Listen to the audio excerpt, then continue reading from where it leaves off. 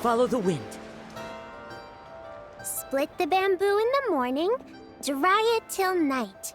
Shape and bend it nice and tight.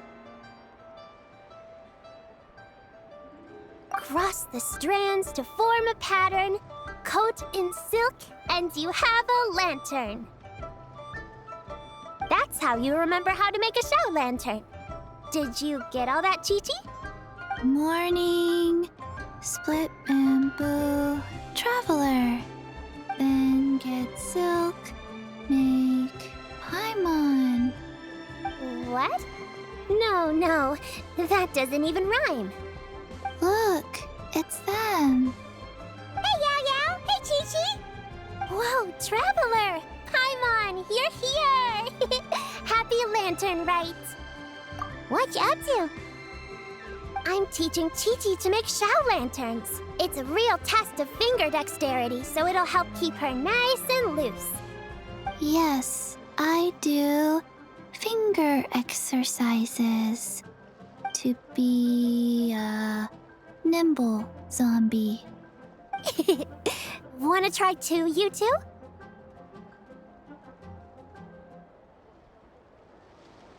Oh, okay. Well, we need a whole bunch this year so it doesn't get too dark at night. Too dark? What does that mean? Dr. Baiju has patients who got hurt walking at night. The moon disappeared, so it was too dark to see. The moon disappeared? Like, behind the clouds? It was Jeonju, the moon devourer. Changshan told me about it, but now I forgot. It's an old myth from Chenyu Vale about a giant toad in the sky that eats the moon. What? The moon gets eaten? It's just a story. It's not like there's actually a giant toad in the sky.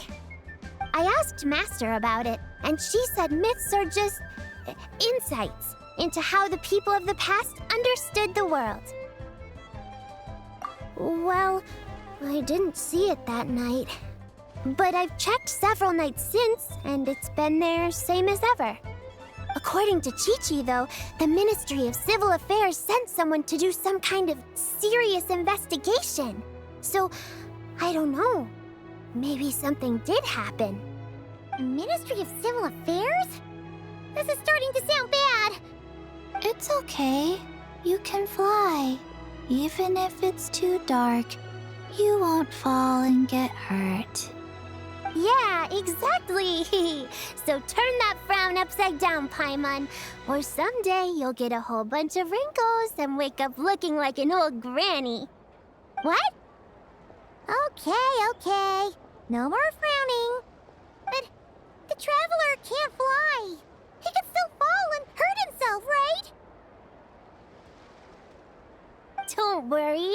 That's what the shout lanterns are for. As long as we make enough, Liyue Harbor will never go dark. Yeah, and there's the giant lantern too. Oh, right. I almost forgot. Look, this year's Grand Lantern commemorates the Adeptus who guards the moon. With her watching over it, the moon will be safe for sure. A white horse? Wait, so that's the White Horse Adeptus? Yeah! Legend has it she used to live on the moon. So if it were ever in danger, I'm sure she wouldn't just stand by and watch. Huh! We've heard of the White Horse Adeptus before, but we never heard the part about her living on the moon. Probably because it's a folk legend from Chenyu Vale, so not a lot of people know about it. But recently, some ancient artifacts were unearthed in Liyue, And the archaeological team even found evidence of ancient people worshipping an Adeptus who lived in a palace on the moon. It's kind of like how we write wishes on Shao lanterns and release them during Lantern Rite. The White Horse Adeptus would descend from the moon in her jade carriage and grant people's wishes. Ooh, when did that happen? She sounds different from the other Adepti in Liyue. It must have been a super long time ago, 'cause even Master barely knows anything about this Adeptus. Nope. Kinda unbelievable, right? Yanfei said the White Horse Adeptus might even be a made-up legend, just like Janju the Moon Devourer. Yeah, a made-up horse and a made-up toad. You're mistaken, children. The White Horse Adeptus really does exist. Oh, Mr. Liu from the Baiju Guest House. But how do you know that for sure? Have you ever wondered how the guest house got its name, Yao Yao? Baiju... White Colt. So, it's named after the White Horse Adeptus? That's right. And that's because one of my ancestors was once blessed by the White Horse Adeptus. Wait, really? Tell us more! Tell us more!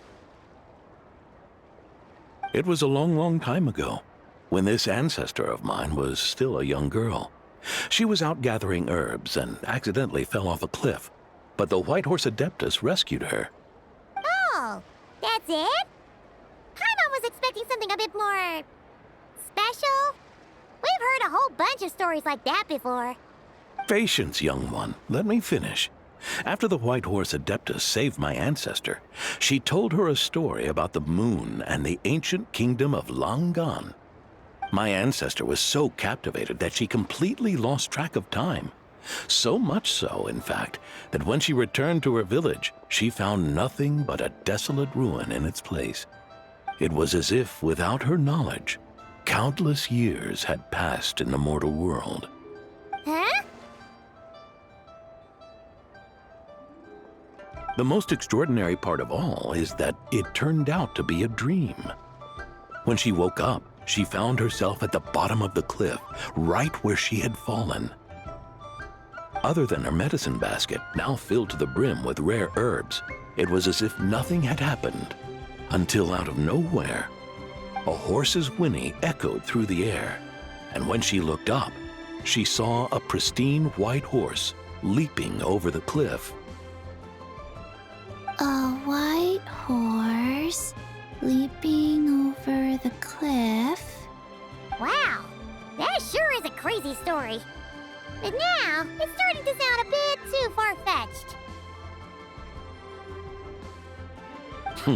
Another skeptic. You sound just like my son. But I know it's true. Ancestral records don't lie. Wait, so your son doesn't believe it happened? Don't get me started.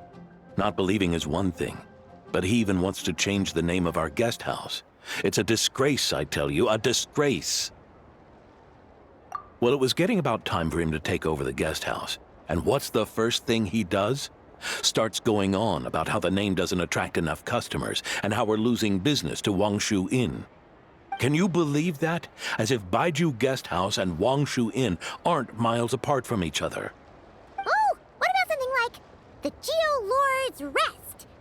Paimon bets that would get people through the doors. Geo Lord's Rest. I like that one. This isn't about getting people through the doors. This is about disrespecting our ancestors. Oh, White Horse Adeptus, my wish is this. Let your divine power be known. Teach my foolish son the error of his ways. Paimon wants to learn more about this Adeptus. Hey, maybe we should ask Zhang Li. Good idea! Mr. Zhongli is super knowledgeable. He can answer questions even Master has no clue about. Yeah, we just saw him having tea at third round knockout. All right, then that's our next stop. Chi-Chi and I are gonna keep making Shao lanterns. Careful on the road! Goodbye, Paimon. Goodbye, traveler.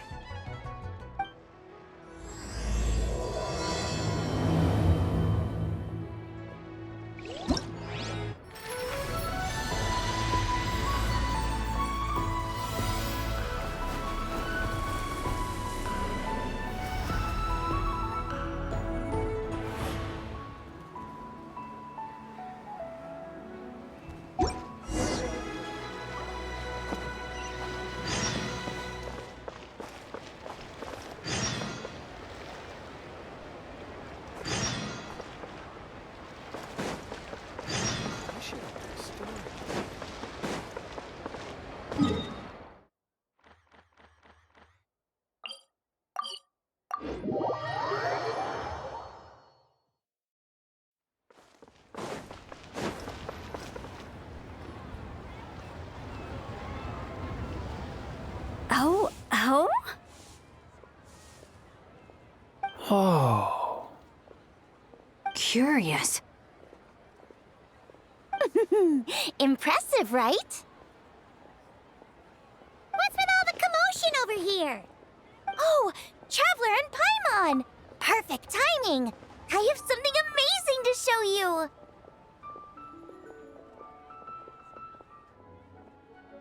What is it? Huh? What the? Heart of the Moon is blacked out! Was it really eaten by a giant toad? Huh. I didn't expect you to know the story of Jonju the Moon Devourer, Paimon. Don't underestimate Paimon. She learned a whole bunch of things in Sumeru. But Jonju the Moon Devourer is a Liyue legend. Well, knowledge knows no borders, so there. You're right about that, Paimon. But this dark circle doesn't look anything like a toad to me. A toad's egg, maybe? But that's about it. Oh, wait, Traveler! You've been in Nodcry, right? The people there worship the moon goddess. So you should know what's going on here. Really? Not even in a place where people worship the moon? Oh yeah! Master told me that the tale of Jianzhu, the Moon Devourer, was how ancient people explained a certain celestial phenomenon. But what is it exactly? Some kind of omen of disaster? How so? Oh, but in this picture, the moon is being covered from the center. So this can't be a normal eclipse. Then it's still an omen of some impending calamity? We never said that. Ugh, some crazy customer left it at the restaurant. Just thinking about it gives me the chills. Attention, everyone! As the auspicious festival season approaches, I have an announcement to make. I, Lu Xiong, am on the verge of becoming one of the most renowned archaeologists in all of Liyue Harbor. No, scratch that, in all of Tibet. Even though I never trained at a prestigious academy, I've still managed to dig up tons of treasures. And I understand practically a whole dictionary's worth of big words, too. Like my pops always says, no pain, no gain. And I haven't had it easy, that's for sure. So, it's definitely my turn to make a name for myself. What's the deal with her? No idea. Maybe she ate a bad batch of perch stew? What? You don't believe me? I'm telling you, I dug up treasures from the ancient nation of Longan. I even got a picture of Jonju devouring the moon. Long gone? Jonju? What is she even talking about? Sounds like she's a few perches short of a stew, if you know what I mean. So what if blackback perch stew is my favorite? Stop talking about me like I'm not here. Whoa, what are you doing? You're just a stupid, ignorant man, and I'm gonna kill you. Young lady, you need to calm down. What? So you're looking down on me now too? How about I take you both out then? How does that sound? This is a place for dining. If you wish to take me out, you'll have to do it elsewhere. Don't act like you're better than me. Do you know who I am? I'm about to be the most famous archaeologist in all of Liyue. No, Tevat! Show me some respect. It's respect you want? Very well. For the sake of the other customers, we'll do this your way.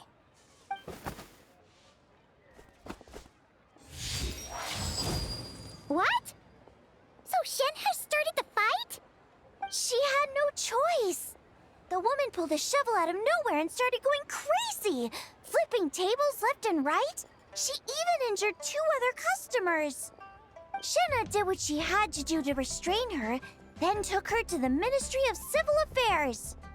Thank goodness Aunt Shenhe was there. Or who knows what might have happened. Yeah. I started cleaning up after all the commotion, and that's when I found this photo. I thought it might be the one she dropped, so I rushed over to show someone. She said she took a photo of Jeonju the Moon Devourer. This must be it. Can we really trust what she said, though? Clearly, something is going on with her. Paimon's got a point. It sounds like she wasn't acting right at all. How do we know she wasn't possessed by some kind of evil spirit? Aunt Shenhe would have noticed if she was possessed. All right. But what about the part about Long Gone and the treasure she found? What about it? What if she raided a tomb and dug up some super special relic, then got herself haunted by an ancient ghost? One so powerful that even Miss Shenhe couldn't sense its presence. Your imagination is something else, Hu Tao. Why would an ancient ghost come to Wanmin restaurant, huh? To eat my blackback perch stew? Hey, it could happen. I'd want to eat your food if I was a ghost. Wait a second. She mentioned the ancient nation of Longon, right? Paimon's heard that somewhere before. You know what? My brother mentioned that some ancient artifacts were unearthed in Liyue recently. Mostly colored glass, fine jade, and bronze relics. Some of the text inscribed on them has already been deciphered. There were some poetic verses, but the word long gone popped up as well. So, does that mean this Longon place is real? Still, Paimon knows we've heard the name somewhere before. Do you remember, Traveler?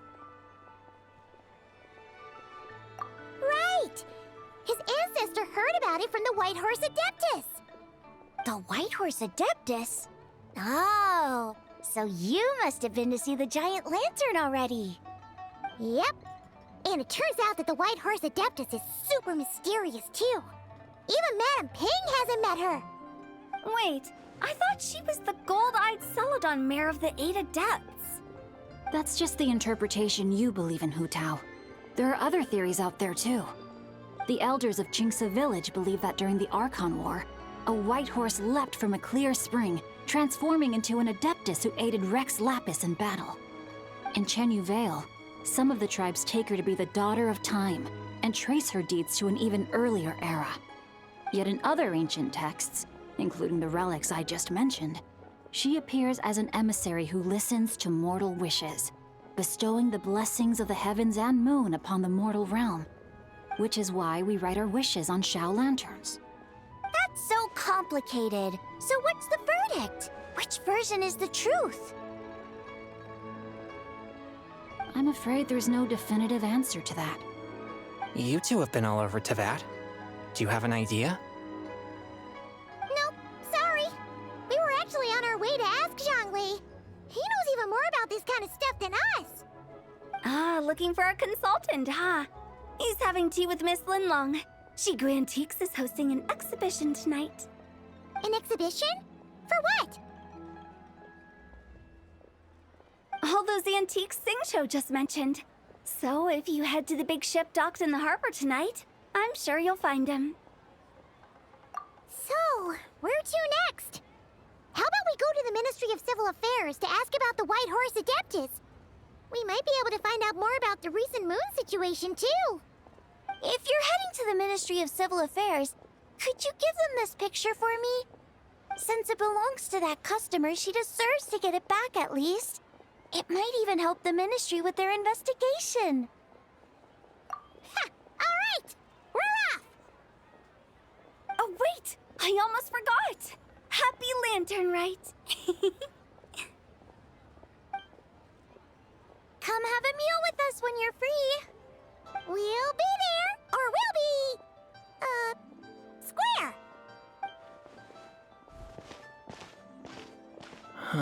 Thinking about it now, could it be possible that photograph was a fake? A fake? You mean like the customer fabricated it to gain academic recognition? Nice one, Changyun. I never even thought of it like that. How about we go check out that place tonight? I know exactly where it is. All right. I'll get scolded if I get home too late. Live a little, Singcho. You act like this is a first for you. Worst comes to worst, we'll get Xiangling to cook you something delicious, okay? Well, when you put it like that, I suppose it's worth the risk. You were just waiting for the promise of free food, weren't you? Fine.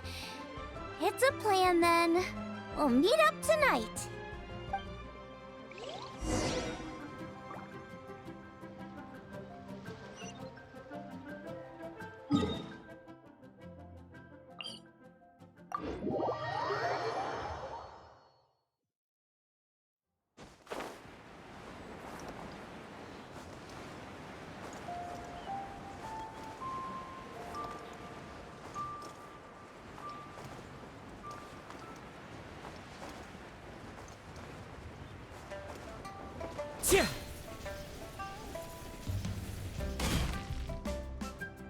Your grandfather is of the same opinion, Miss Lanyan.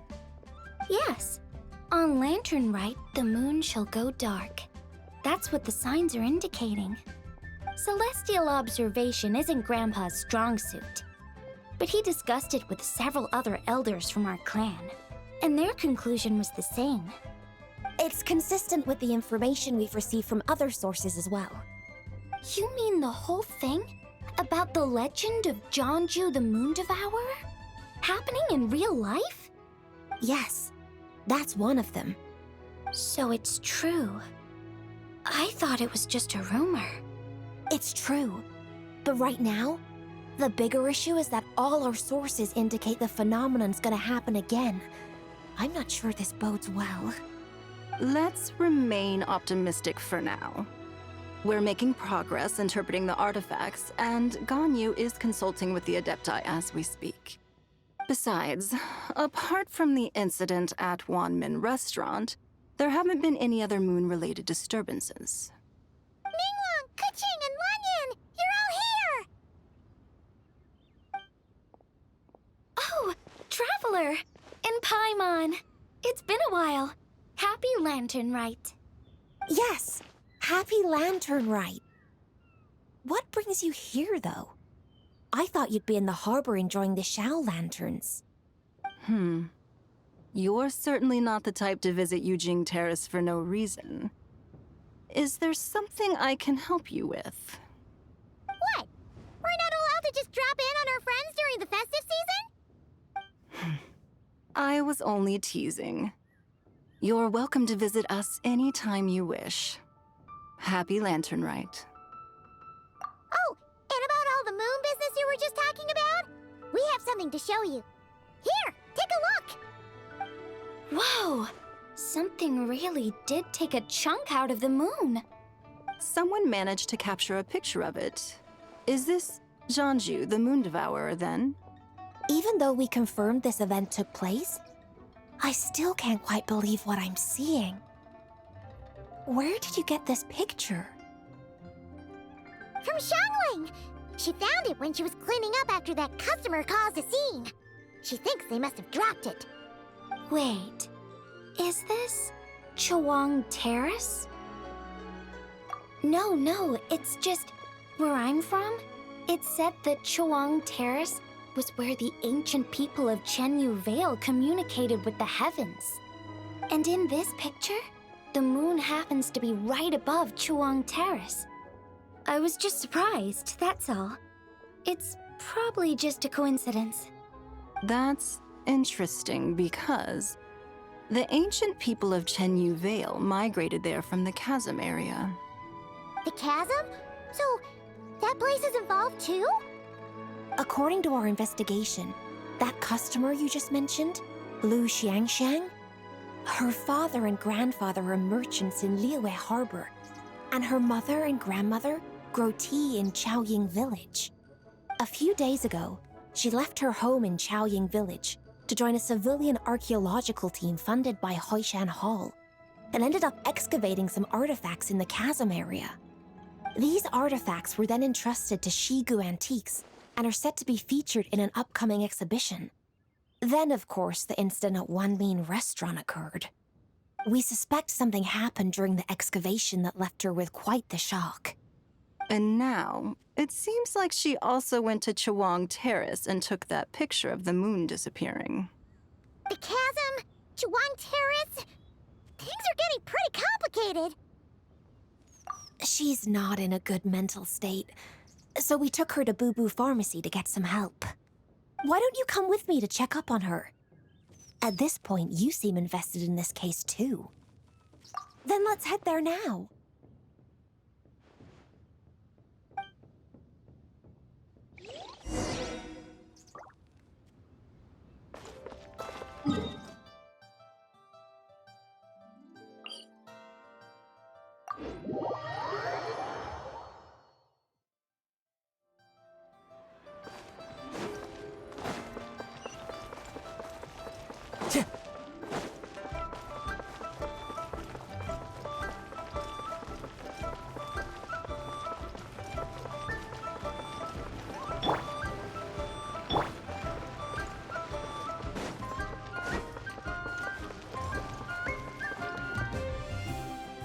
Ah, Lady Yuheng.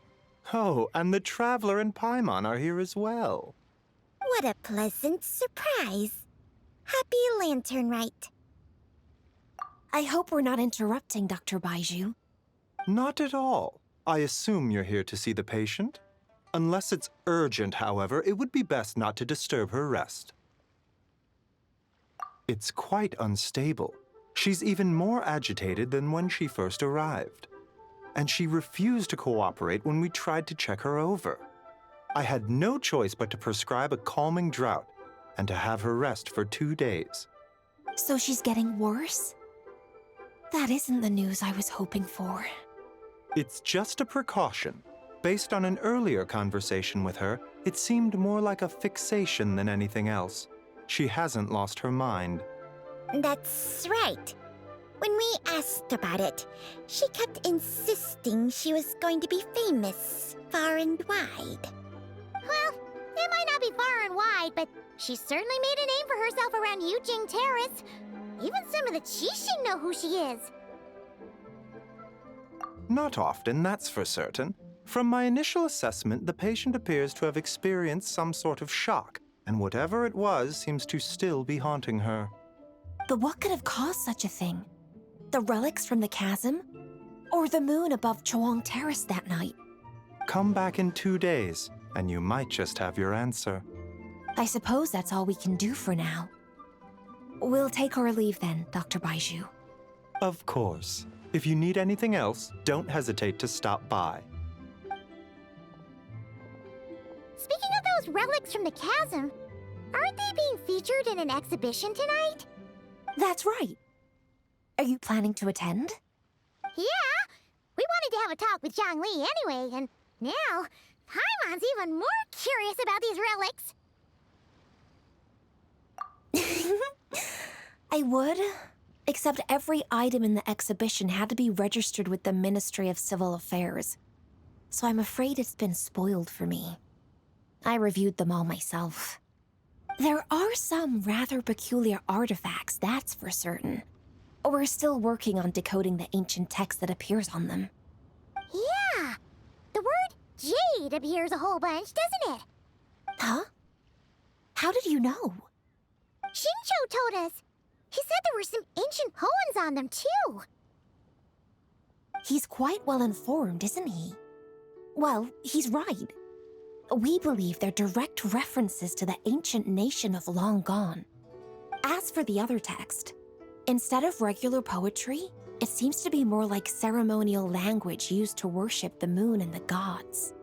The moon and the gods? Well, looks like it's almost time for the exhibition. You two should head over. There's an usher at the harbor who will lead you to the venue. Not at all. The exhibition is free to the public. The people of Liyue have a great respect for our history and are eager to learn from it. Plus, the exhibition is being organized by Linlong, the owner of Shigu Antiques. As far as I know, it's been a long-time goal of hers to hold a cultural exhibition of this scale, where people can learn all sorts of information about the past. Guess we're in for a real treat tonight, then! Yes, have a great time. There's still more artifact decoding work I need to finish, so we'll have to part ways here. After seeing the picture you brought, there's a few ideas I'd like to follow up on. You're hard at work even during festival season? Huh! You haven't changed one bit, Keqing. I'm simply fulfilling the responsibilities of my position. That's all. All right, I should get going. See you later. Well, guess we should head over to the harbor and find that usher.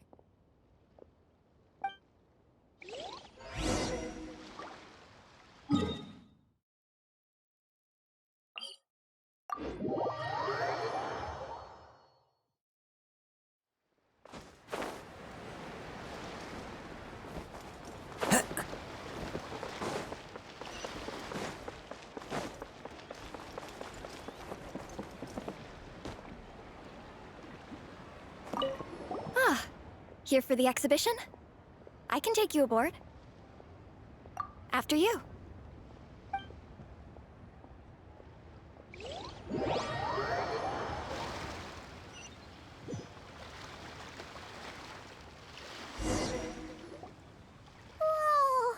Look at all the antiques on this ship! It's almost too much to take in! Greetings. I trust you've been well since last we met? Aha! Speak of the devil! You're right where Hu Tao said you'd be! Ah, so Director Hu gave me away, did she? Don't act like you're up to some super secret business! We know you just do whatever you feel like. Yo, Traveler! Paimon! What's up? It's been a while, you two. Happy Lanternlit. Beidou! Yunchin! It's great to see you! You're here for the exhibition too? Yes. When I heard these artifacts were from ancient times, I just knew I had to come learn more about them. I mean, what a discovery, right? Yeah, Ningguang pretty much said the same thing. She thought coming here might help culture me up or something. But as you know, I'm more of a fists and punches type of person. I doubt one exhibition is gonna change that. You're too modest, Captain. You're the leader of the Crux fleet. That takes far more skill than just fists and punches. Plus, at the end of the day, you still decided to come, even though you didn't have to listen to Ningguang. Well, she's the Tianquan. If she can't even get an average ship captain like me to do her bidding, how's that gonna look? You sure know how to think from her perspective, huh? I guess I do. Anyway, how's everyone enjoying the exhibition? I heard that if you see something you like, you can negotiate the price with the owner and take it home.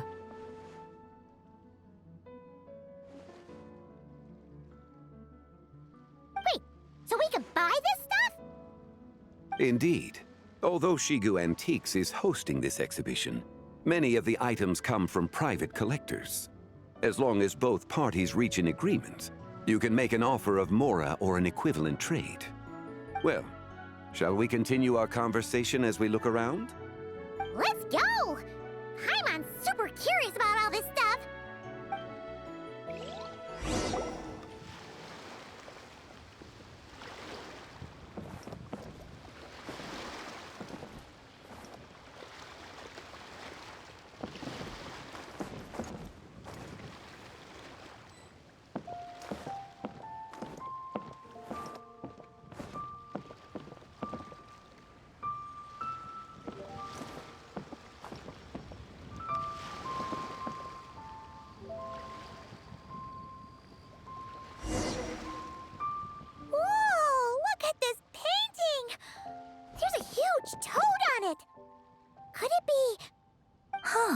This material is quite unusual.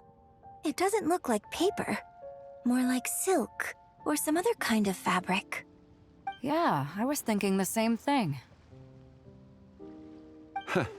Well spotted.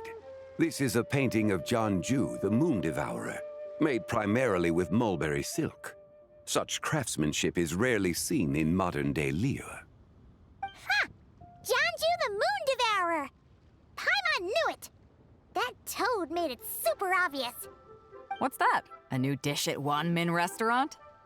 No! It's a kind of lunar eclipse. You heard about how the moon disappeared recently, right? Oh, yeah. You're saying a toad did that? That's what the legend says. So, nothing to do with food then. Noted. And the figure next to the toad. Is that the White Horse Adeptus?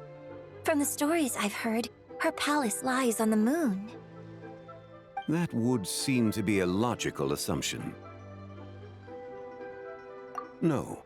In fact, this item was discovered in Chenyu Vale, and many years ago at that.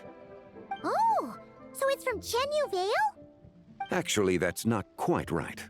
You see, this painting is primarily comprised of mineral-based pigments, such as cinnabar and azurite, which are usually found within stratified rock. This suggests its place of origin may very well have been the chasm. You could have just started with that. You're as knowledgeable as ever, Mr. Zhongli. I had only ever heard the legend of Jianju the Moon Devourer, but now seeing it depicted in this painting, I wonder. If I purchased it, perhaps it could serve as inspiration for a new opera. Though I'm not quite sure who the painting belongs to right now. A splendid idea, Miss Yoon. Perhaps in lieu of Mora, you could offer the lyrics to said opera as recompense. The lyrics? But to whom? Why, to me, of course. I am the owner of this painting, after all. Wait, so you're one of the private collectors of the exhibition? No wonder you knew so much about the painting. But lyrics in exchange for a precious antique? My work could never possibly be of equal value. I don't know about that. I'm not much of a scholar, but even I know your operas are in a league of their own. An astute observation, Captain Beto. In my possession, this painting is nothing but a lifeless artifact. In your hands, however, it could be transformed into a new piece of art entirely. Quite the worthy exchange, no?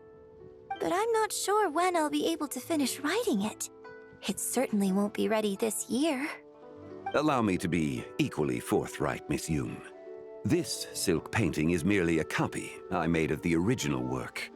There is no need for such concern over its value. Huh? So it's a fake? I had no idea you were such a skilled artist, Mr. Zhongli. I pride myself on having some knowledge of antiques, but I didn't notice anything that would point to it being a replica. You never cease to amaze me, Mr. Zhongli. You flatter me. All that said, Miss Yoon, you must accept. Truly, I insist. Huh. He's gone from handing out fake Mora to fake paintings now, huh? Your kindness is impossible to refuse, Mr. Zhongli. Rest assured, I'll be sure to return the favor. I shall look forward to it. Man, that was quite the find. I should buy something too, if only so I can show it off to Ningguang. Let's keep going and see what we can find.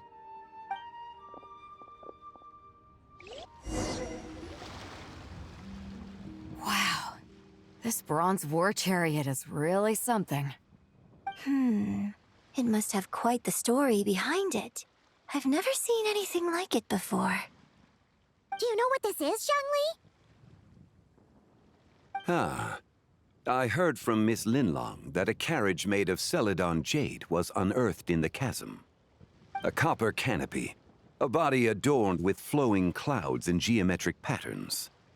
Yes, this must be the one. A precious piece indeed.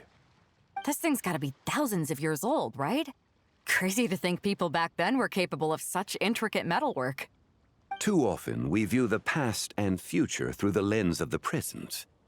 Objects that fascinated us as children seem crude later in life. And that's only after a few decades or so of separation.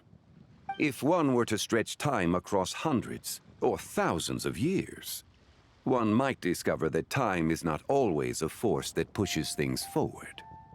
It would seem the people of that era managed to create a remarkable civilization in their own right. Makes me want to get my hands on this even more. Ningguang's gonna be so jealous, don't you think? Ah, has this war chariot caught your eye, Captain Beidou? Oh, you must be Linlong from Shigu Antiques. Nice to meet you. This exhibition has been amazing so far. Well, that's all thanks to supportive patrons like you and Mr. Zhongli, of course. As for this war chariot, it was discovered by an archaeological team sponsored by Hoishan Hall. The price comes in at 90 million mora. How much? 90 million? Woo, looks like my eyes were a bit too big for my wallet. Quite a bargain. A bargain? 90 million mora could feed Paimon for like 1,000 years! And if you actually went on an eating spree that long, perhaps you'd be considered an antique worth that kind of mora, too. What, 90 million? Nuh-uh! Paimon's worth way more than that! Well, if Mr. Zhongli thinks it's a good deal, I'm sure it's worth it. Beidou's putting way too much faith in Zhongli. What if he's only here to drive up sales? I'll take the chariot, Miss Linlong. Someone will come by with the payment. Quite the discerning eye you have, Captain. After the exhibition ends, I'll have someone deliver it to the Alcor. Actually, could you send it straight to Yujing Terrace? I'd like for the Tianquan to see the proof of my discerning eye for herself. Understood. Great. Yunjin and I both found something. What about you three? Want to keep perusing? And don't worry about the mora. It's all on me. Nobody's going home empty-handed tonight. I appreciate your kindness, Captain, but I'm afraid I have some private matters to discuss with Miss Linlong. In that case, don't let us keep you, Mr. Zhongli. Right this way. Traveler, Paimon, perhaps you would like to accompany me. What? So you can show us another bargain antique that's so far out of our price range it's not even funny? Other people are always demanding Mr. Zhongli's time, but it's quite rare for him to extend an invitation himself. I wouldn't pass up this opportunity if I were you, Paimon. Yeah, just don't forget to come aboard the Alcor for a drink later. Yeah, guess you're right. Taking a quick look isn't gonna cost us anything. Let's go!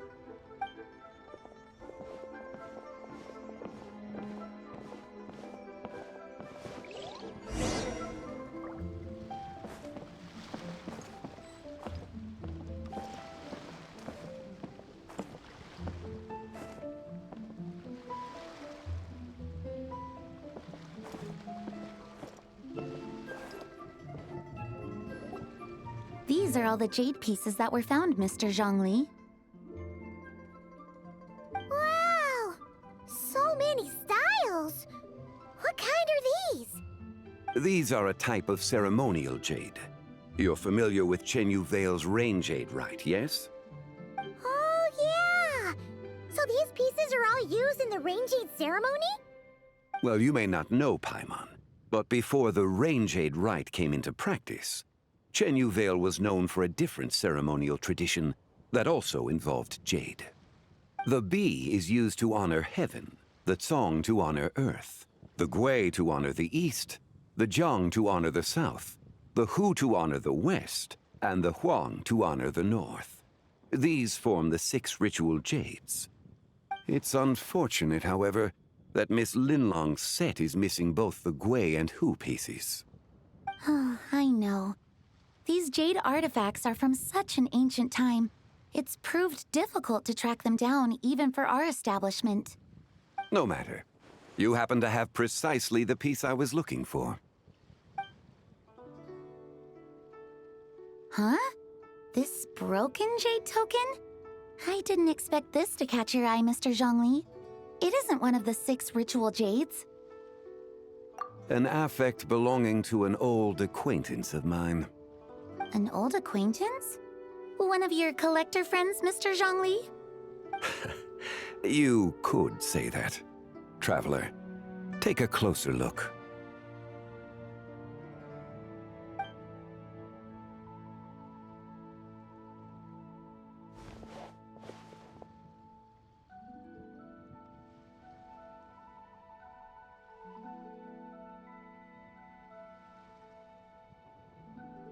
Huh. It doesn't look all that special to Paimon. Just seems like a broken artifact. Indeed. It's been thousands of years since the moon has appeared in such a form. So, in the past, the moon wasn't always full. Then, could this missing chunk be from when Jianzhu devoured part of the moon? It's worth looking into. Your insight is invaluable, Mr. Zhongli. I had no idea how special this piece was. Since it has caught your interest, allow Shigu Antiques to cover the cost. Oh, that is far too generous, Miss Linlang. Not at all. I've always wanted to give people a chance to appreciate these snapshots of history. So holding an exhibition like this has been a lifetime wish of mine. And it never would have been possible without your help, Mr. Zhongli. I merely put in a good word with a few acquaintances of mine. And it had a profound impact. Without your recommendation, I doubt half of these collectors would have come to the exhibition. So, on both a personal and professional level, I owe you my thanks, Mr. Zhongli. Wow! Zhongli actually did something useful for once.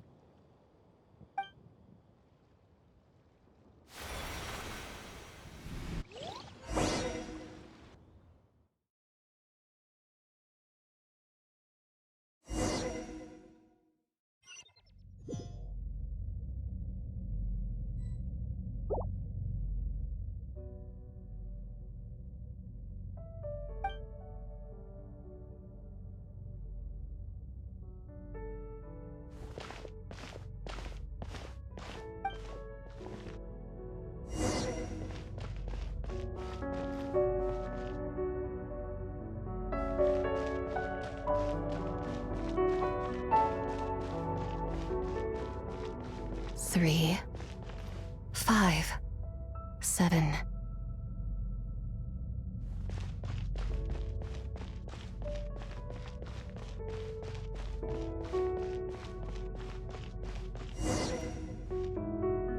Eleven, 13, 17,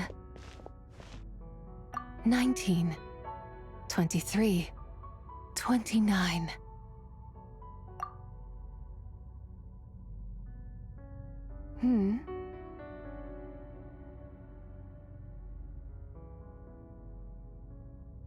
You also enjoy counting in such a fashion, lost child? The same loneliness as them. It seems to exist in your heart as well. Me? I'm sorry, I don't remember. The shadow of the moon? Or a dream of time? I'm sorry. No one has asked me such things before. I've been here for so long. There is much I have forgotten. I know nothing of your arrival. All I know is the longing in people's hearts. Yet, I sense the moonlight's guidance within you, child. Perhaps that is what brought you here. You seem confused. Perhaps I can help in some way. The path home is... that direction. I believe someone told me that before. But I was never able to reach the end. You should take a look. No need. It would seem... my time has already run out. Farewell.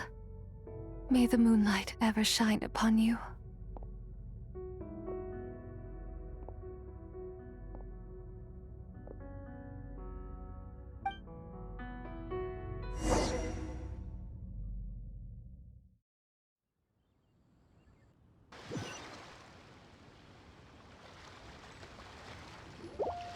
Wow! Jiangwei actually did something useful for once. Your complexion looks rather ashen, Traveler. Are you feeling all right? Yeah, what's wrong? Does your stomach hurt? Huh? What are you talking about? You were right here the whole time. Ah, I see. I'm afraid we must take our leave, Miss Linlang. My friend has taken ill and I must escort him to get some rest. Of course. Traveler, Paimon, please, come with me. Ah, yes. Regarding the payment for the Jade Token. Charge the expense to the Wangsheng Funeral Parlor if you would.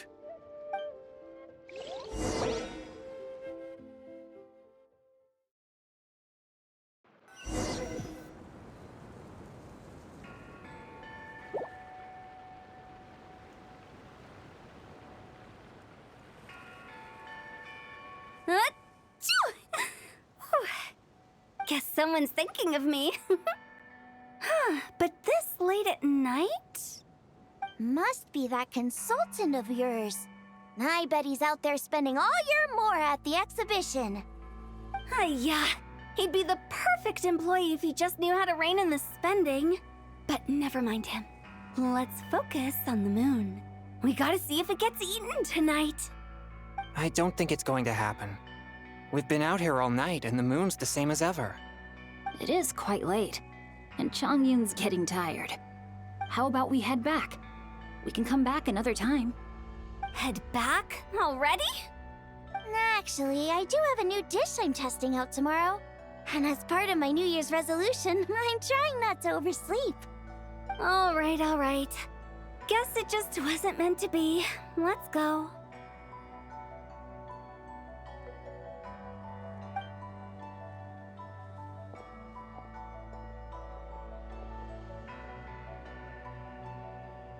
When the sun's out, bathe in sunlight. When the moon's out, bathe in moonlight.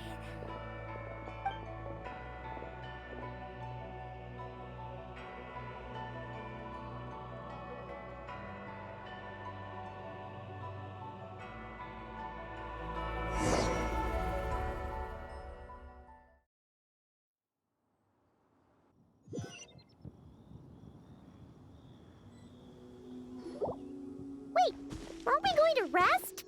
Why did you bring us here? Because I imagine the Traveler would like to know what just happened to him. Oh, right. Ugh, Paimon's confused, though. She could have sworn you were there the whole time. Oh, how is that possible? It sounds like his spirit formed an inexplicable connection with the being in that space. Ah, you suspected from the beginning, didn't you? Indeed, the being you met is the fabled White Horse Adeptus, and the original owner of this Jade Token. Her name is Zibai. Wait, does that mean she's inside this token? No, she does not reside within this token, but rather within the moon's shadow.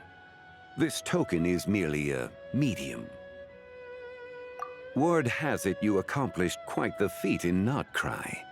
You and your friend brought the Frost Moon back to Tevat. Tell me, did you ever wonder about the other moon? The one that hung in its place for thousands of years? We never really thought about it, but it must have been a fake, right? A fake moon! Indeed, it was false. Its true nature, nothing but a projection of the moon. It also happens to be the prison that confines Zibai to this day. Wait, the White Horse Adeptus is trapped inside that projection? Then we need to rescue her! But the moon in the sky right now is the real one, right? Where did the fake moon go? And why can't Paimon see it? With the return of the true moon, the shadow naturally lost its place in the heavens. Now, it is disintegrating bit by bit. It's a process that comes and goes. When it occurs, it looks like the moon is being obscured by a black shadow. But when it stops, the shadow disappears and becomes invisible to the eye. So, you're saying there's an invisible fake moon blocking the real moon right now? Indeed. Okay, this is not what Paimon was expecting. My hypothesis is that people's wishes could be what trigger the periods of disintegration.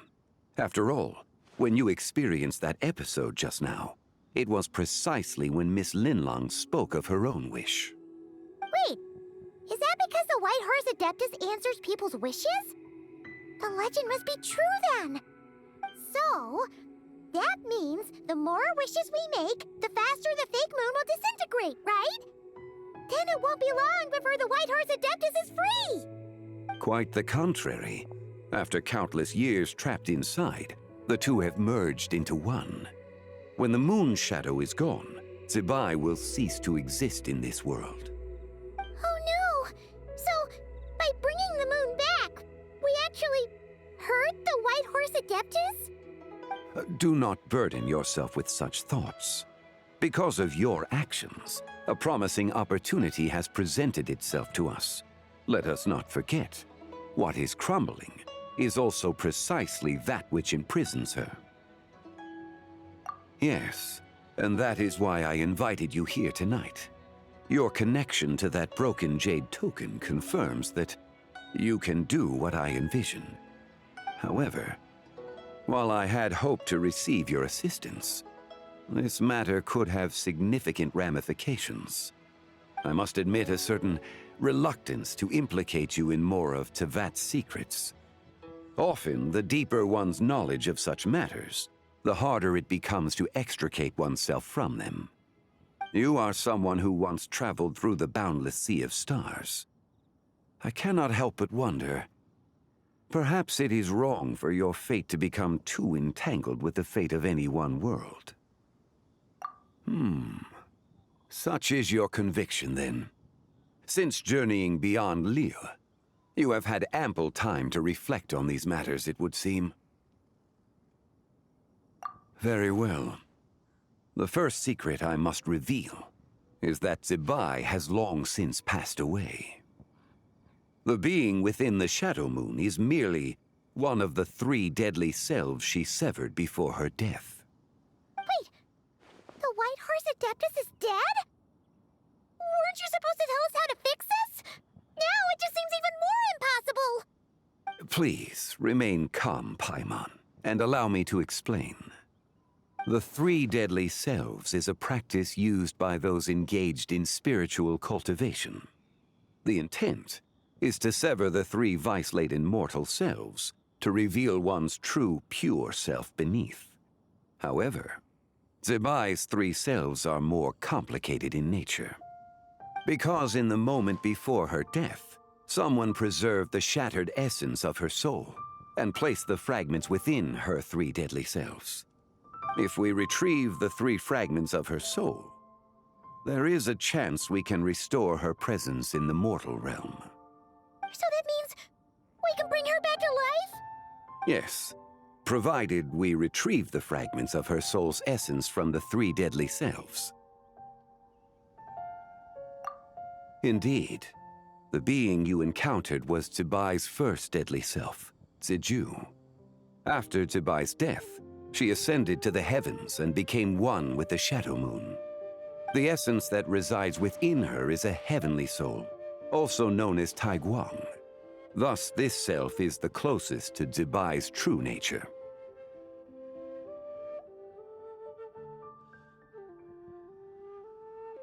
That said, because she is trapped within the Shadow Moon, we have no choice but to seek out the other 2 soul essences first. Then we can unite them as one. Her second deadly self is called Ziju.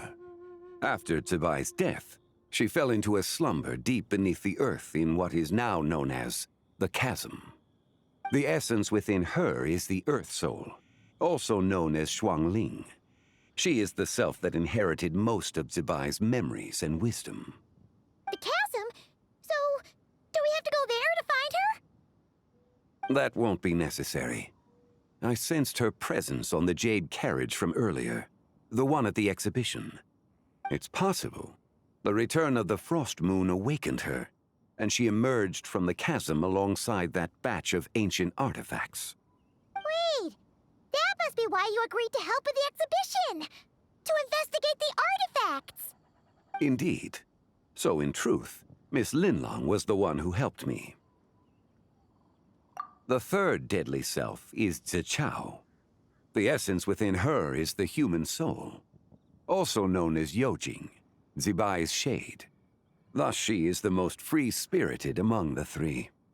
She lent me her aid during the Archon War, 1,000 years ago. But later, as her powers waned, she retreated into the mountains. I imagine finding Zichao should prove the most troublesome, so I shall take it upon myself to track her down. So, we need to find the second deadly self, right? But where do we even start? Locating her should not prove difficult.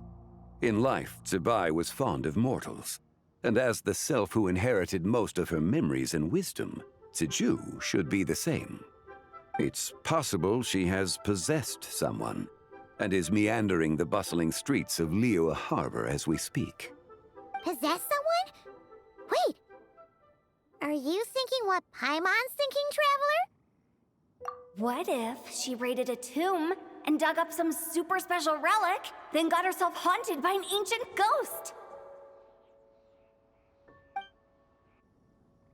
Exactly! Lu Xiangxiang! It seems you have a lead in mind already. She could still be at Boo Boo Pharmacy. She was super agitated when she first got there, so Baishu gave her some calming medicine and told us to come back in 2 days. Do you think it could be her, Zhengli? It's quite possible. The deadly selves are impure beings that can easily influence mortal minds. A sound plan. Well, I should get started on my own investigation then. But you're leaving already? I must. Zichao went into hiding after the Archon War. If I am to have any success tracking her down, and there's no guarantee, I should start sooner rather than later. But there's still so much you haven't told us! Like, who the White Horse Adeptus actually is, and how she died in the first place! Not to mention who it was that preserved the fragments of her soul. Should our endeavor prove successful, then naturally those answers will follow. If not, speaking of them would be rather meaningless. It would seem that this is a question you are unwilling to set aside. Very well. I shall tell you. It was the Avatar of Time. Ah, so you know of her existence. The ruler of time saved her soul. Indeed. Preserving what remained of Zibai's soul in the moment before her death. Only the power of time could be capable of such a thing. However, there is no telling what effect it has had on the three deadly selves. In other words, you must exercise caution when seeking out Ziju. On the night of Lanternlit, countless Shao lanterns, and the wishes written upon them, will be released into the sky. I estimate that this event will trigger the Shadow Moon's collapse. When that happens, the cage that confines the first deadly self will open. That is our moment to act, but also the moment where all could be lost. For if we fail to retrieve the other two soul fragments in time, Zibai's resurrection is hopeless. As I mentioned before, the answers to your remaining questions should come in time, providing our efforts bear fruit. Let us hope that all proceeds smoothly in the days to come.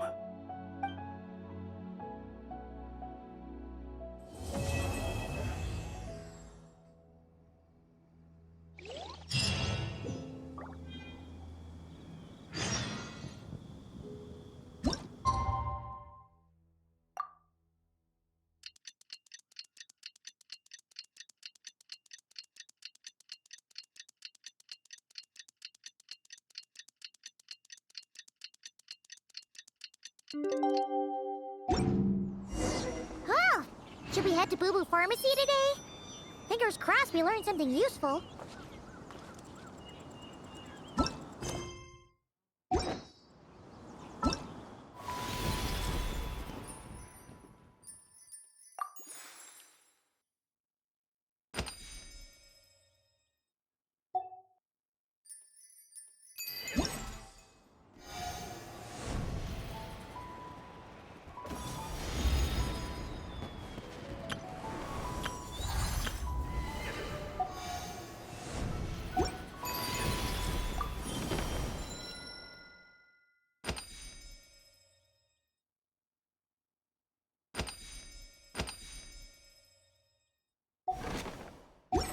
This scenery is wonderful. Surely enough.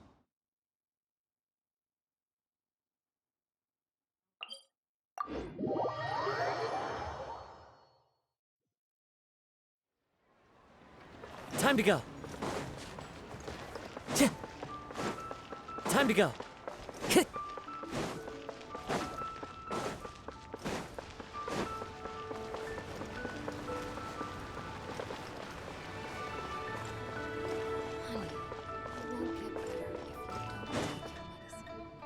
So let me get this straight. The patient disappeared right as you were delivering the medicine. I know it's hard to believe, but that's exactly what happened. It's true. 1 minute she was there, and the next she was nowhere to be seen. Hey, it's Yelan! Fancy seeing you here! Oh, is this a bad time? Not at all. Just a small roadblock in the case I'm working. Ningguang asked me to investigate a patient named Lu Shangshang. If you're here to find her too, then you're out of luck, I'm afraid. She went missing this morning. What? According to Dr. Baiju, the patient vanished right under his nose. But it just seems like that should be impossible. There 1 second and gone the next? Pretty sure Xiao can do something like that.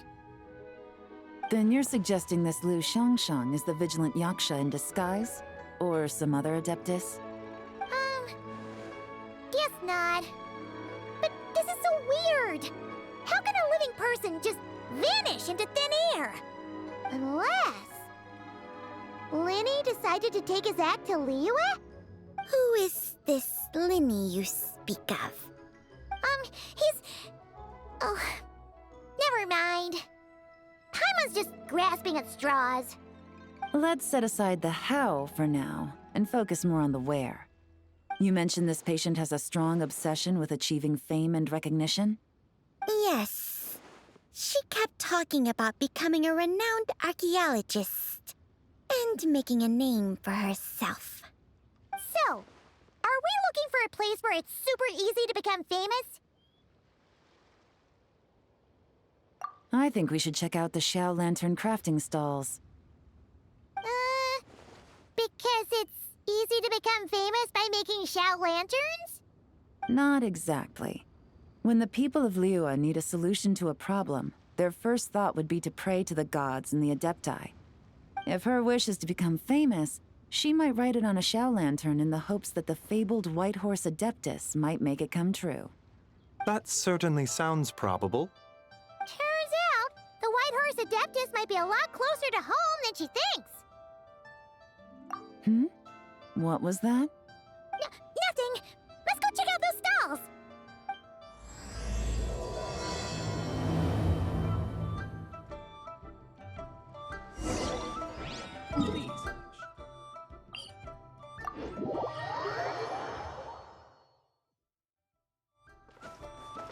Follow the wind.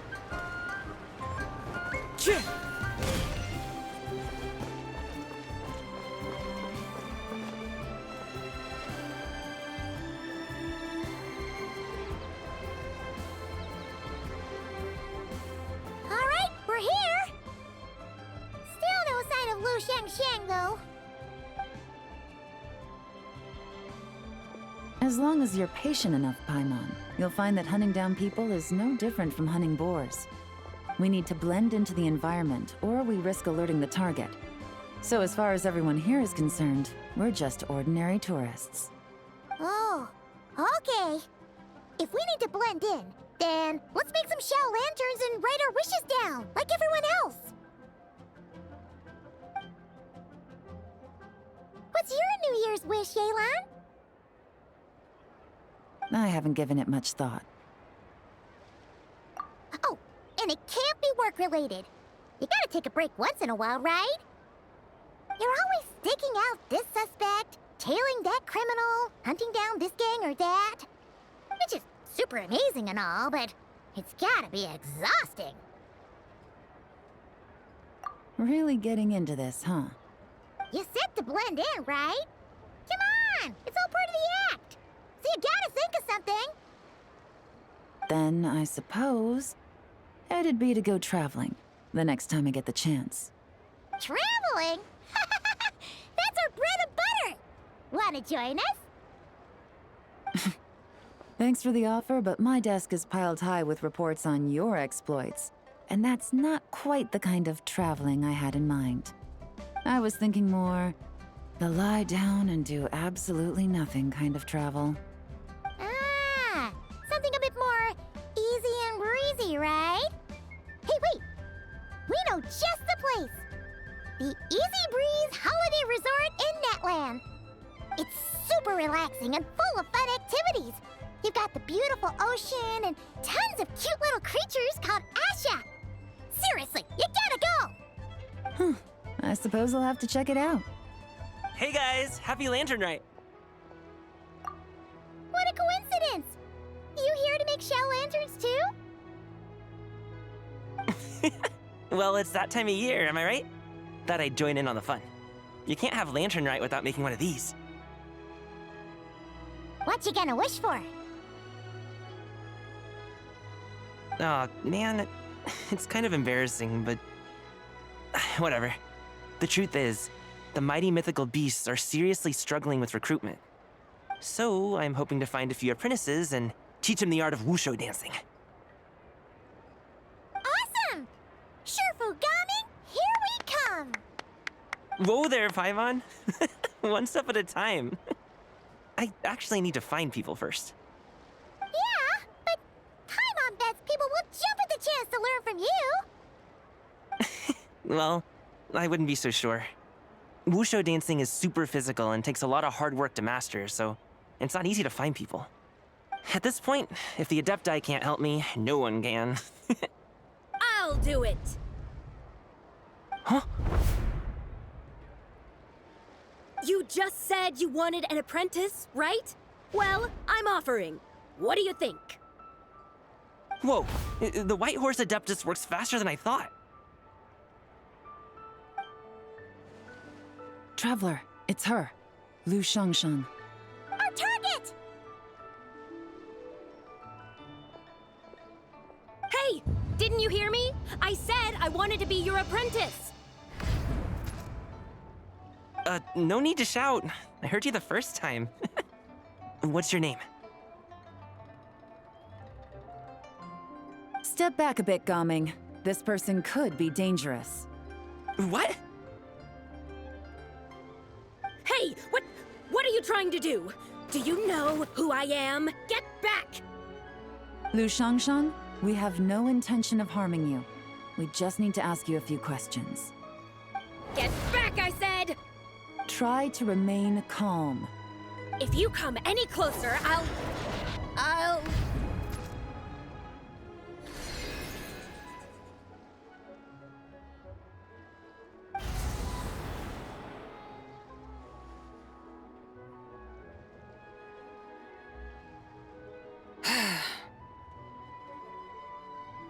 Little wisp of a being. How are you able to see me? So what if I am? Leave at once! You, a mere mortal, whose own life hangs by a thread, would dare reach for the power of life and death? Unless you wish to be condemned to eternal damnation, you would do well to abandon this foolish endeavor. I shall speak on this no further. Don't come any closer. How did I get here? Who are you people? Playing dumb, are we? Save it. We know you attacked those people at Wanmin Restaurant.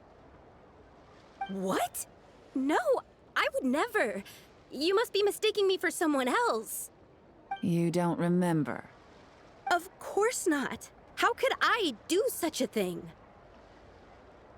What about the photo you took near Chuang Terrace? What photo? What's going on? It's like she lost her memory or something. Well, this complicates things. I'll take her back for questioning and let you know what I find. Take her away. But I didn't do anything! I swear! That's weird.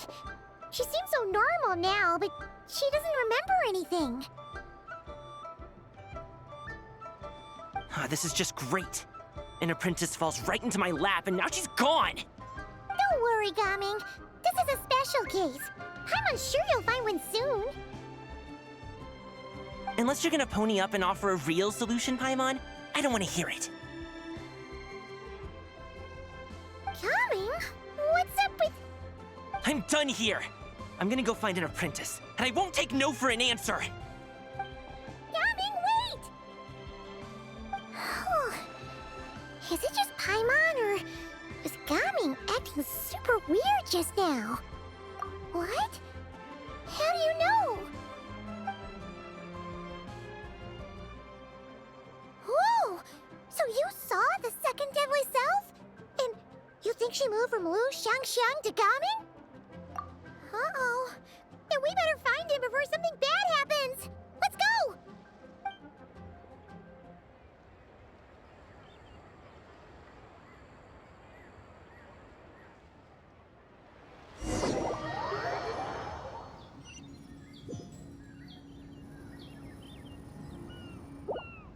Alas, why must Cloud Retainer inflict such woe upon us, Mooncarver?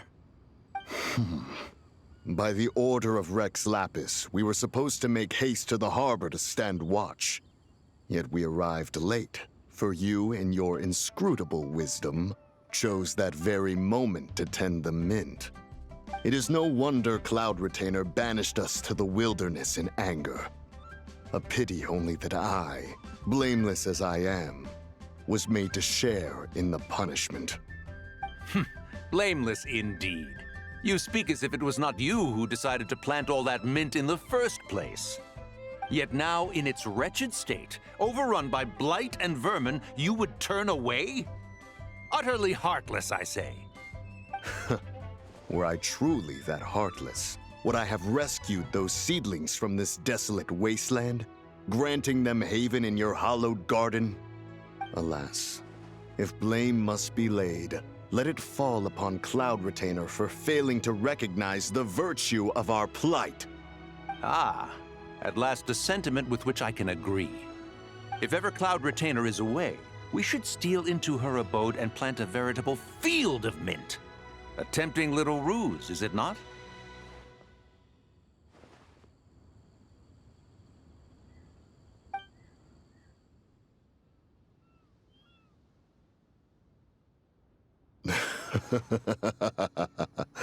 Positively ingenious. Please stop chasing us. Just let us go. Get back here! If you keep running, I'll kill you! Please, we don't know anything about wushu dancing. Just leave us alone. What? You think I'm not good enough to teach you? Just agree to be my apprentices, and then we can talk. That child looks somewhat familiar. Ah, it appears to be the wushu dancer from Liyue Harbor. I have seen him perform on occasion. Come, let us take a closer look. Has trouble befallen you, young one? Perhaps we can offer aid. Oh, thank the gods. Please, sir, you have to help us. This guy's trying to force us to become his wushu dancing apprentices, and he won't take no for an answer. Oh, so it is you who require aid, not the other way around. out of the way, old man! This is between us. Preposterous. You dare to presume we are of a mature age? Listen here, brazen youth. Skilled you may be in the art of dance, yet your offstage demeanor leaves much to be desired. Hold on, Mountain Shaper. Something is amiss. Look closer. Huh. Indeed, he bears the mark of something unclean.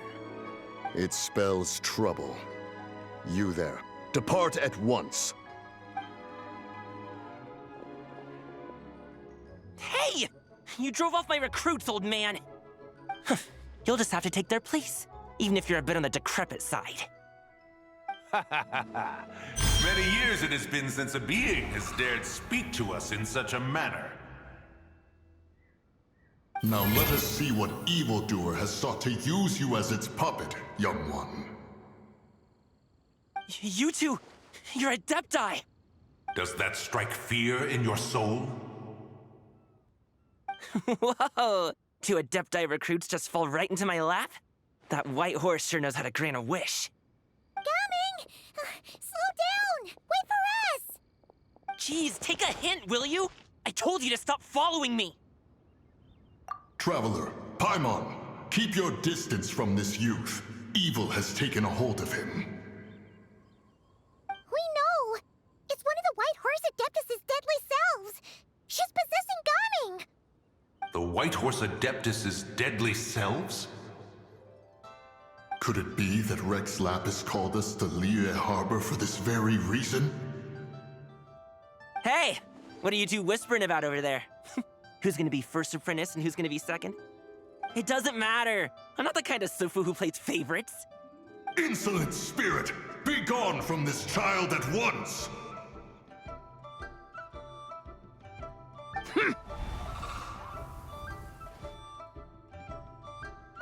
Little mite of a mortal.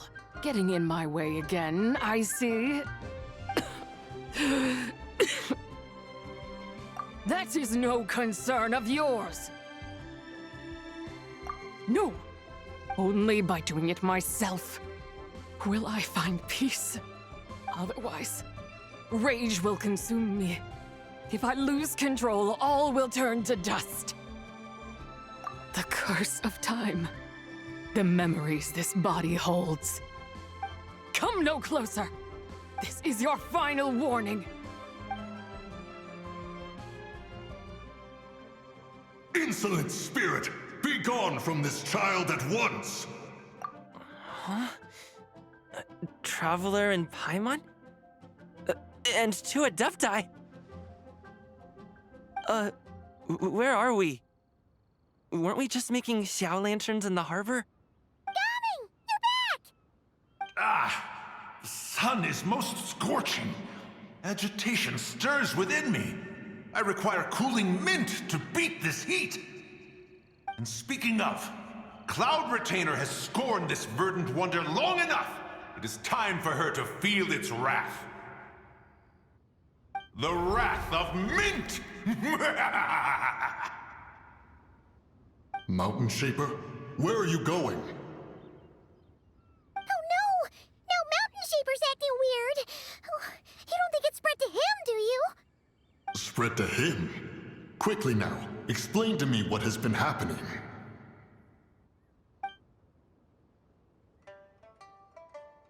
What? Was I really that rude? Jeez, someone get my dad to throw a slipper at me. I'm so... Whoa! You okay, Gaming? He is fine. It is simply exhaustion. But to think Mountain Shaper would succumb to something like this, it is most unexpected.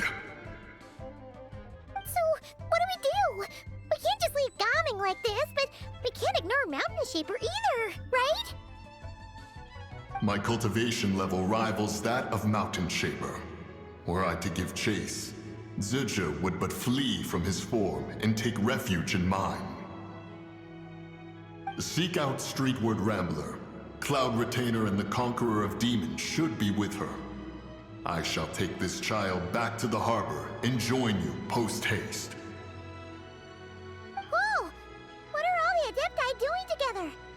Rex Lapis charged us with keeping watch over Liyue Harbor should danger rear its head.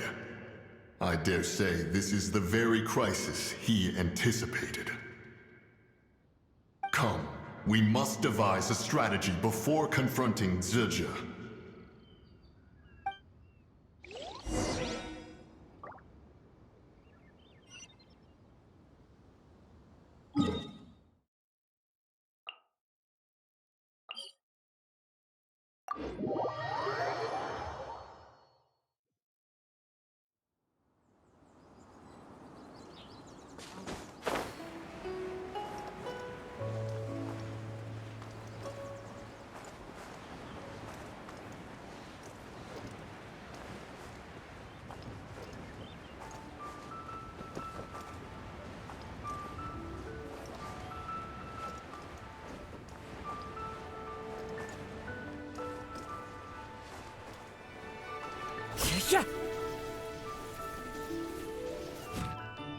The White Horse Adeptus? You mean the mysterious white mare that aided Rex Lapis during the Archon War? Even if it's not her, there must be some connection. She always avoided us back then, and I never knew why. Rex Lapis's recent trip seems to be related to this person as well. Xianyun! Madam Ping! Xiao! Great! You're out here! Ah, Traveler. It has been quite some time. Oh, happy Lanternlit Paimon. You're as lively as I remember. I trust things have been well. Sorry, Madam Ping. No time to catch up. Something terrible has happened. What is it? Has Mountain Shaper gotten himself into trouble? Mooncarver is here with you, but he is not.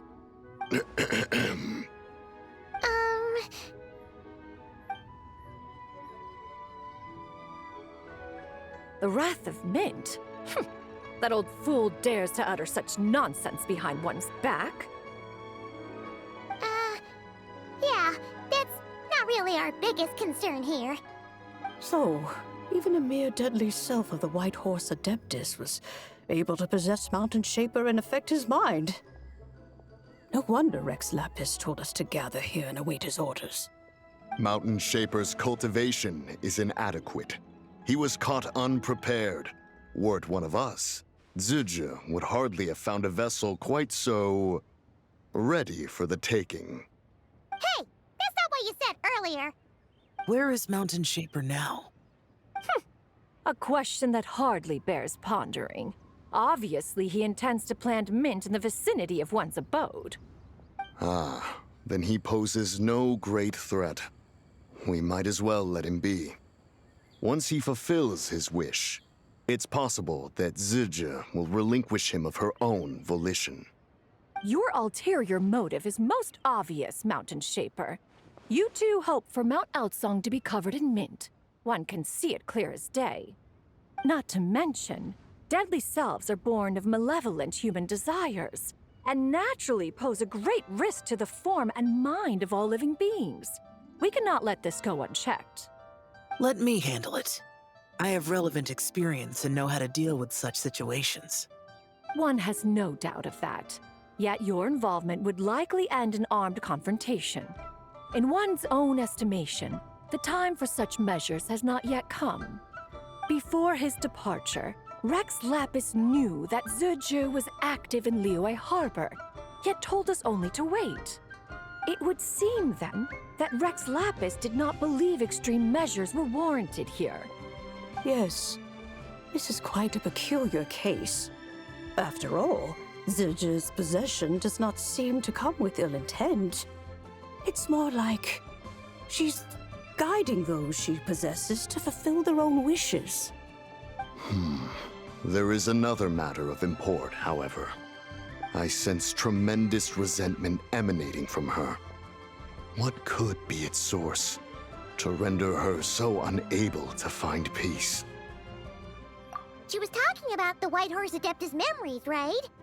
From what the Traveler said, it seemed like she was about to explode with rage. But why?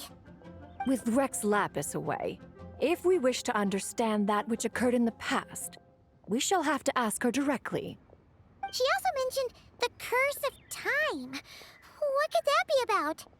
Perhaps erosion. Indeed.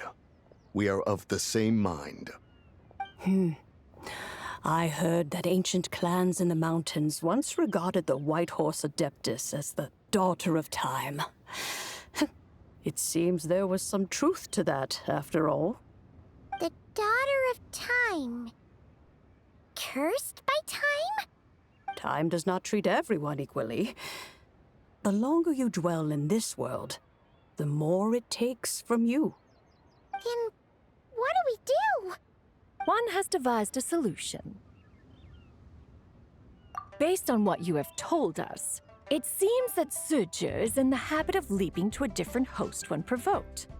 One's plan is for us to block all escape routes while you confront Mountain Shaper, forcing Zibais to reveal herself. Then, if prior experience stands, she will have no choice but to possess you. However, not only are you able to sense it, you are also unaffected by the peculiar state of stasis. In other words, in that moment, you would have the chance to either subdue or persuade her. That is akin to walking straight into the lion's den. Allow me to go instead. Yeah, isn't this plan a bit too risky? Why doesn't Paimon try first? After all, even if she got possessed, it's not like she would pose a danger to anyone. Paimon's wishes aren't all food-related, you know. One would not suggest this course of action if one had any such reservation.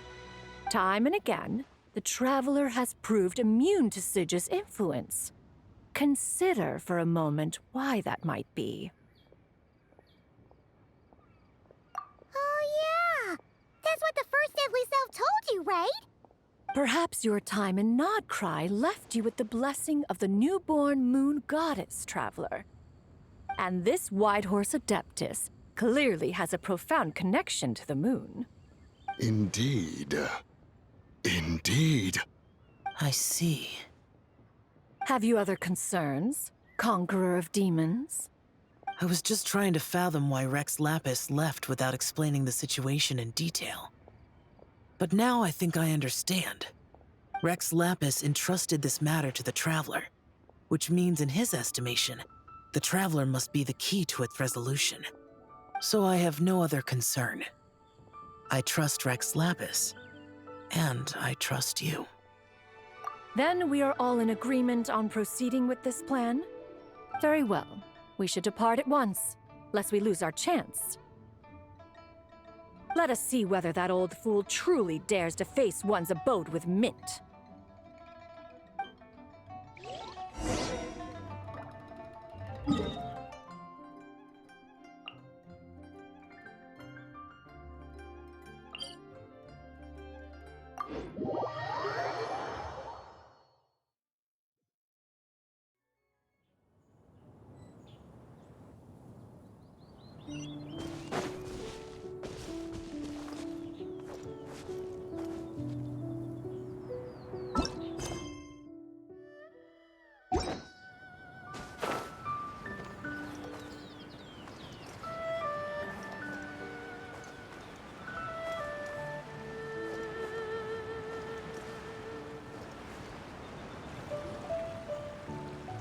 One mint, 2 mint, let us plant a whole slew of mint!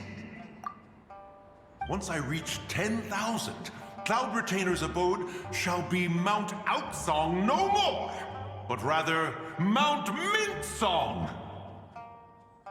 Oh, to behold the look on her face when she is confronted with such verdant splendor!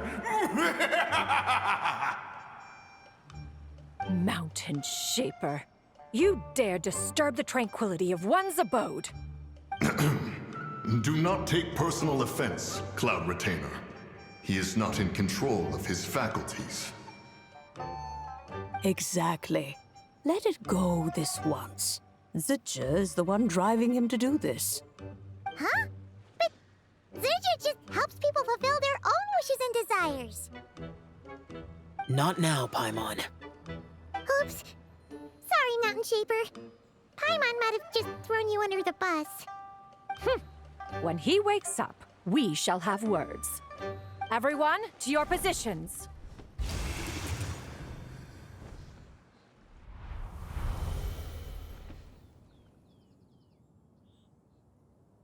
Be careful. A pest? I must catch it.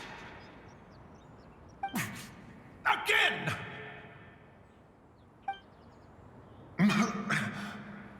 Oh, young one, it is you. Don't tell me. Cloud Retainer sent you? Ha! Such brazen insolence. Such presumption. Such boundless avarice. That wretched adept's impudence knows no end. If she dares lay a finger on my garden, I shall smash her cuisine machine to pieces! You think I am one to fold so easily?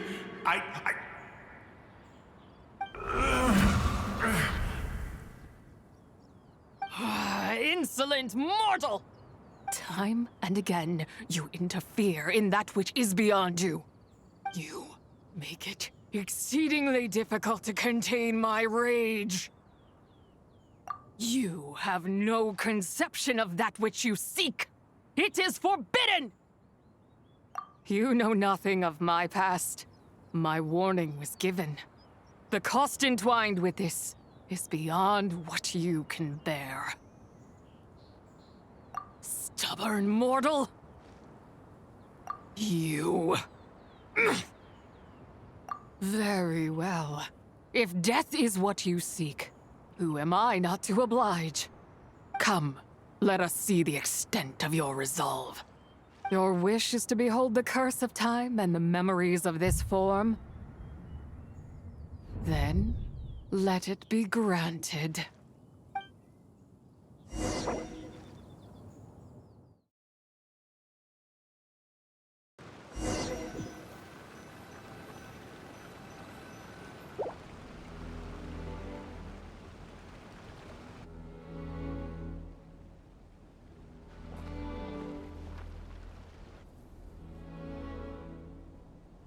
You who seek death, stand before me.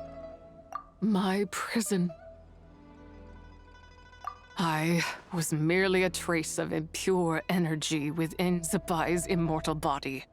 When her soul was shattered, it should have been the end of me. But then, the one who governs time descended from on high and froze the moment of her death. And so, I remain in this world, unable to find release. A mortal who knows of her existence and would dare to speak her name. Who are you? Help. No, there is nothing we can do for each other.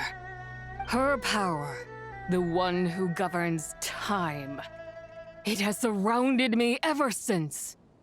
A blessing and a prison, all at once.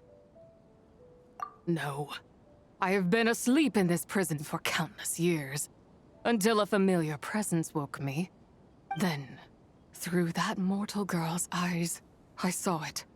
As pure and bright as ever, unchanged across the millennia. It was the moon. That place is called Chuang Terrace. Did later generations rebuild the altar in a new location? It looks just like the one used to honor Zibai.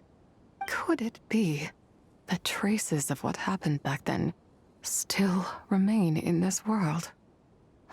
That memory is embedded deep within the essence of Zibai's soul. It is one that should have been forgotten. Yet, it is precisely that which haunts my every waking moment, fuels my rage, and denies me a modicum of peace. Now you, a mere mortal, come to seek that which is forbidden. So, Let us see whether the fire that fuels your ambition is a hero's wisdom or a fool's courage. I shall relinquish control over this body's curse and let it devour everything within sight. Run as fast as you can, lest this prison become your grave. Look, it draws near. The river of time, come to sweep all into oblivion. A torrent of tears for the dead and departed. I shall wait for you at the end, mortal. Evade being swept up in its waters, and I will show you everything. Fail, and we shall sink into oblivion together.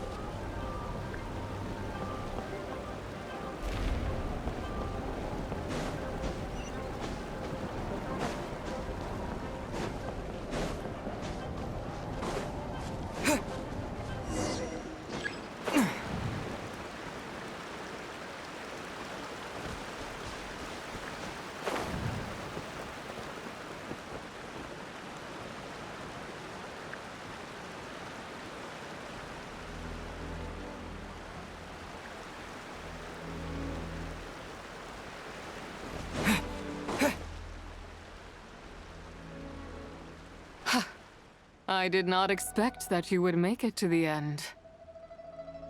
Yes, it would seem even time cannot hold you back. In that case, perhaps this truth is one you can bear. Come, let your wish be granted.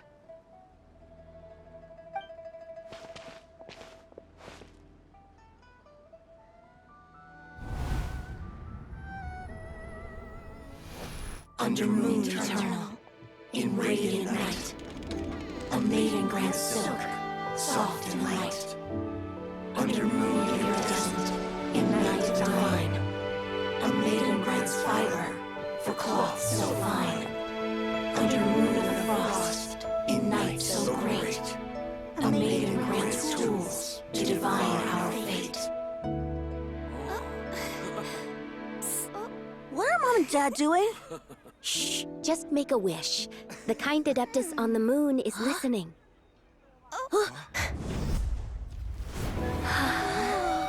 Look, it's Lady Zibai. Wow, Lady Zibai? Is she powerful? Of course. She taught us how to grow grain and beans, millet and rice, how to peel hemp and reel silk, spin thread and weave cloth, how to cut stone and build houses, cast bronze and forge tools. According to Mom and Dad, the Adeptus Zibai is the god of soil and grain, who blesses our land and its crops. Huh? Lady Zibai's leaving? It's all right. We just have to wait till next year. She'll be back.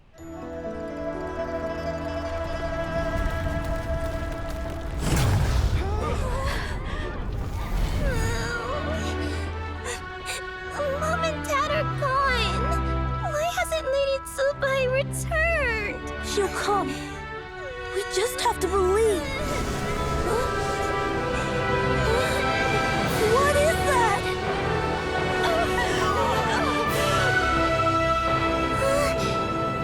Lady Zibai abandoned us.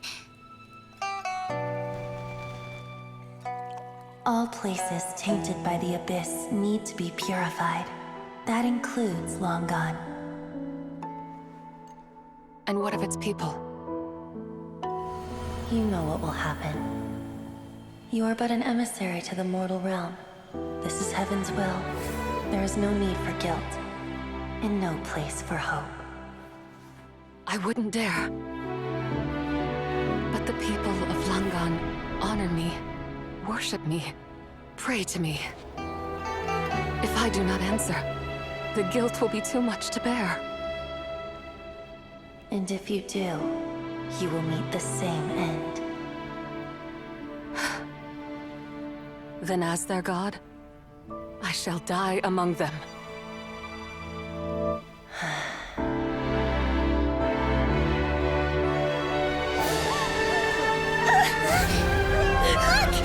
Lady Zibai came to save us! I knew she wouldn't abandon us! Run!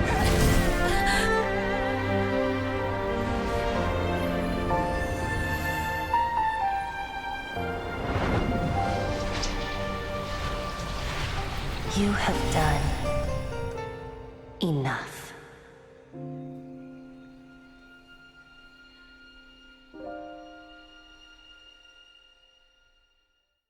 Now you know the truth. These are the memories that suffocate me where I stand and crush me under their weight. Not just my nation, but the people I loved. Were it within my power, I would ignite a blaze fierce enough to burn a hole through the heavens themselves. It was a time of war, one that ravaged heaven and earth. Remnants of the battles tainted with cursed power fell from on high and devastated Langan. The heavens decreed that the tainted filth had to be cleansed. No matter the cost. If I just had more time, I could have helped more people to escape. But it wasn't enough. I just needed a bit more, and they all could have survived.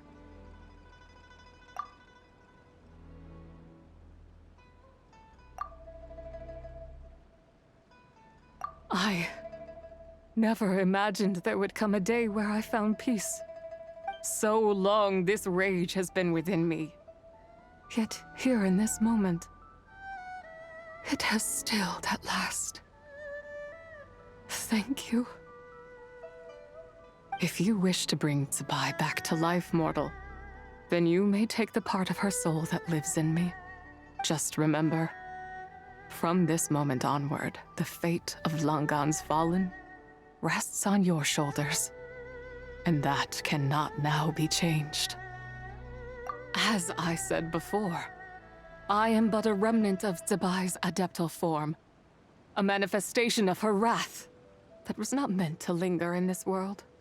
By taking away this fragment of her soul, you take away my shackles as well. So, let it be done. Ah, it's your turn to grant one of my wishes, is it? Very well. In regard to my fate, and that of Langan's fallen, I know there is little I can demand of you. However, should another raise a war banner against the heavens someday, let my name be set upon its cloth.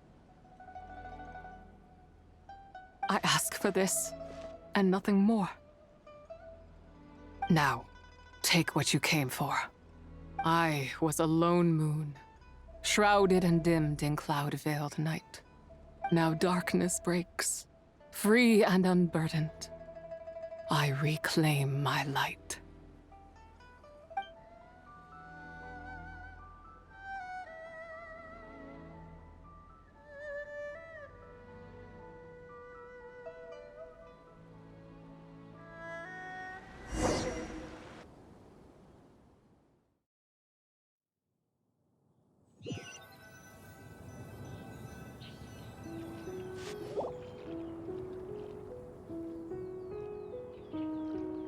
You think I am one to fold so easily? Ah, young one. What brings you here? My, what exquisite mint seedlings. Was it you who planted them? I had not taken you for one so versed in the horticultural arts. I must insist that you visit Mount Hulao. There is much we could learn from one another. Ah, but this is Cloud Retainer's abode. She does not appreciate the verdant wonder that is Mint. We should leave at once. If she sees us here, there is little I can do to protect you. You weren't? Was it Mooncarver then? My, what nerve he has. What? Looks like Mountain Shaper is back to normal. Has the matter with Zizhi been resolved then? Wow, that was fast. That took, what, like, a second? A second to us, perhaps. But for the Traveler, I imagine it felt much longer than that. One's plan was most successful then. And you're all right, Traveler. You don't feel strange in any way? Well, sounds like good news all around. I'm glad this matter is resolved. What is this matter you speak of? The possession of that mortal child? The matter of Zizhi may have been resolved, but there is another that is far from over. The mint you planted around my abode. Perhaps you have a moment to spare for a little chat, Mountain Shaper.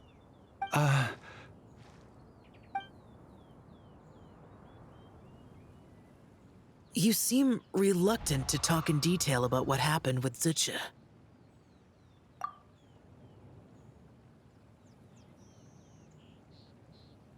Don't worry. I won't ask you to reveal her secrets to me. And I doubt the other Adepti will either. Huh? You don't want to know what happened? The expression on your face. I know it well, Traveler. It's one I've seen Rex Lapis wear on many occasions. Whatever you learned, it must be too heavy to share. But you're okay, right, Traveler? That deadly self didn't hurt you, did she? Well, as long as you're not hurt, Paimon doesn't need to know anything else. Even so, I hope you feel like you can entrust me with it. If I learned anything from our time together, it's that one should not have to shoulder such a weight alone. Not to mention that certain knowledge brings danger in its wake. I would never want you to feel forced to be the sole keeper of such secrets. Yeah, kind of like how one person can't finish a whole slime, you know? Better to grab a bunch of friends and get it all together. Exactly! Wait, no! Paimon's just saying we've got loads of friends who'll be more than willing to lend an ear.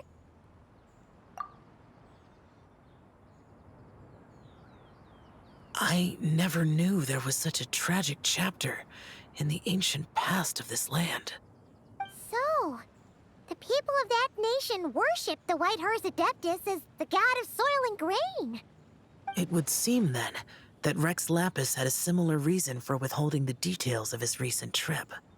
I've often wondered if he had companions to stand by him before we met. Or if he was forced to face things alone. Regardless, Lanternlit takes place in 2 days. Let's meet back up again there. If there's no news of Rex Lapis by then, we'll have to come up with a plan. Fingers crossed it all goes well.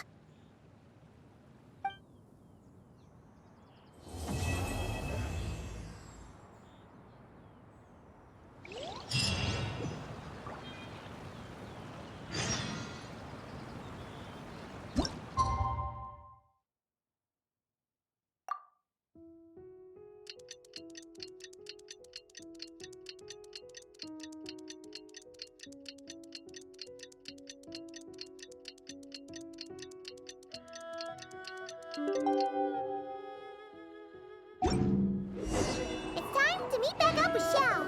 Let's head to Mount Outsong.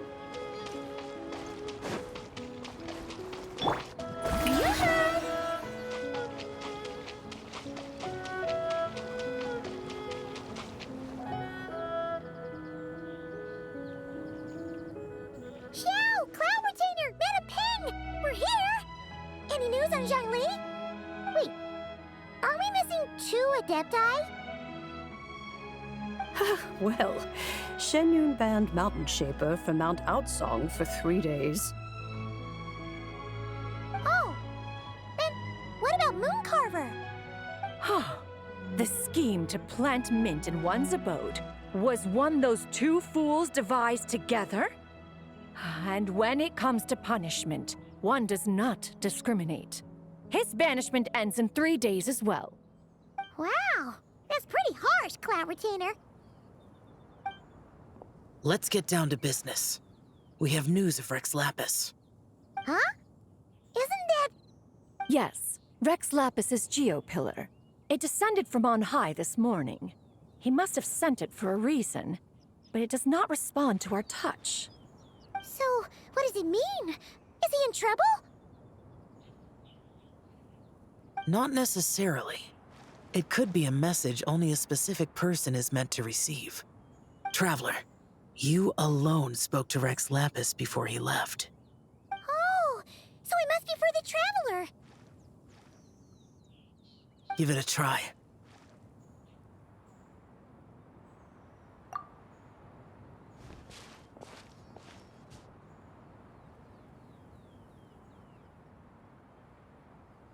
Come to the spring on Mount Qingse. I have left an entrance for you.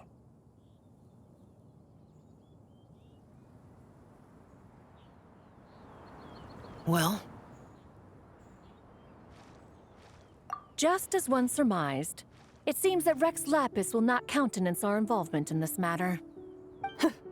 That would not surprise me in the slightest. He's always had a soft spot for the Traveler, after all. But be that as it may, we have served Rex Lapis for millennia now. In other words, I'm sure this has nothing to do with favoritism. He's probably just trying to protect us. That's right. So you mustn't let your guard down, even if Rex Lapis is by your side. All right, let's get going. We'll try not to keep you all waiting.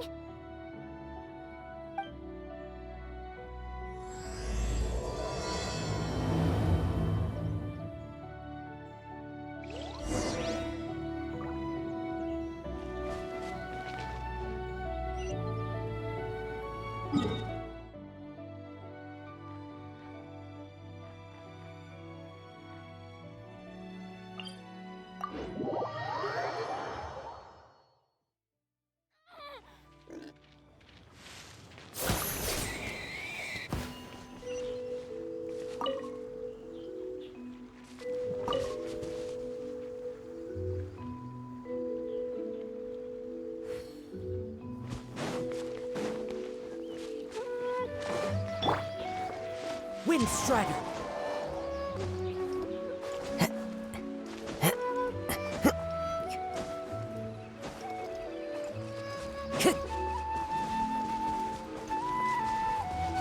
Keep your eyes peeled. He should be around here somewhere.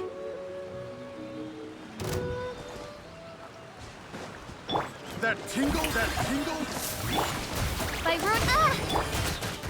The wind knows me. Coming at ya! Watch out!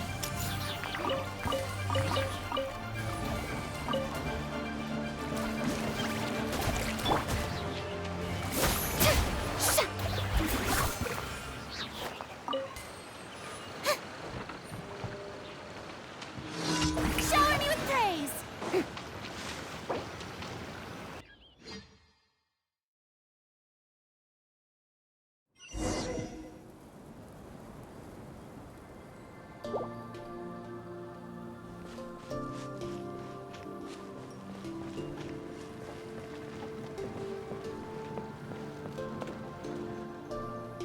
Who could have imagined that the once mighty Geo Archon might end up so, sitting on a humble stool in the woods, quietly weaving moon lanterns?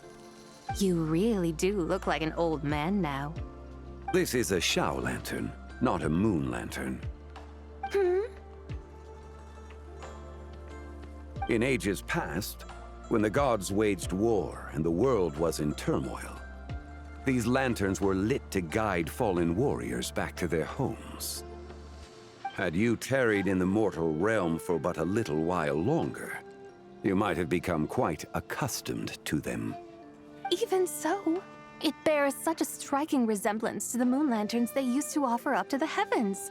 Could this truly be mere coincidence? Perhaps in some sense it is, yet in another, it isn't.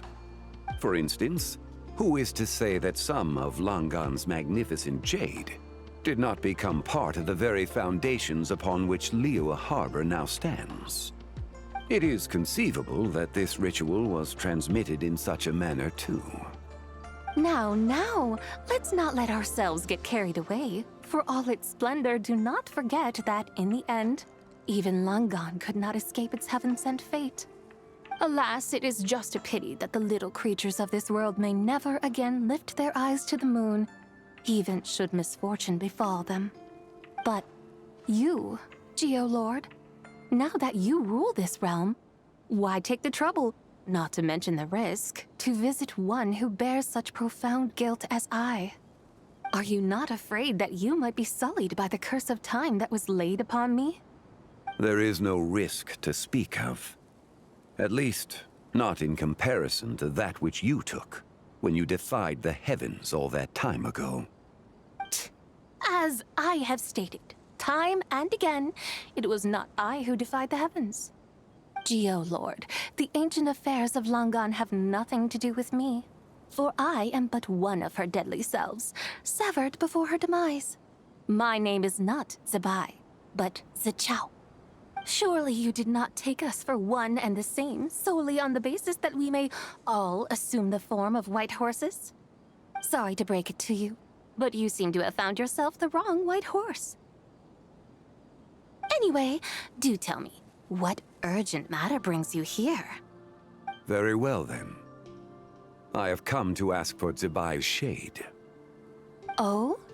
So, the Geolord has set his sights upon Zibai's human soul. And what is it that you intend to do with it? The world outside is changing. With the new moon's birth, the confines of the Shadow Moon are gradually disintegrating. In other words, the heavenly soul is set to return. Consequently, strange phenomena have manifested within Langan's former domain, leading to the earthly soul's reappearance as well. The last of the trio, the human soul, is in your possession. Most intriguing. My intention is to gather all three together, so that an old friend may finally make her return. I must admit, it seems that some remarkable affairs are coming to pass in the outside world. Yet there is one thing you seem to have overlooked, Lord of Geo. Back in the day, it was you that freed me from that painting. And afterwards, I took up arms in your name. Together we first subdued Chenyu Vale, then brought peace to Mount Qingce. It was for this cause that the contract between us was made. But now that the debt has been repaid, what cause have you to expect my aid? Zibai and I have long been friends. Given not only that you were manifested from a corrupt desire within her divine form, but that you also possess a fragment of her soul, how can you purport to be the wrong white horse? I think you'll find that we are now as separate and distinct as any two beings ever were. What once shone with radiant purity has long become dust. What you see is no longer what it was. Oh, great Lord of Geo, should this still be unclear to you, I bid you take your leave. It seems that the fault lies in my own lack of consideration. As you wish. I shall let this matter rest. Wait! One moment, if you will. Should this not be your opportunity to propose a new contract? The part where you make me an offer I simply couldn't refuse? Even those puny mortals know how to haggle when striking their bargains. Should you, the famed god of contracts, not likewise strive for success through negotiation? Come now, enough with the posturing. It's time to name your price. Very well. I had, in truth, prepared a new contract for your consideration. I knew you would not come before me unprepared. Yet, you should know that I want for nothing, for I live in the mountains, carefree and untroubled. Occasionally, I even find sport in teasing the mortals who stumble into my presence. Then why persist in telling them those ancient stories? I speak of what transpired before the sky collapsed and the earth sank into itself. That is merely my way of passing the time. And what of it? Would any believe, much less remember, the ramblings of a mountain hermit? Those tales have long since spread throughout the mortal realm. Who? Should my words prove insufficient, I invite you to see the world for yourself. To this end, I have found you a pair of trusty guides. The Lantern Rite is presently underway in Liyue, and should prove quite intriguing for you. So this, then, is the contract you have prepared for me? Indeed it is. Think of it as a contract for a one-day festive excursion. Surely you do not hope to offer this in exchange for Zibai's shade. The foundation of my very existence for a little excursion seems a little steep, wouldn't you say? Why not see for yourself? You can always decide afterwards. The final determination, of course, shall rest with you. Is that so? Then perhaps this deal might not be entirely off the table after all. Where then are these guides of which you speak? Hey, it's Zhongli! Oh, we've been looking for you everywhere. We thought you might have gone missing. You're here. So these are my guides. Well, well. They certainly look the part, I'll give you that. Guides? Oh, you poor innocent little creatures. The benevolent Lord of Geo has sold you to me, which means that for the rest of this day, you belong to me. Sold us to you? Just what have you gotten us into, Zhongli? The situation is not quite as dire as that would sound. I ask only that you accompany my Adeptus friend on a tour of Liyue.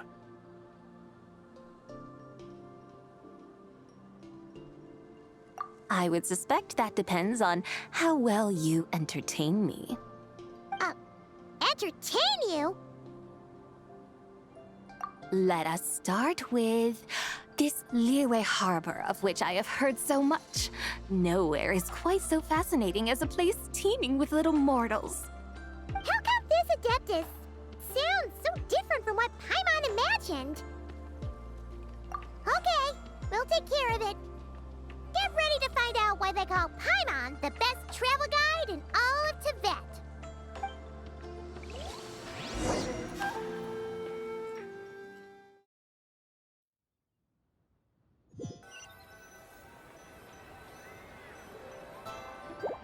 Look! We've arrived at Liyue Harbor. Not only is it Tibet's busiest port, it's also the beating heart of Liyue. So, dear Madam Adeptus, where would you like to go first? With humble fare and wine to sip, in comfort clothed and soul at ease, one eats, and all the heart's ills cease. So we're heading straight for the good stuff? Well, you're in luck, because Paimon's an expert when it comes to food. There are two main cooking styles in Liyue. Li cuisine, which is all about mountain delicacies, and Yue cuisine, which is centered on seafood. The most famous restaurants are Liyue Pavilion and Xinyue Kiosk. Oh, now Paimon's starting to drool. Yes, our only option is to go try them both. 2 meals, back to back. Both sound like excellent options to me. Are these the kind of establishments that most people might visit on a regular basis? Not exactly. Both Li cuisine and Yue cuisine are known for their pricey ingredients. Definitely not what you'd call the budget options. But don't you worry about that. Just think of it as Zhongli's little treat. Come on! Aren't you supposed to be pals with Hu Tao? I'm sure we can afford to spend a little more of her mora at least. Hey! All Paimon wants is to provide our Adeptus with the best possible experience here. Don't you want that too? Both certainly sound like worthy choices. Just now, though, I happened to see a porter pass this way. Where might individuals like him go to eat? A hungry porter, huh? Oh! Paimon knows just the place! Yep. Nothing fancy schmancy there. Just tasty dishes made with simple ingredients in a variety of different styles. Most importantly, it's great value for money, too. No wonder everyone loves it, huh? Oh, and the owner happens to be a good friend of ours, too. One mean restaurant. Yes, even the name itself feels lively and down to earth. All right, let's make it our first stop. Yippee! That's a great choice, too. Alrighty, let's head over there right away. Paimon can't wait to dig in. One mean restaurant, here we come.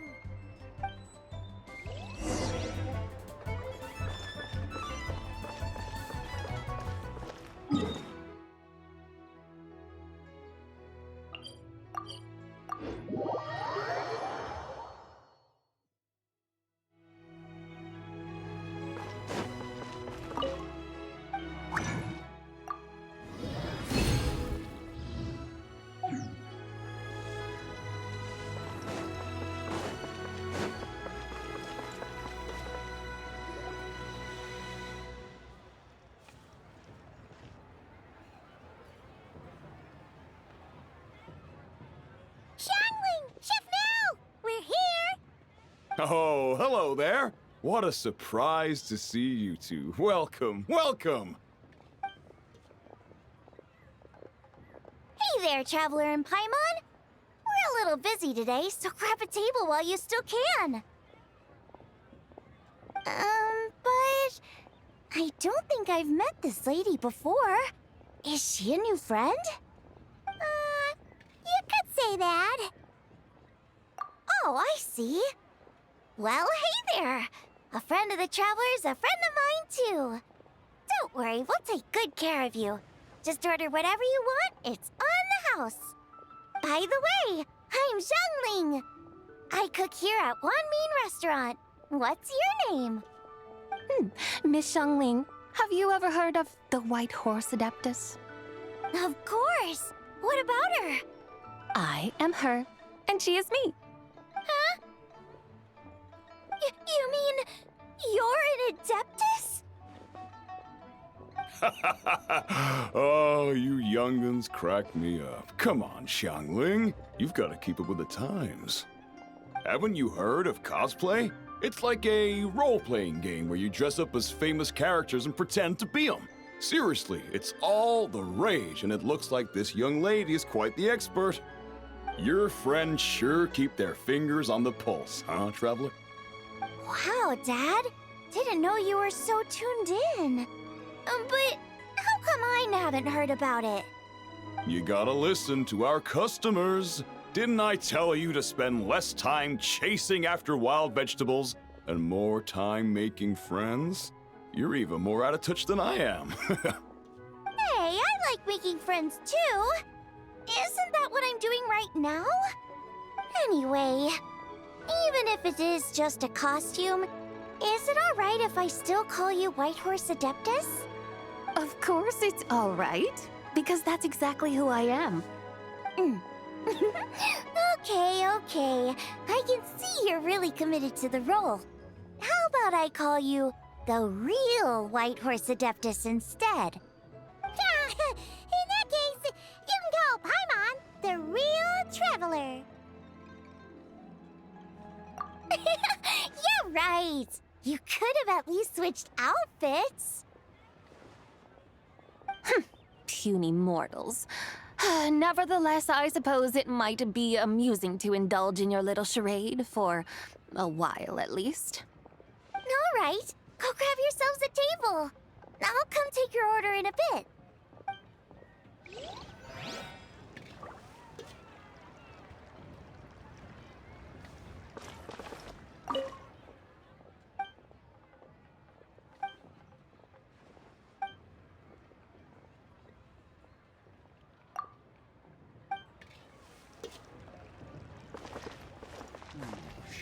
Tasty chop suey! Wow. Leo's really got a lot. Hello. May I ask if Miss Xiongling and Chef Mao are here? Yeah, they're just over there. Wait a sec. Aren't you? So, what would you like to... You're...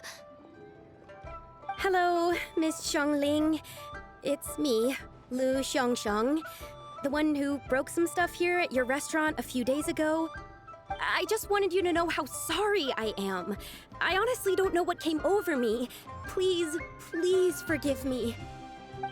Oh, it's you. You really gave me a fright that day, young lady. You didn't actually get food poisoning from our black-back perch stew, right? Come on, Dad. She's come to say sorry. It's all right, Miss Lu. You must have been feeling a bit off that day.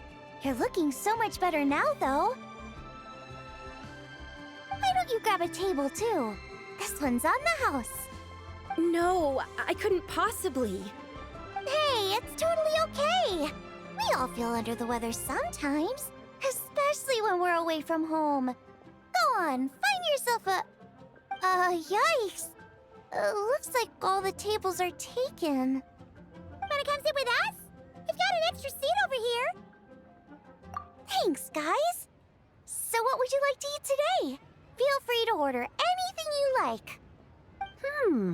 I should very much like to sample your renowned poisonous blackback perch stew.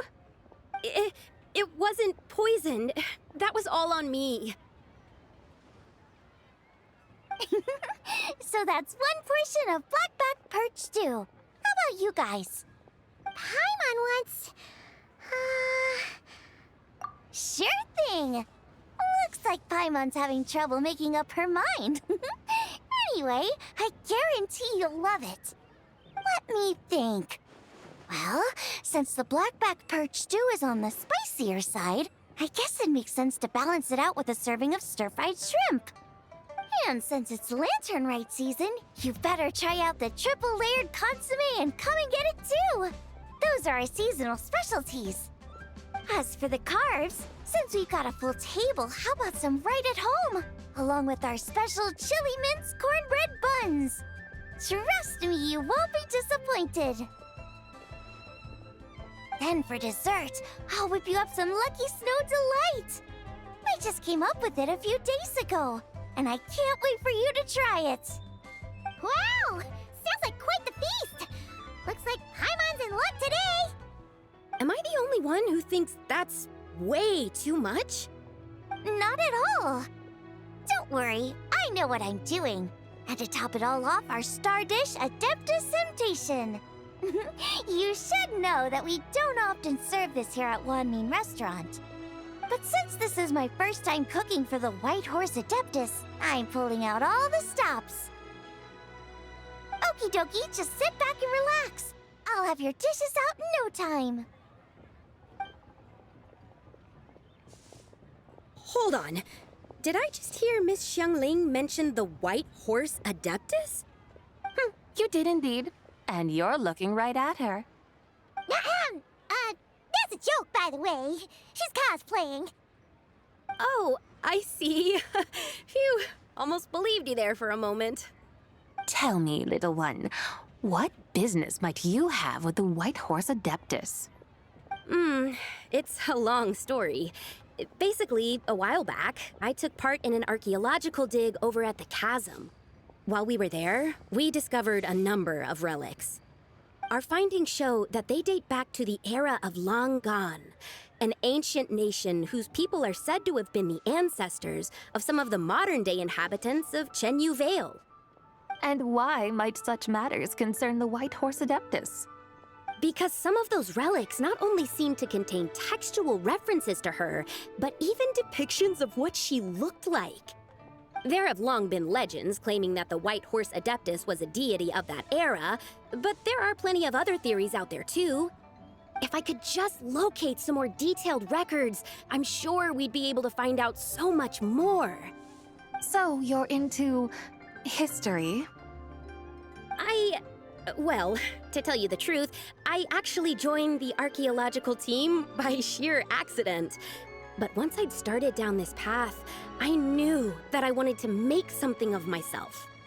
Recently, though, things seem to have taken a turn for the worse. Still can't believe I caused such a mess and even ended up hurting someone. Oh, so you're considering becoming a martial artist now instead? No, I mean, they weren't seriously hurt. It was just a few scratches, and they let it go after my mother compensated them. Either way, my career is pretty much over. And even though both the victim and the Ministry of Civil Affairs say they won't be pursuing the matter any further, my father says he's going to punish me according to our family rules. Family rules? Yeah, he's decided to ground me. I'll have to return to Chaoying Village after Lantern Rite, and goodness knows when I'll be allowed to leave again. Wow, that's harsh. Sounds like the kind of thing only rich, super traditional parents would do. We're not exactly rich, though. All we own are a few tea fields in Chaoying Village and a guest house in Liyue Harbor. A guest house? It isn't Baiju Guest House by any chance? Yep, he's my grandfather. So you've heard of the guest house before? Small world, huh? Come to think of it, didn't Boss Lu mention something about hoping that the White Horse Adeptus would show up and let her divine power be known? Sure, but Paimon's guessing this wasn't exactly what he had in mind. Little one, it sounds to me that your family is rather well off after all. What then drew you to archaeology? Why subject yourself to such unnecessary hardships? Even if I stayed at home, there's no guarantee I'd lead a nice, easy life. Just look at my father. Recently, my grandfather put him in charge of the guest house, and he came up with a bunch of ideas right away, starting with changing its name. That didn't turn out well, though. My grandfather yelled at him for days, even calling him a bad son, and they still haven't let it go. Oh! Paimon thinks we might have heard about that too. Long story short, being dependent on others is never fun. You just end up being completely under their thumb. That's why I want to make it on my own out here, no matter how hard it is. After all, as the saying goes, to rise above others, one must endure the hardest of hardships. What's so funny about that? You poor, innocent little creatures never fail to amuse me. To think you would endure all manner of hardships in your brief time on this mortal plane, and all that merely to rise above others. I would have thought that the wiser path would be to simply roam this world as I do. Huh? Tell me, what is it that you truly delight in? Archaeology? Martial arts? Tea planting? Or perhaps the keeping of a guest house? What I delight in? Yes. Surely there must be something you don't find quite so exhausting. Whatever delights you should not feel like a burden. But do things like that really exist? Of course! Take Miss Xiangling, for instance. I defy you to detect even a hint of hardship on her face when she wields her walking spatula. So, since it seems you are resolved to tread the rocky path, you should strive with all your might to pursue that which brings you delight. You mean, like cosplay? I suppose you might say that. Looks like the White Horse Adeptus is really getting into her role. I think I get what you mean then. Maybe I should have a chat with Miss Xiangling before I head home. Okay, everyone. Sorry to keep you waiting. Here's your food. Wow, it all smells so good. Oh, finally! I get to try that famous poisonous stew. Hey, didn't you hear what Shang said? It wasn't the stew. If anyone's to blame, it's that other you. What's up? How fiercely this mortal fare burns upon the tongue!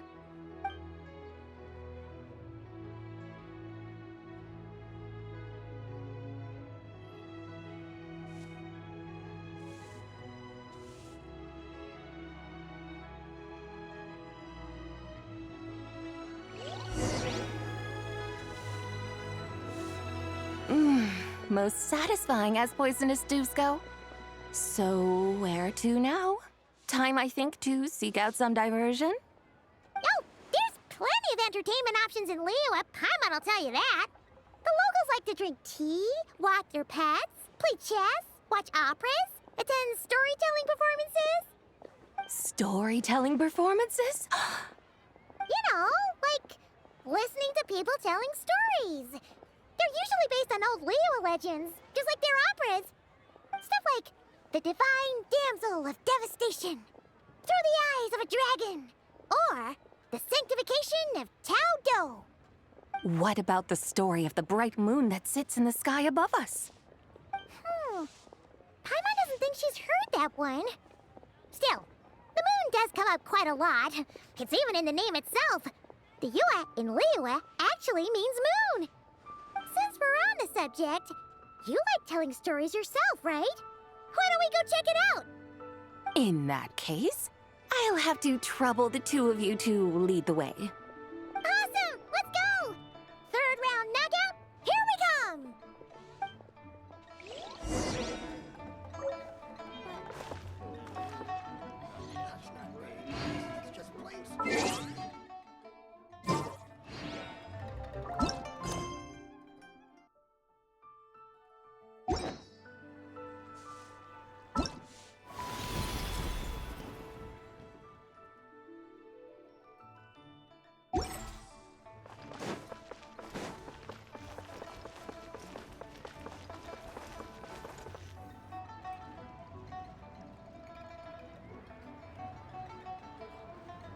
What a tongue twister.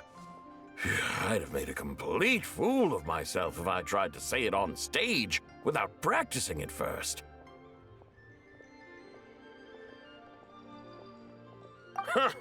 Call yourself Iron Tongue, Tien. Wobbly Tongue Tien, more like.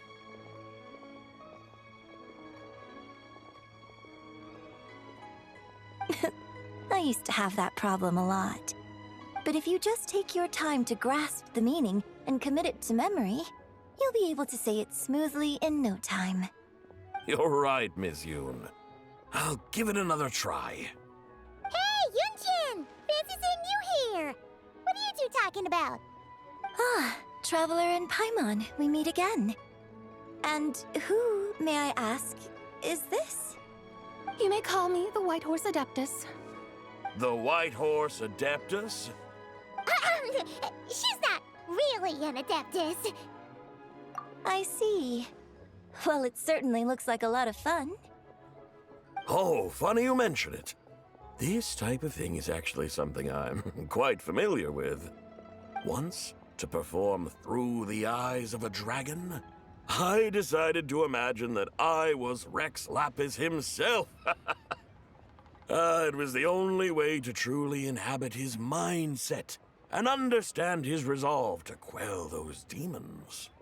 Sounds like you just wanted an excuse to feel all big and powerful. Hey, that's... You just don't understand how inspiration works. You're one to talk. Paimon's traveled all over with the Traveler, and she's seen things that would make your jaw drop. All right, then. Since you claim to be so knowledgeable, why don't you prove it by reciting an ancient poem? An ancient poem? Which one? Ha! See? You mean to tell me you've never even heard of the ancient poem called An Ancient Poem? What kind of a title is that? Quit teasing, Paimon. We only just found out about that ourselves. He's talking about the writing on those ancient relics. When we first saw it, we couldn't figure out what it all meant. So in the meantime, we decided to just refer to it as an ancient poem. However, thanks to the painstaking work of the scholars who were tasked with decoding it, it seems like that's exactly what it was. Or rather, an ode offered in veneration of the moon and the White Horse Adeptus. Oh yeah! Didn't Keqing mention that before? It's got something to do with Longan, right? That is correct. The Ministry of Civil Affairs has issued a notice stating that, although it is true that the moon may disappear tonight, we should be in no danger. In other words, there's nothing to fear. But if you're worried, we can always take a leaf from the Book of the Ancients. By reciting this poem, I mean, and calling for the White Horse Adeptus's aid. If we do that, I'm certain she'll protect our moon and keep us safe. Whoa, seriously? Paimon has to get a look at this.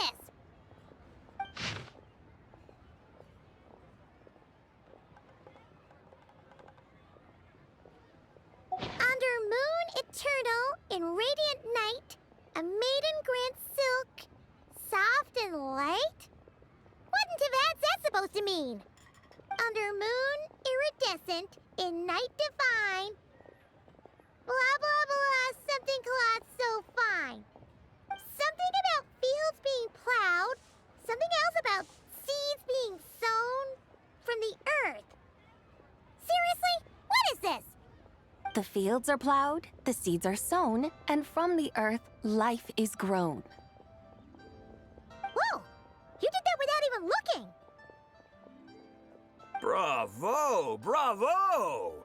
We have an expert in our midst. Looks like this young lady really does know her role inside out. If I didn't know any better, I'd have taken her for the real deal. That's because I am the real deal. That's the spirit. This is exactly the kind of mindset I was talking about. Behold, mortals, I am none other than the indomitable Rex Lapis himself. Kneel before my godly splendor. Believe me, young lady, I know exactly why you do it. Back in the day, I was just like you. I must say you are rather amusing as mortals go. Miss White Horse Adeptus, it is a great pleasure to make your acquaintance today. I have some questions regarding the poem, and I was wondering, perhaps, if you might be able to shed some light on it? You want me to explain the full meaning of its verses? Your guidance would be much appreciated. Fascinating. Tell me, do all the people of Liyue still express such reverence for the ancient ways? Well, it's true that we hold a deep fondness for our history, but it is hardly our only pursuit.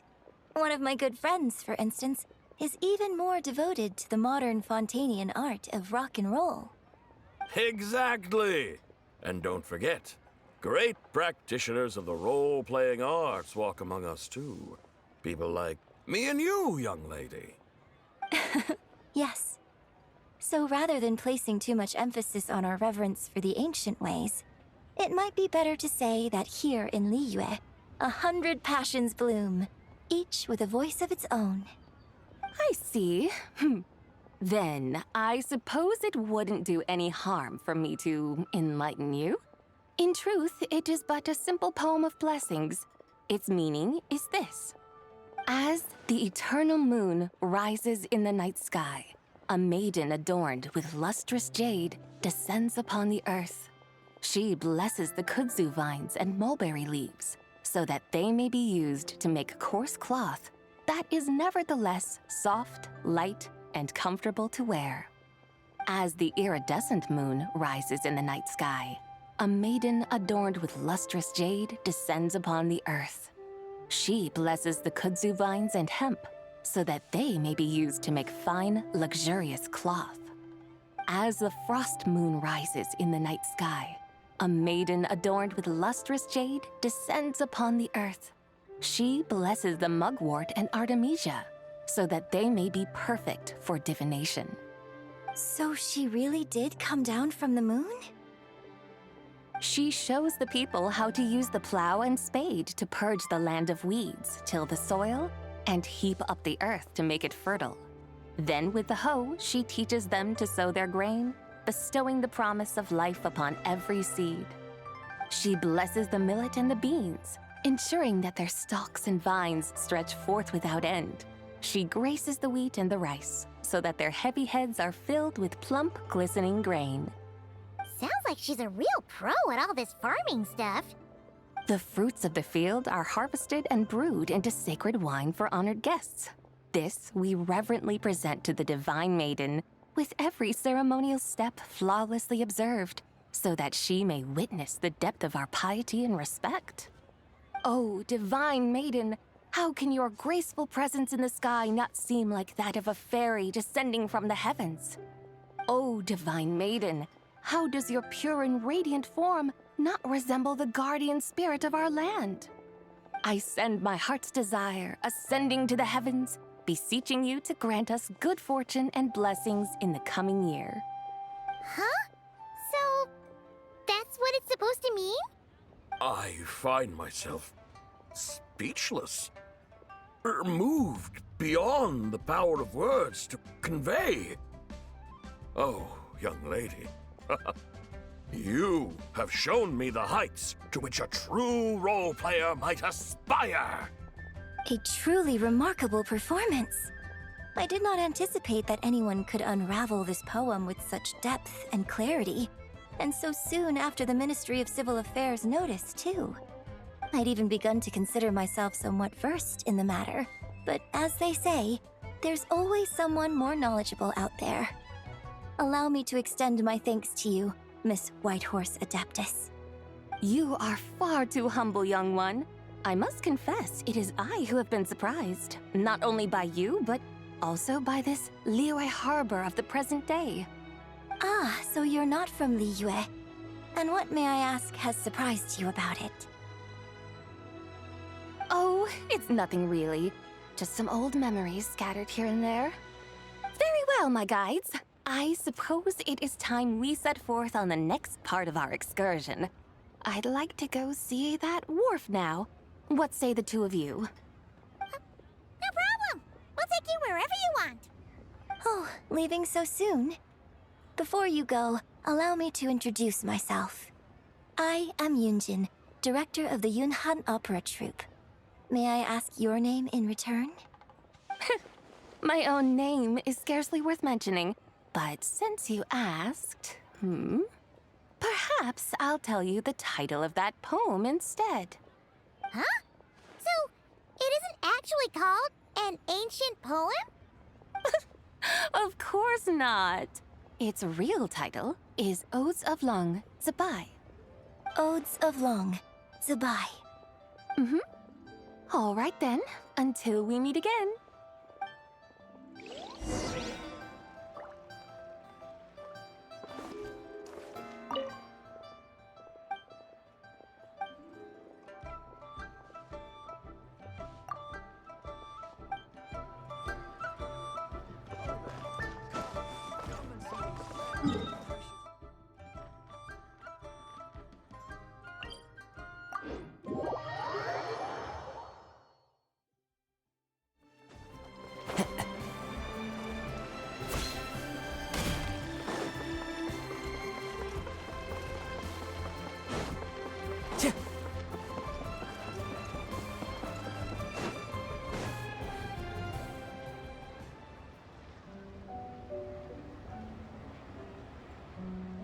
Ganyu! I almost forgot to mention. On my recent trip to Notcry, I came across something really fascinating in the Frost Moon Scion's library. I found records in their collection of another divine envoy living on the moon. A divine envoy on the moon? You don't think it could have been referring to the White Horse Adeptus too, do you? No way to say for sure. Still, the similarities between our legends are intriguing, to say the least. Isn't it amazing? Especially when you consider how far apart we are. It truly is. We might live in different lands, but when we look up at the night sky, we all see the same moon and stars. Right? It's like we're all bound together, no matter where we are. When you think of it like that, it's almost as if our friends from other nations will be right here celebrating with us. Isn't that a wonderful thought? No wonder you were so excited to go see the giant lantern when you first got back. Sounds like you're a real fan of the White Horse Adeptus, huh? I guess you could say that. Just a pity she's so elusive. Even Granny's never met her, you know? Maybe she really is just a legend after all. Hey, Yanfei and Ganyu! Trust, Paimon. The Whitehorse Adeptus is as real can be. Huh? Oh, look! It's the Traveler and Paimon! Feels like I haven't seen you two in, like, forever. Happy Lantern Rite. It's so good to see you again. Hey, you two. Happy Lantern Rite. Did I hear you right just now, Paimon? Does that mean you've actually seen the White Horse Adeptus? She has indeed. And now, so have you. Huh? And you are? Why, who else? The White Horse Adeptus, of course. Could you maybe start with something else next time? You're the White Horse Adeptus? That's right. Allow Paimon to introduce you to our new friend, Zichao. She's been low-key obsessed with cosplaying the White Horse Adeptus ever since we met her. I see. Well then, greetings, Miss Zichao. My name is Yanfei, and recently I've been low-key obsessed with learning everything I can about the White Horse Adeptus. I'm sure the two of you will get along like a house on fire. Oh, and by the way, I'm Ganyu. So, Miss Zichao, you must be here to see the giant lantern too, right? Hmm? A horse-shaped Zhao lantern? Is that what I think it is? That's right. A lantern made to honor the White Horse Adeptus herself. Isn't it gorgeous? Huh? What are you laughing at? Both the lantern and myself. What do you mean? Oh, this lantern truly is an artistic masterpiece. But tell me this, have any of you ever seen a horse before? Come to think of it, Paimon can't remember ever actually seeing one herself. What about you, Traveler? Oh, this horse appears to be mid-trot, but it has adopted what is called a lateral gait, where the legs on one side of the body move together in unison. A rather rare sight indeed. Just now, I suddenly pictured myself, I mean, the White Horse Adeptus running the same way. The image was so absurd, I could barely contain my mirth. Oh, really? I never knew that. You learn something every day, huh? Oh, come on! It's basically a giant piece of fan art! Who cares if it's different than the original? I was merely laughing at my own ignorance. I came here thinking that the White Horse Adeptus's tale had been long forgotten. Yet here I am, gazing upon a lantern made in her honor. Well, you couldn't have been more mistaken. There are so many tales about the White Horse Adeptus, I'm starting to lose count. Just off the top of my head... Just so you know, Yanfei, we've heard it all like a million times before. Uh-huh. But there's one thing I can guarantee that you haven't. Huh? You mean like a new chapter of her stories come to light? Mm-hmm. And I heard it from Ganyu just yesterday. Hey, why don't you share it with the others? Sure, no problem. Where to begin? Do you guys still remember what Liyue's Moon Chase Festival is about? Of course! It's a festival held in honor of the Stove God! That's right. But it took a really long time for the Stove God Festival to become what it is today. In its earliest form, it was actually an adeptal ritual known as the Moon Chase Rite. Paimon remembers Madame Ping mentioning that before, but she never explained exactly what it was. According to Cloud Retainer, the Moon Chase Rite was originally a ritual meant for communicating with the moon. Communicating with the moon? But for what purpose? At first, Cloud Retainer wasn't entirely sure either, as it was always Rex Lapis who performed the ritual. Whoa! Rex Lapis did it himself?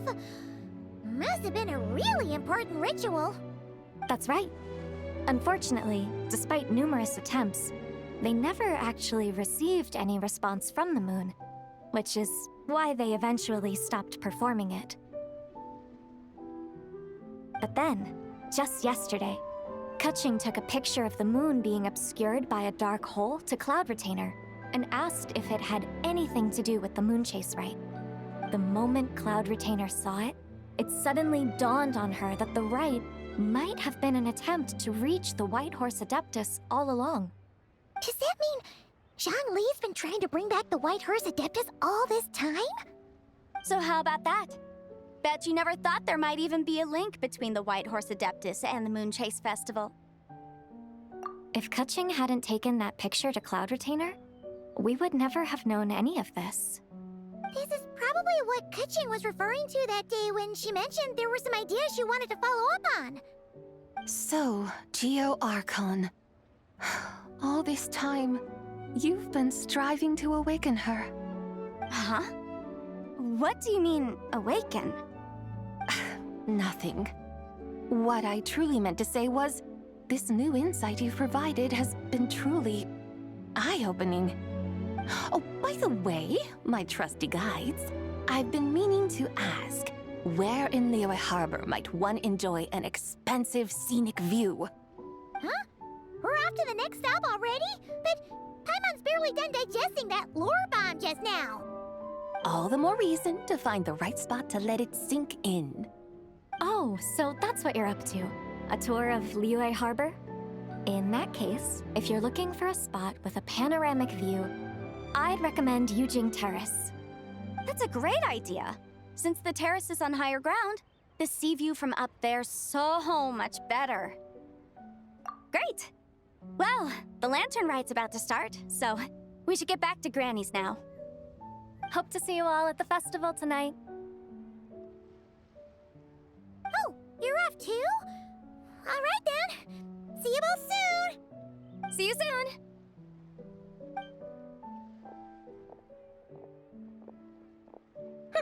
Very well, my guides. What are we waiting for? Okay, you're the boss. Yujing Terrace it is. After all, the customer's always right. Something else you needed to do? Oh, Paimon likes that idea. And what, may I ask, is a photo? It's this awesome invention that lets you record moments in the blink of an eye. Except, you've gotta try not to actually blink. Oh? What must I do in preparation then? Nothing. All you gotta do is choose a pose. The Traveler will handle everything else.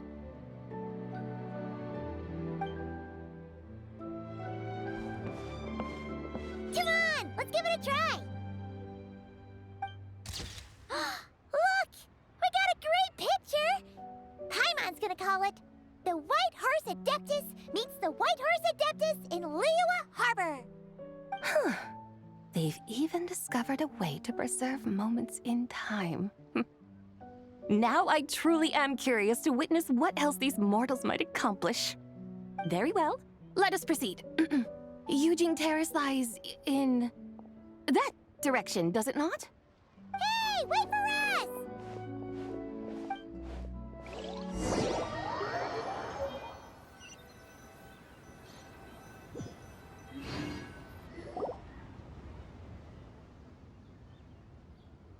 Truly a marvelous view if ever there was one. It seems the charm of this Liyue Harbor is only heightened by the sun's dying light. And soon, people will start releasing their Xiao lanterns to mark the most important day of the year. Practically everyone will be with their friends and family, eating a big meal, chatting, and even setting off fireworks. Trust Paimon, it'll look even more amazing then. What do you say? Want to stay to see that? No need. Let us bring this weary day to a close. Weary day? You mean you didn't enjoy your tour? I had imagined you would arrange for me to witness some grand spectacle. Perhaps the descent of divine beings, the manifestation of the sacred before mortal eyes, or the appearance of a selfless hero come to aid the helpless and downtrodden. Or, should that not come to pass, then at the very least, spend a little more coin. For that, it seems, is how one finds true enjoyment. Alas, but there was none of these. Instead, we merely filled our bellies, listened to tales, and gazed upon a crude imitation of my likeness. And now the sun begins its descent. What a day of quiet tedium. Well, we're so sorry. If we'd known that was what you wanted, we'd have done it all differently. It's all that Zhang Li's fault for not making the customer's requirements clear. Well, it's too late now. Do you still believe I would part with that soul fragment, now so intertwined with my very being? But... I knew you were the more astute of the pair. Huh? You were just trying to scare Paimon? It seems the realm of the Geo Archon has a way of making one more stony-faced. So, you were just pulling Paimon's leg? Of course. I was merely engaging in a little banter with the two of you. Long ago, I shared tales with various mortals who chanced upon my mountain abode. Never did I imagine that those stories would endure. It seems I greatly underestimated them. Perhaps, as your Geolord said, a few pieces of ancient Langan's magnificent jade have truly become part of the very foundation of this land. So, you've decided to help us? Again, that goes without saying. I made up my mind some time ago now. When I beheld a rather intriguing scene as I set foot in this city, I saw porters passing through the alleys, setting down heavy wooden crates from their weary shoulders. Peddlers pushing carts as the kites and lanterns upon them rustled gently in the breeze. I saw cooks cooking, actors acting, scholars reading, soldiers marching, children playing, elders resting, officials officiating, and the common folk absorbed in this or that, reveling in the simple joys of life. Some, it seems, have already found that which stirs their hearts, while others continue to fret, troubled by uncertain futures. Yet, in this gentle and serene order, each holds fast to their anticipation, not only for the celebrations to come, but also for the first light of the morrow. Scenes I once yearned to behold now unfold before me, no longer in Langan, but in Liyue Harbor, thousands of years on. How wondrous is this mortal realm! Thank you, Whitehurst Adeptus! Thank you so much! Adeptus, Adepti, perhaps the singular art in which we are truly proficient is that of sequestering ourselves within the high mountains. But once we leave our mountain refuge, we find ourselves drawn back to mortal ways all the same. So, it is I who should offer my thanks to the two of you. Traveler, Paimon, you have made this day more delightful than any I've known in a long, long time. Come now, and take what it is you need. You mean, like, right now? But don't you think we should wait for Zhang Li? That won't be necessary. All things shall meet again in their time, for the waters know no rest, and the flowers their appointed season. One need not fear that life is but a journey of goodbyes.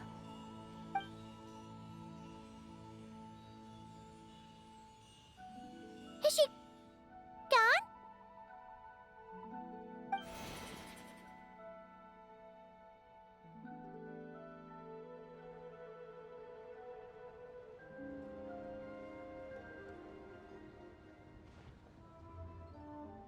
Yes, she's gone. A deadly self is formed from the body's impure vapors, so naturally it cannot survive long in this world. Had it not been sustained by the remnant of Zibai's soul, it would have faded away a long time past. Now that the remnant is gone, it has severed its ties to the mortal world. Zhang Li! When did you get here? A while ago. Paimon would have thought you'd at least want to say goodbye. Though mountains endure, the ceaseless waters will, at last, wear away their sharp edges. Thus must I meet the marks wrought upon her by the ruler of time with great caution. It may be goodbye for now, but someday we will meet again. Really? And when might that be? Who can say for sure? Years and years from now, perhaps. Or maybe tonight, at the Lanternlit. Are you saying that if the White Horse Adeptus were to be resurrected, she'd still have the memories of the 3 deadly selves? That she'd still remember us? We will find out soon enough.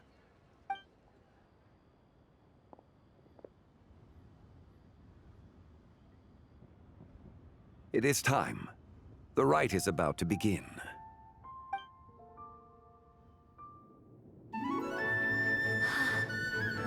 The rite is about to begin.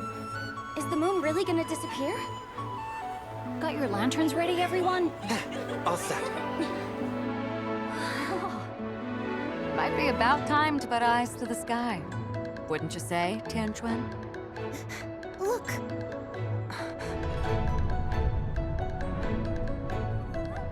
When the sun's out, eat the sun. When the moon's out, eat the moon. Whoa, is this the lunar eclipse? Under moon eternal, in radiant night, a maiden grants silk, soft and light. Under moon iridescent, in night divine, a maiden grants fiber for cloth For so you. fine. Under moon of frost, in night so great, a maiden grants tools to divine our fate. The fields are plowed, the seeds are sown, and from the earth, life is grown. The seedlings stretch, the crops do rise, and all unfolds before our eyes. Fruits are gathered, sweet wine is poured. These gifts we offer to our Lord. Pure as heaven, so fair and bright, she shines as light in this dark night. And with her does this, wish take flight.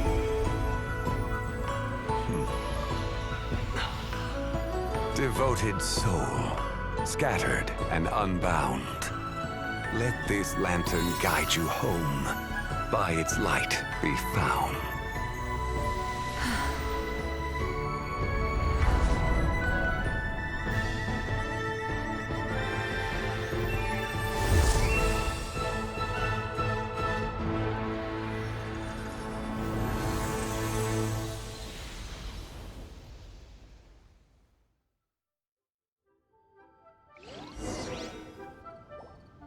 Did we do it? Do we finally get to meet the real White Horse Adeptus?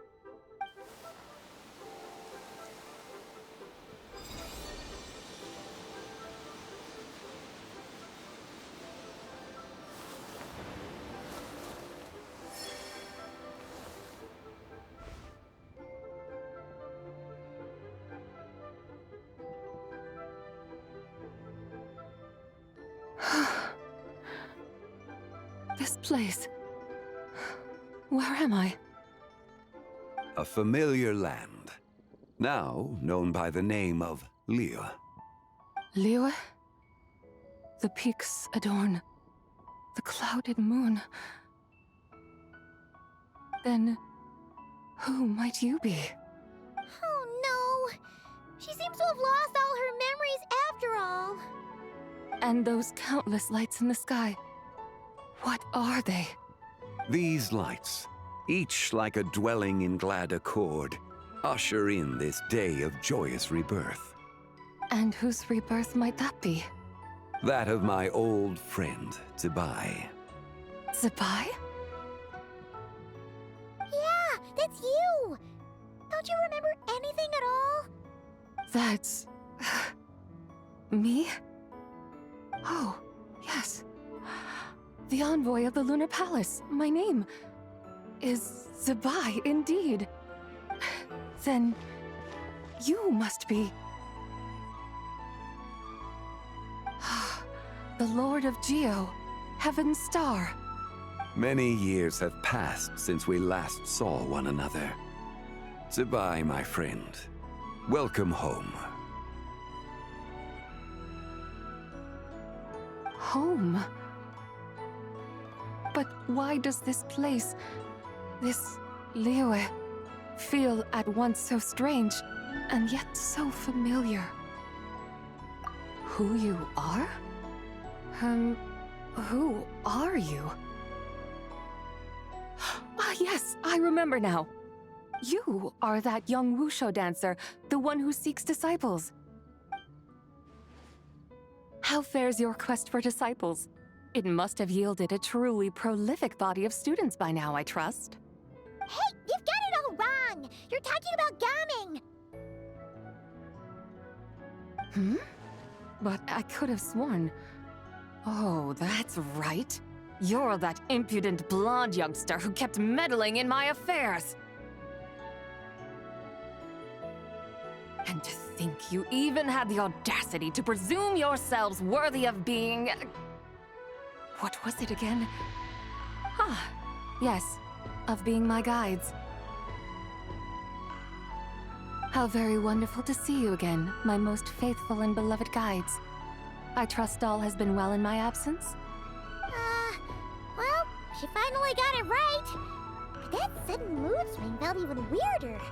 It's like her head's packed full of slimes. It is possible that her cells have not yet settled. After all, they've only just been brought back together. It may be some time before she fully recovers. Huh? You mean, kinda like she's still half asleep? That I cannot say for certain. Perhaps a few days, perhaps a few years. A few years? Mortal years are but a poor measure when divine beings tread the realm of dreams. Well, if you say so.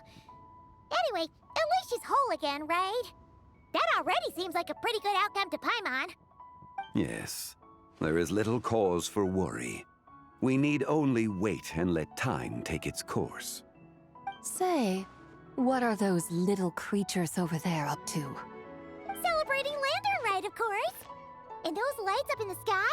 Those are all Xiao lanterns. This year, each and every one of them carries a little wish inside. Lantern Rite. Then, may I join in too? Of course! Why else do you think we've been running around like headless chickens these past few days? Tell you what, Traveler, why don't we take the White Horse Adeptus out to celebrate? Who knows? Maybe seeing some familiar faces might help her find her feet? Hey, Zhangli! You've got some time on your hands now, right? Why don't you come along with us? By no means a bad idea, Paimon. Oh, and Zibai, before Paimon forgets, when we meet the others later, remember to wish them a happy Lantern Rite. Happy... Lantern Rite? Happy Lantern Rite! Yes, Happy Lantern Rite indeed. Well then, let's go!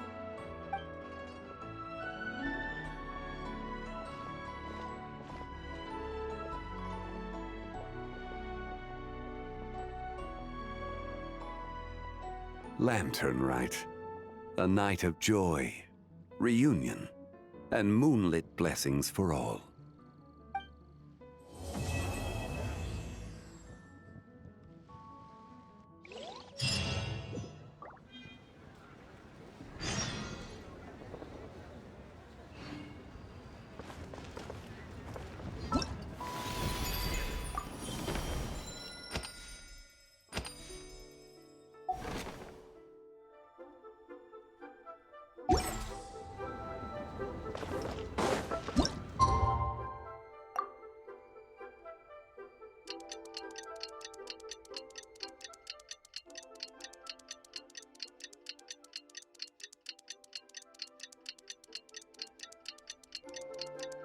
Paimon wonders how the White Horse Adeptus is getting along. Maybe we should check in on her? We can ask Zhangli where she is.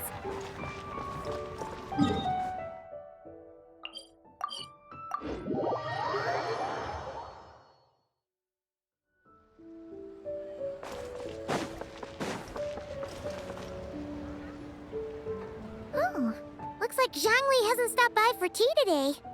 Hey, are you two looking for your friend? Try going up that way. Is Zhangli up that way? No, but that young lady who was dressed up as the White Horse Adeptus the other day is. She's your friend, right? I just saw her head toward Wanmin Restaurant. I was wondering why she was eating alone. But then you two showed up hot on her heels. Oh, what luck! We were just on our way to find her. But what's she doing at Wanmin Restaurant? I have no idea. I said hello, but she completely ignored me. She couldn't have forgotten who I am, right? I mean, we're kindred spirits, aren't we?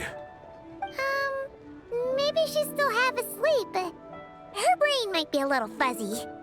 Oh, that makes sense. I was wondering why her eyes were so red. Her eyes were red? Oh, that doesn't sound good. You young people, staying up all night because you think you're invincible. Look at your friend. Missing out on sleep so she can pretend to be the White Horse Adeptus. That's where that leaves you, you know.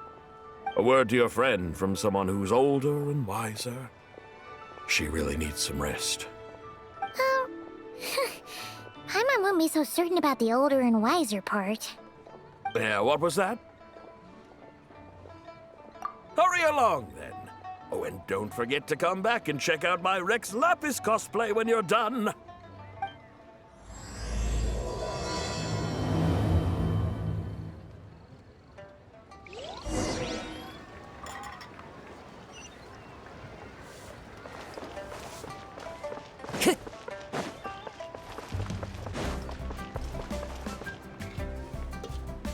Where's the proprietor? Come out and see me at once! Xiangling and Chef Mao aren't here right now. What can I help you with? And who might you be? My name is Shenhe. I work here at Wanmin Restaurant. Shenhe. Shenhe. Are you that crane adeptus who loves planting mint? It's been a few days. Have you improved your gardening skills? Did you manage to cover the slopes with mint? Mint? I don't know anything about mint. But I am familiar with Qingshen and glaze lilies. Ha! Already casting mint from your mind. How can a practitioner of self-cultivation be so fickle, chasing after every new plant that catches their eye? I'm not sure I get what you mean. Are you delirious from hunger? Would you like something to eat? Shenhe! White Horse Zibai! So this is where everyone is! Traveler, Paimon. It's been a long time. Happy Lanternlit. Is this customer a friend of yours? Don't mind her, Shenhe. She's just a little cranky because, she didn't sleep well last night and she's only just woken up. Look how red her eyes are. I see. In that case, Miss Zibai, I have a tonic here infused with Qingshen.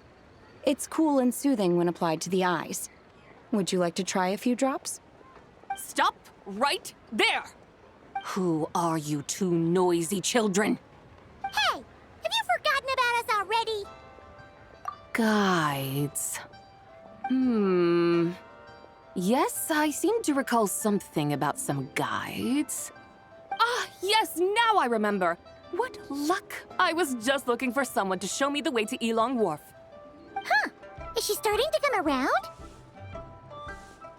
Someone requested my help in purchasing some tea leaves. I was informed they have discounted prices during the festival and that I shall get a good deal there.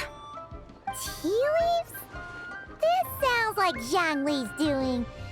He sure knows how to get people running errands for him. Your friend Rex Zhangli initially requested the most expensive tea, But then a young lady in a hexagram hat mentioned he'd burned through the Wangsheng funeral parlor's yearly expenses at an exhibition a few days ago. As such, he is only permitted to buy items that are discounted this month. Oh, that's his boss, Hu Tao. It's about time she realized the problem and put a stop to his spending sprees. Oh, I see. So that's why you're here. Unfortunately, Wanmin Restaurant doesn't sell tea leaves. If you're truly in need, I could gather some wild tea from the mountain slopes. You don't sell tea leaves? But I remember your boss, Miss Lu, saying that she owns tea fields. You really should get some rest. The person you're talking about isn't the boss of Wanmin Restaurant. She's just like you. She came here to eat. Is that so? Life really is full of surprises. What surprises? Your brain really is as gooey as a pack of slimes. I can't believe Zhongli entrusted you with going all the way to Yilong Wharf and buying tea. That would be excellent, my dutiful guides. Ah, yes, Miss Crane. I apologize profusely for my improper behavior just now. Please forgive me. I completely understand. Master often says that the human body is like a mechanism in need of regular maintenance. When a person cannot rest at night, they are sure to become irritable and on edge. Miss Crane, you appear reasoned and compassionate on the surface, yet I sense dark forces churning within your spiritual core. Those red ropes you wear are what bind them, am I correct? Oh, you can sense that? Indeed. I also sense that with your strength, you might try undoing one or two of those bonds when training. Untie Shenhe's ropes? Wouldn't that be risky? Though the use of red ropes to bind the soul is a wondrous technique, practitioners must eventually learn to break free from external aids and look within themselves for restraint. Master has told me similar things, but I am not ready yet. Your self-cultivation has progressed far enough. Then I will seek further guidance from my master. If you still have doubts, you can find me at the Baiju Guest House. I'll be taking up residence there for a while. For now, my dutiful guides, let us be off.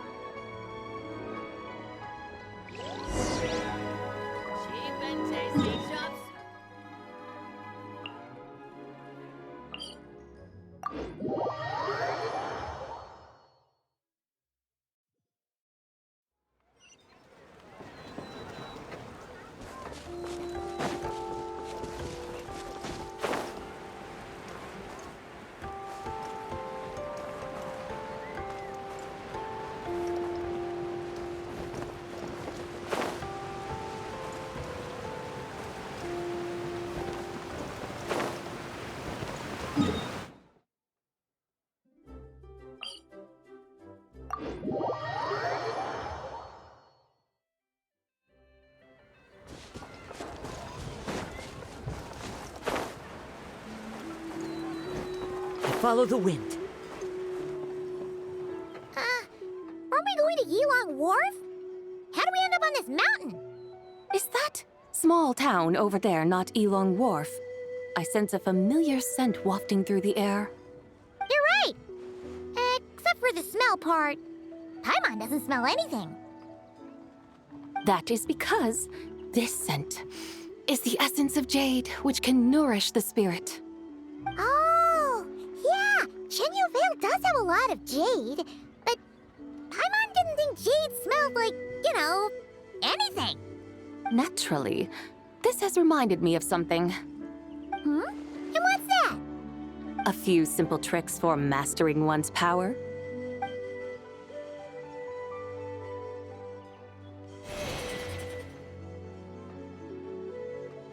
What is that thing? I'm sure you've been to Yilong Wharf many times before, but I wonder if you've done so while cruising through the air. You've been such dutiful, dedicated guides, so allow me to offer this fresh experience as recompense. Please step in.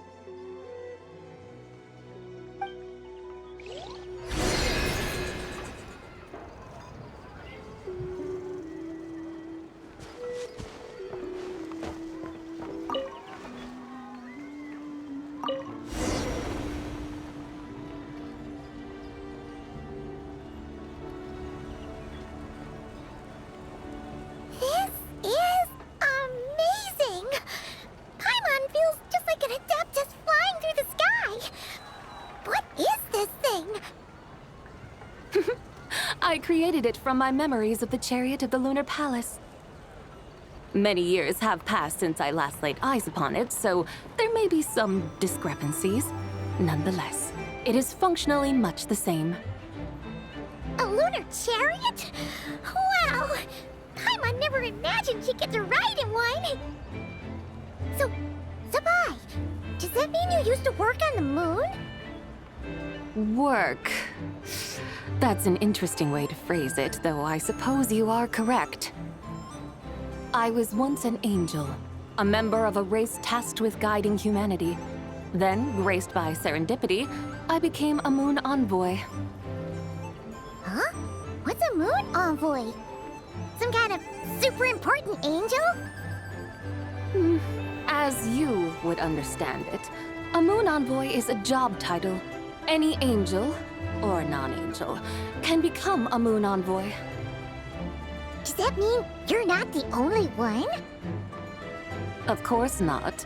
Though my memories are still hazy, I vaguely remember some of my colleagues. There was one who liked to take on the form of an ibis. An ibis? Could it be... Can all moon envoys turn into animals? Does it mean Lauma could take that job?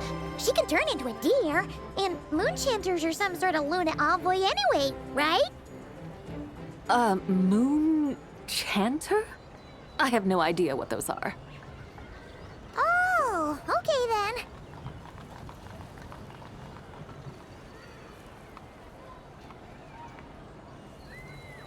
Look! Paimon thinks she saw a tea vendor over there! Very well. Let's take a look.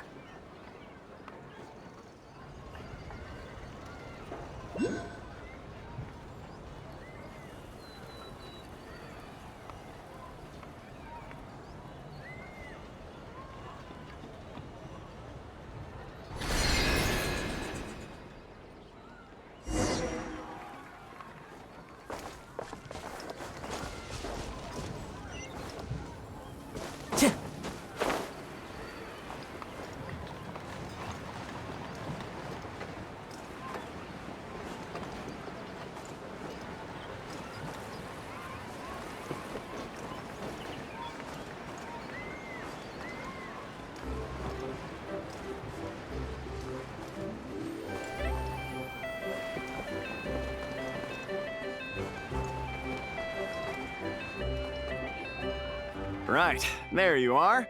All your Shao Lantern parts crafted to order and every piece individually waterproofed.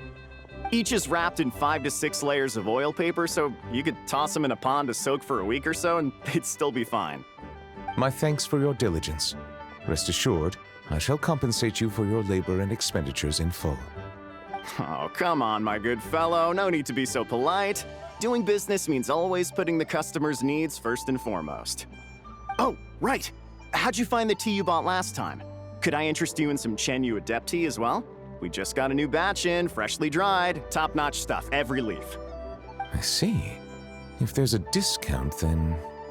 Hold it right there, Nerlette. You can't go buying stuff just because they say there's a discount. Traveler? Paimon? Now this is a coincidence. I had just been wondering if you had come to Liyue Harbor for the festival. I wish you a happy lantern ride. Hey, were you buying Shao Lantern parts just now? And you even had him waterproof them. So, does that mean... Yes, I intend to give these to the Melazines. They have never seen such lanterns before, and I'm sure they'll enjoy them. I would still like to buy a few more to hang outside the Palais Mermonia. However, doing so would create a dilemma. Would it not be unfair that the Palais Mermonia is the only place with Shao lanterns? Perhaps I should return and have the gestionnaire make a bulk purchase, so Shao lanterns can be hung over the entire Court of Fontaine and Fortress of Meripede. If you let the gestionnaires handle it, we'll be lucky to hang up any lanterns they buy before next year's lantern rite rolls around. Also, point of caution, Your Honor. It might not be the best idea to hang them in Meripede. They won't fly high within our walls, and I doubt many of the wishes the inmates will write will have a chance of coming true. They're unlikely to wish for anything in the public interest anyway. Let's try and keep the lantern's reputation clean. Yeah? And as for the good wishes worth making, I've already sent them soaring on the inmates' behalf. All right. Happy Lantern Rite, everyone. Don't mind if I address you as a group. It's the thought that counts anyway.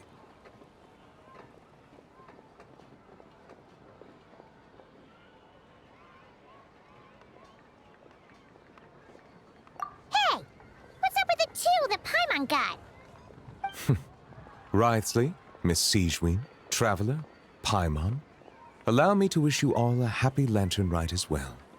This festival is wonderful indeed, to have brought us all together. Whoa, now this really feels like a party. Shame I didn't buy any of those fortune coin packets. Otherwise, Liyue Custom would have obliged us to hand one each to the Traveler and Paimon. Fine by me. Let's go grab something good later. I'm sure Paimon can lead the way. Really? Then Paimon's gonna go all out on the menu! Won't you please join us as well, Monsieur Nervilet? Of course. I'm more than willing. Hey, I just noticed. That's a sharp new outfit you've got there. Goes perfectly with the holiday cheer, and that relaxed expression you're wearing. Monsieur Nervilet, looking at the weave and the ornamentation, if I'm not mistaken, this is Melusine handiwork. Huh? You can tell? Yep. Looking at the design, I'd say it's one of Flo's creations. Lome probably contributed a lot too. Anyway, it's dashing and elegant, and suits Monsieur Nervilet well. Indeed. This is a most precious gift the Melusines have given me. So you're planning to give them Shao lanterns as a thank you? Yes. It is only polite to do so.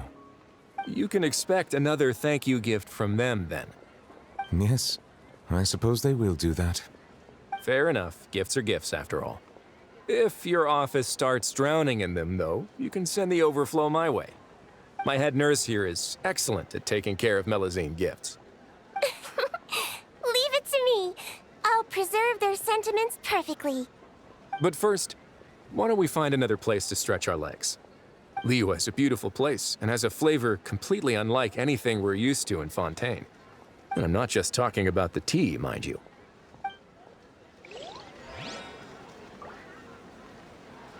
Hello, dear guests. Is there any work that you need done? Only with solid practical training can you unleash real punches. Welcome, please have a look around. We only sell teas of the finest quality sourced directly from Chaoying Village. Right now we're offering a special discount for Lantern Rite. Look over there! Discounted tea!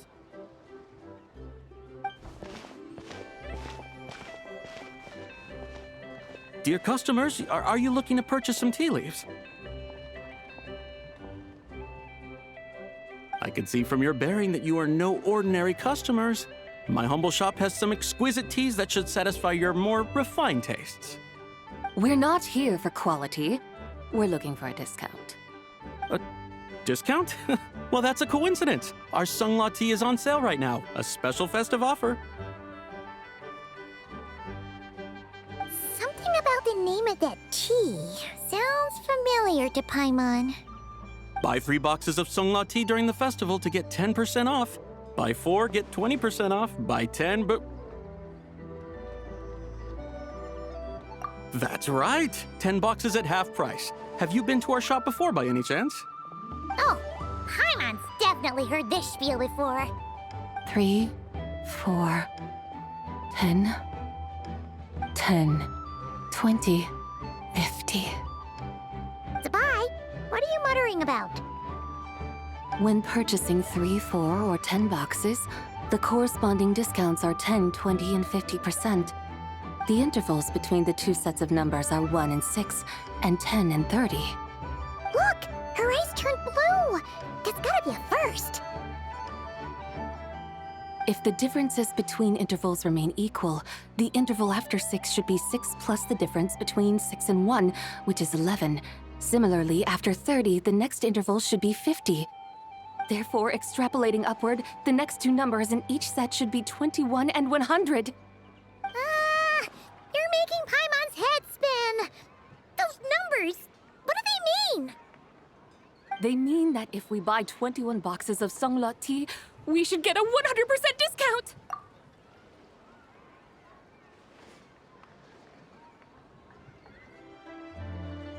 100% discount? You mean we'll get them for free? Oh, there was a pattern to the discounts. Is that right? The pattern we speak of is mathematics, little one. A pattern that is always right. That's amazing! You're a shopping genius, Zibai. Oh, wait. Something feels off here. I had no idea our shop's discounts were tied to the laws of nature. I've learned so much from you, dear customer. No need to thank me. Now, please give us our 21 boxes of free tea. Wait!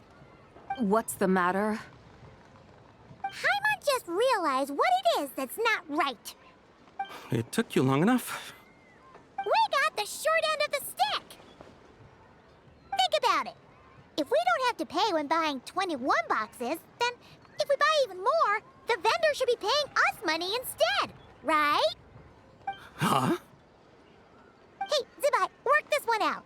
If we buy 100 boxes, we'd make loads of money, wouldn't we? It stands to reason.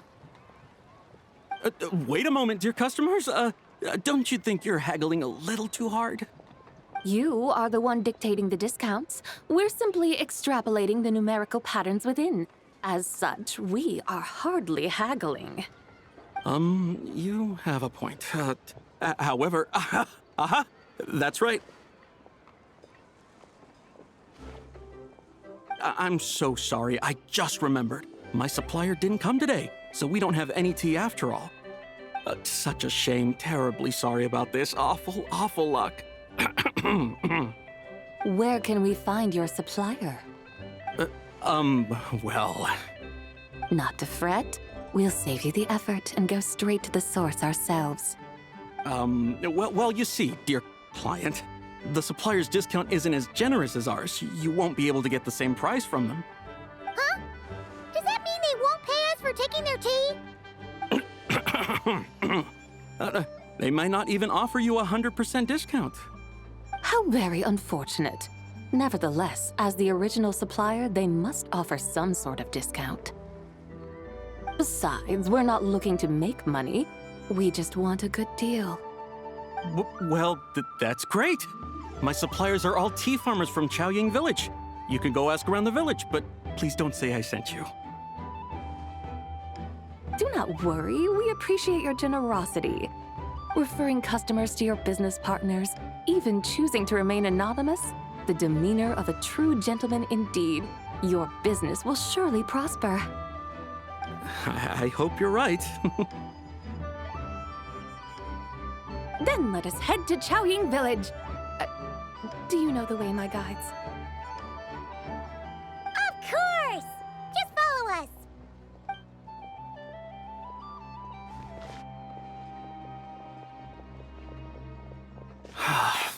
What otherworldly beings were those?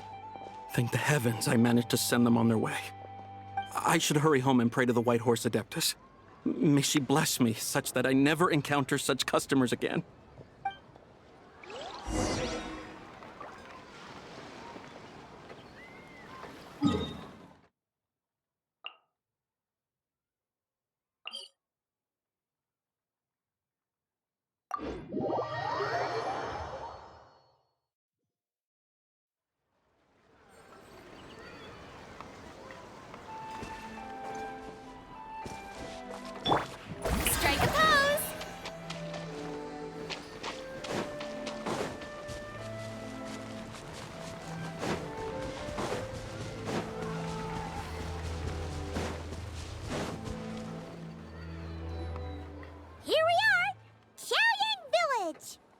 The mountains and waters are pristine.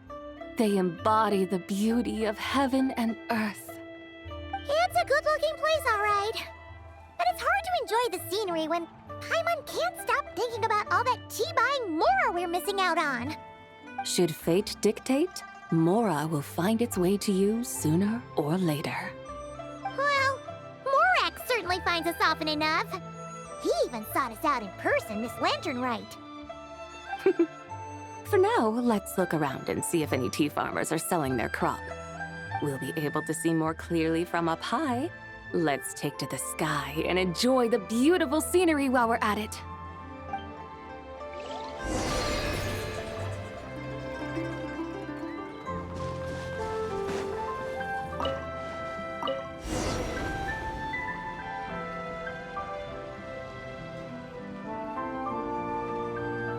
Wow!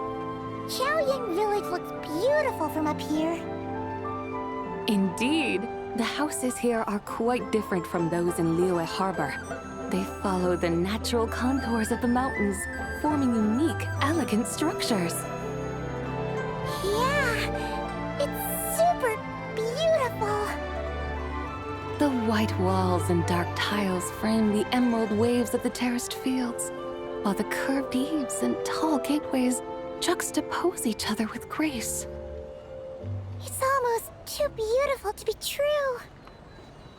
The crowing of roosters and barking of dogs, the calls of farmers working the fields, a vibrant pastoral chorus overflowing with earthly vitality.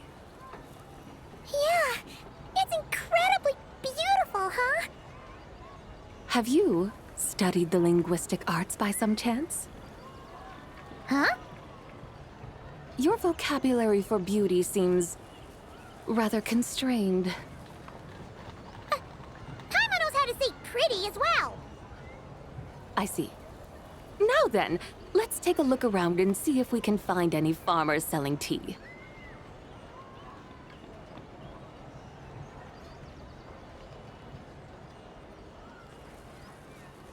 Look! There's someone in that tea field! And they look kind of familiar. Wait, is that Lu Xiangxiang? And who is that? Oh, you'll remember her once you see her up close.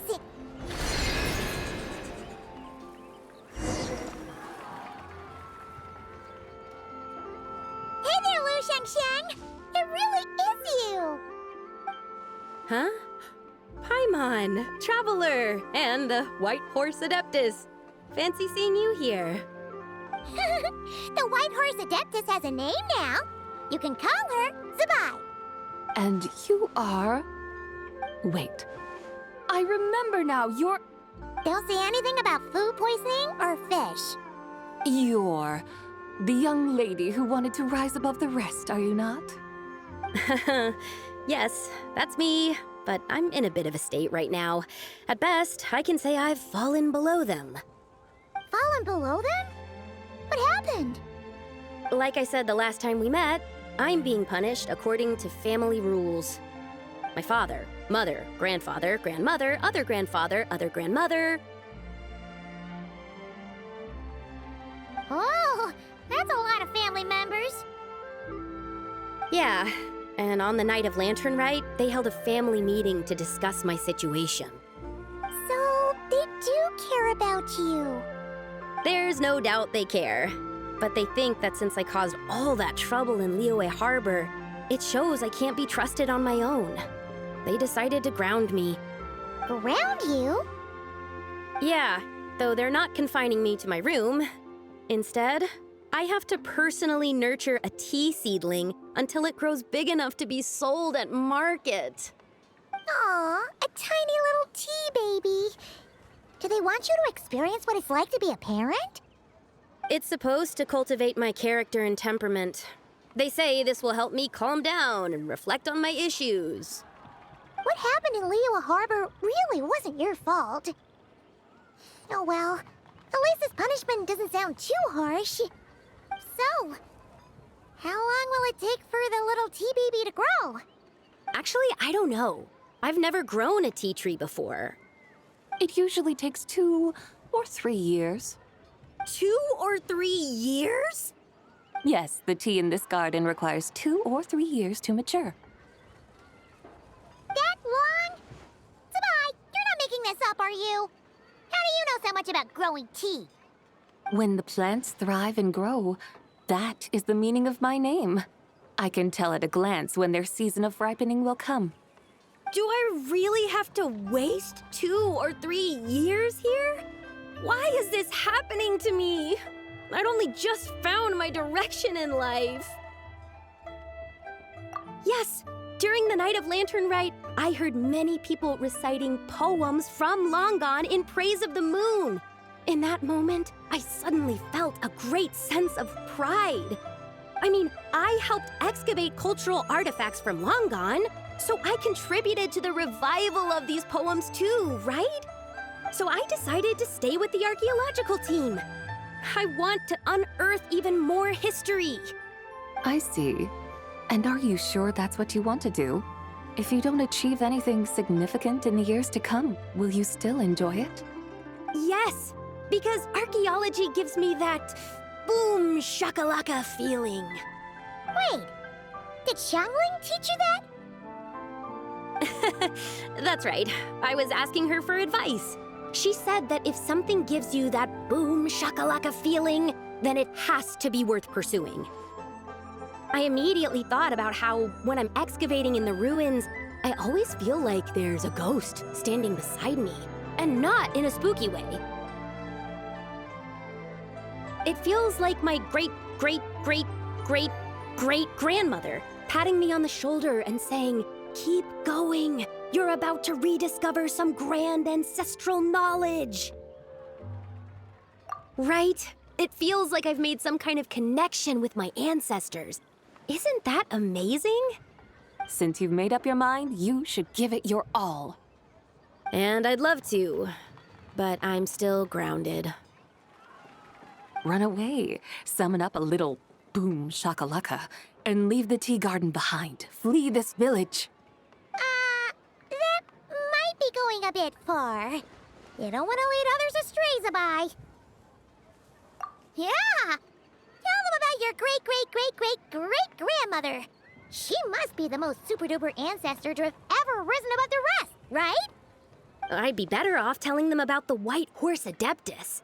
After all, she's the supreme riser above the rest who saved my great-great-great-great-great-grandmother. Then it's settled. Tell your family that your decision has my blessing. Thank you, Zibai, but I don't think cosplay is going to work on them. They won't listen. They don't need to listen. You need only follow the rules they've set out for you. What do you mean? As I'm sure you know, some ancient texts refer to the White Horse Adeptus as the Daughter of Time. My family history contains such records, but what of it? If the White Horse Adeptus were to manipulate time to make your tea seedling grow overnight, then you'd be free, correct? Is that how it works? If the White Horse Adeptus were to really get involved, my grandfather would let me leave right away, but who really believes that she'd show up and help? It's not as if you have any other options. Why not try calling out for help? It won't cost you any more.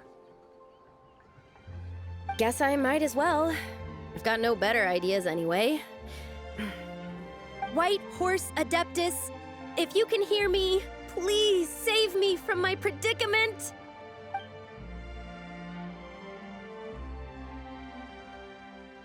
Ugh. Nothing happened, as expected. Perhaps the White Horse Adeptus has already heard your prayer. Why not come back here tomorrow and take a look? By then, the seedling you planted may well have grown into a thriving tea tree. Thank you, Zibai, for trying to comfort me. I do feel better now, kinda. But can't you really do something like that? Oh, it's getting late. Why don't you all stay at my house tonight? My family may be strict with me, but they're always welcoming to guests. That sounds great! let's get some sleep and then come back here tomorrow to see if our tea baby has grown.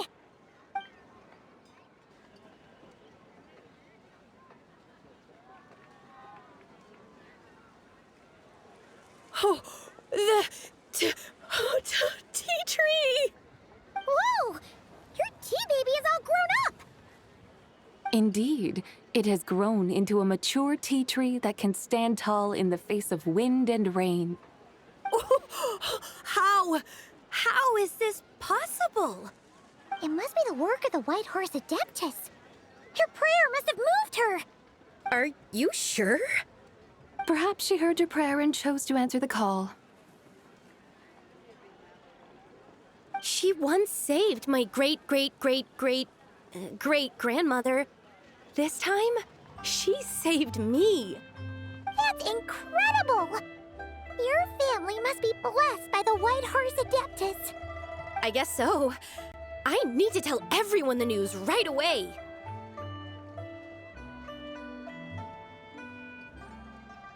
They'd better.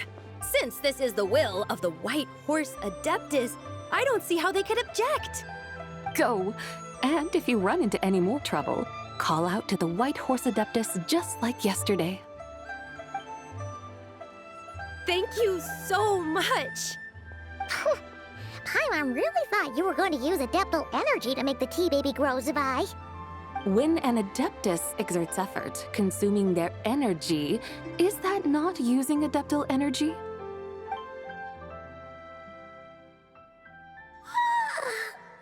All right. What are we doing out here in the middle of the night? We're here to help Lu Xiangxiang fulfill her wish, of course. Can you really make the tea baby grow? It won't be easy, but there are ways.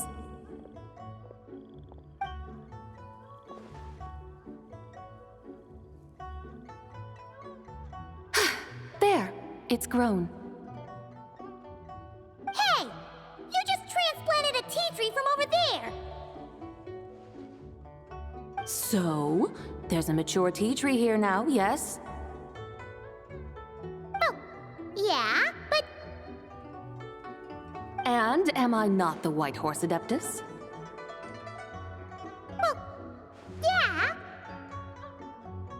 Is this tea tree then not a manifestation of the White Horse Adeptus's will? You're not wrong. Then again, there's something not quite right about this. Maybe this will become another mystical Adepti tale recorded in their family history. That would be marvelous. Paimon thinks so too. Hey, Traveler! Zibai seems to be doing much better now, don't you think? Oh! Paimon bets that's why Zhongli chose to send her on this errand. That's a great idea! We've already shown her Liyue Harbor, Yulong Wharf, and Xiaoying Village. How about we head to Qingce Village next? Qingce. That name sounds familiar. The scenery there is really beautiful. Pretty, too. It's the perfect sightseeing spot. How about we show you around? I must say, I have been mightily impressed by the mountains and waters of Liyue. Please lead the way, my dutiful guides. All right, let's go!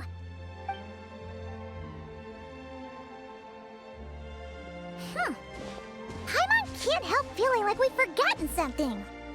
Pay it no mind. I've already forgotten more than you will ever know. All right. If we forgot something, it can't have been that important to begin with. Qingce Village, here we come!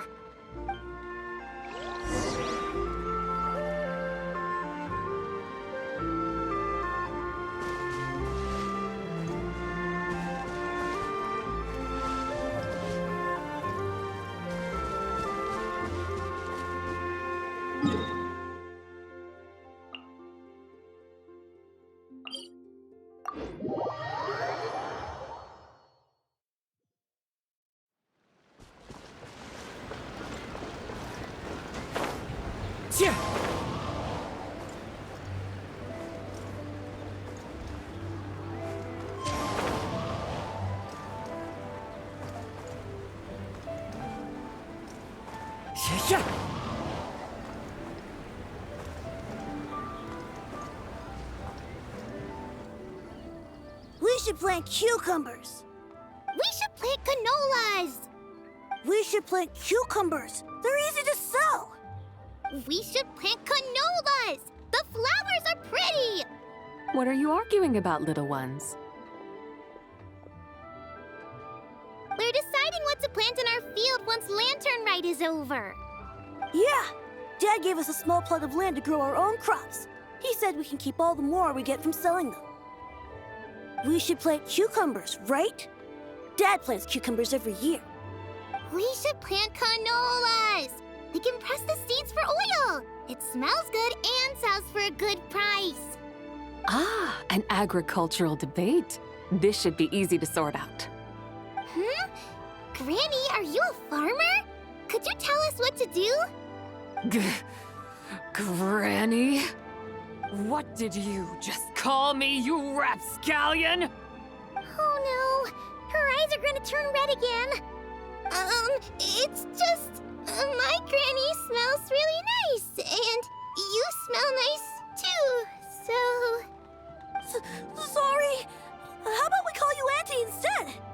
Auntie? Oh, all right. Big Sis Zibai, can you help us decide whether we should grow cucumbers or canolas in our field?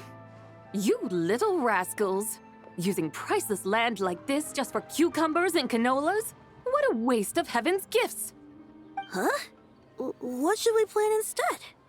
With the coming of spring, when all things awaken, the field should be sown with the 5 grains. What are those? The 5 grains are life's staples, the heart of the people's table. I notice the people here mostly eat rice, so that is where you should begin. Based on the local climate and soil, seedlings planted in mid to late spring should produce mature grain within 2 or 3 months. When autumn comes, you can plant a second crop, with time still to harvest it before the first frost. The rice you harvest can be sold at market or kept in your stores. It's a far better choice than cucumbers or canolas. Oh, but Big Sister Zibai, I like canolas. That's no issue. It is unsuitable for continuous cropping in any case. You can rotate it with rice to maximize your yields. After the second rice harvest, around wintertime will be the perfect opportunity to sow their seeds. And when they mature in mid to late spring, you shall be just in time to sow the first rice crop of the year in turn. This way, your field will sustain balance, rice and canola in a harmonious cycle. Wow, that means we'll have crops to harvest all year round. Wait a minute! If rice and canola take up the whole year, what about my cucumbers? A firefly dares rival the brilliance of the moon? In what twisted universe should cucumbers vie for land with rice? Big Sis Zibai, you're going to hurt Lil Bee's feelings. Auntie hates cucumbers.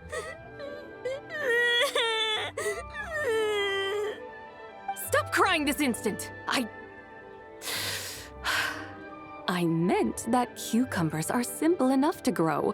There's no need to devote a whole field to them. Just find an empty corner of your yard, scatter some cucumber seeds in the earth, and before you know it, you'll have a thriving patch of vines. Cucumbers delight in sunlight and moisture, but they suffer in cold weather. If you wish to plant them this early in the year, you should make sure they're protected from frost. Wow. Is it really that simple?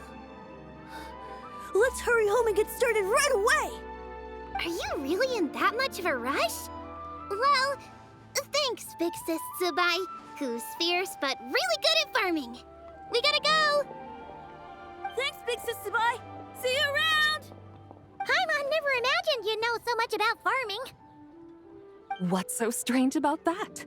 The people of Long Gone called me the god of soil and grain. Are the fields not made of soil? Is rice not one of the 5 grains? Huh. That's true. So, if the god of soil and grain is a farming god, that means the White Horse Adeptus must be a farming adeptus, right? Of course, the god of farming is down to earth. Mind your tongue, impertinent child. How dare you diminish the lofty bearing of an adeptus? Hey! You're the one who said the god of soil and grain is all about farming. Enough! It's time for us to take to the skies once more. Join me now. Witness the majesty of mountain, water, and field, and broaden your horizons.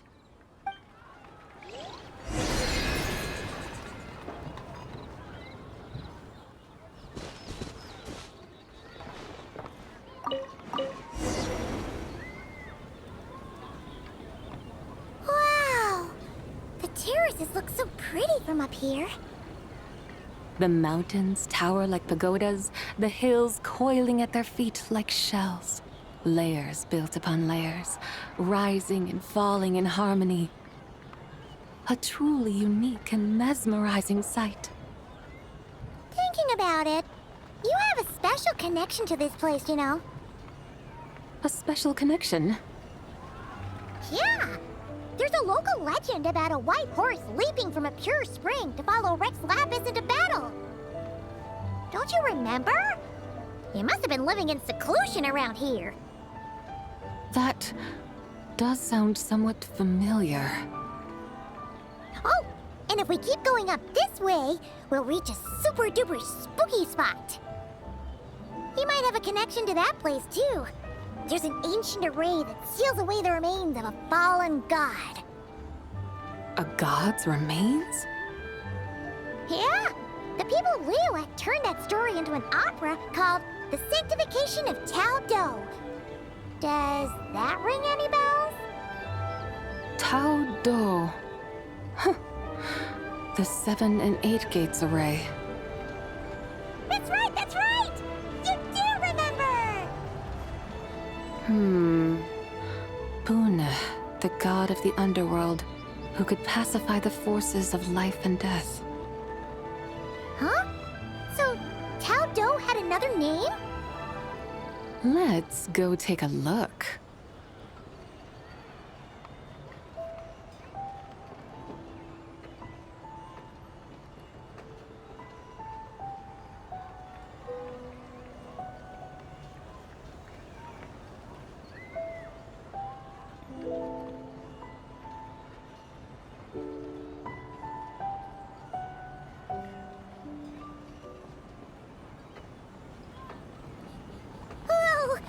We've arrived at Wulwang Hill.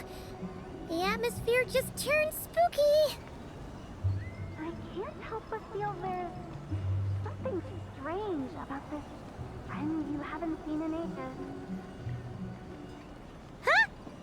Paimon thought she heard someone's voice. Let's head down and check it out.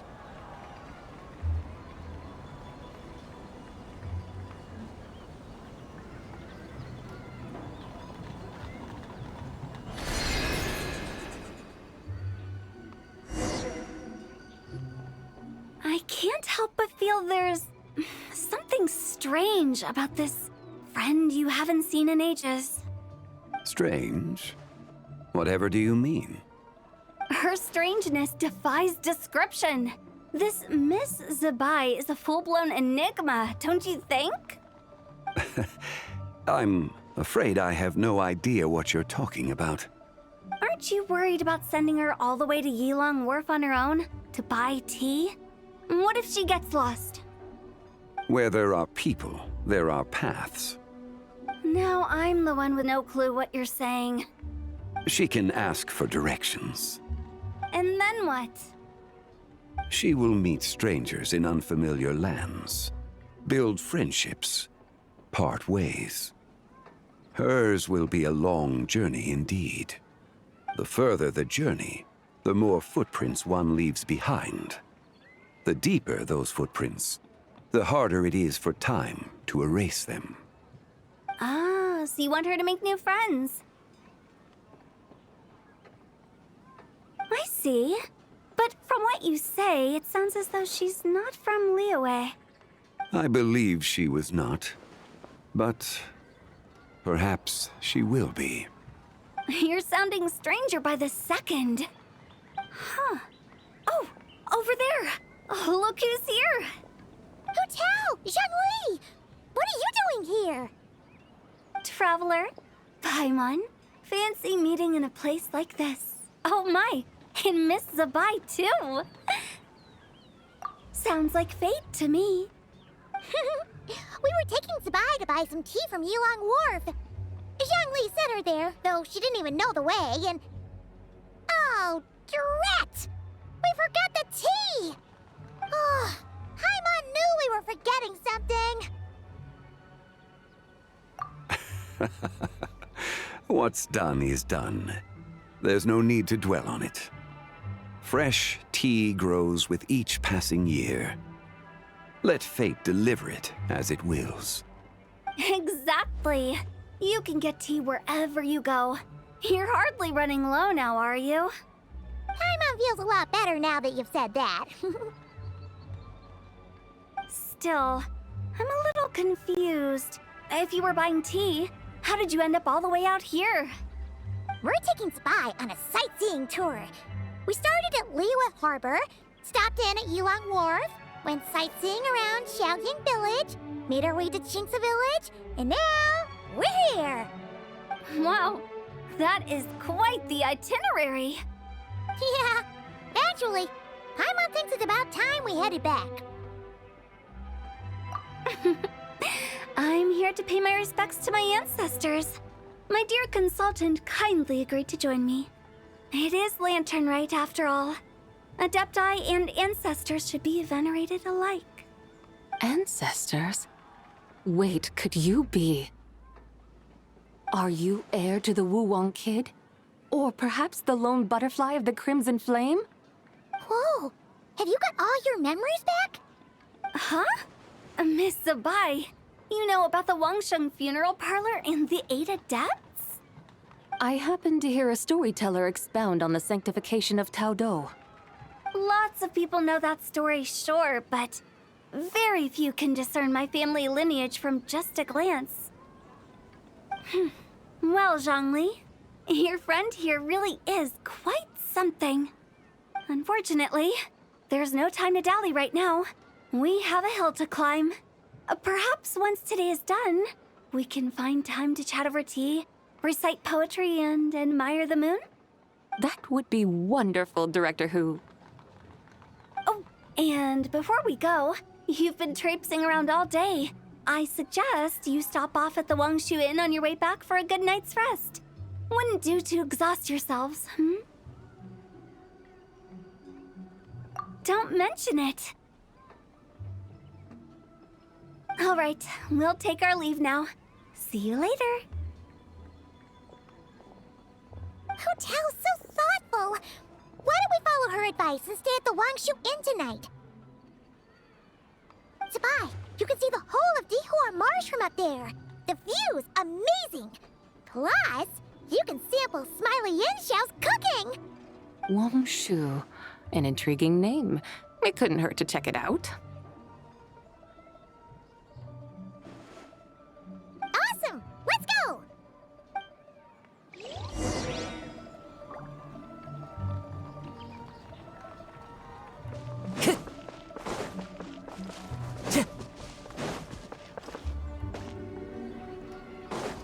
Time to go.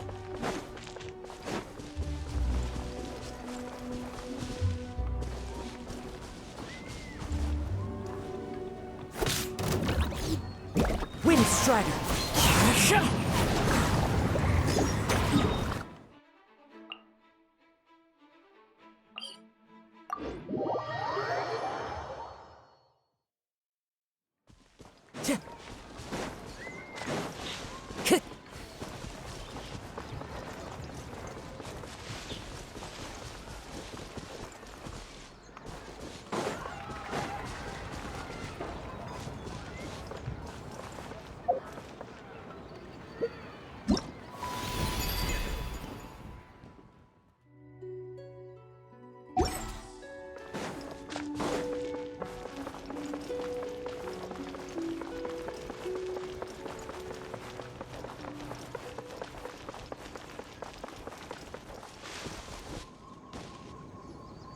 Is that towering structure Wangshu Inn? Sure is. We can take the lift up from over there. Always walking the path long trodden. Does retracing others' footsteps not tire you? Come on, get in.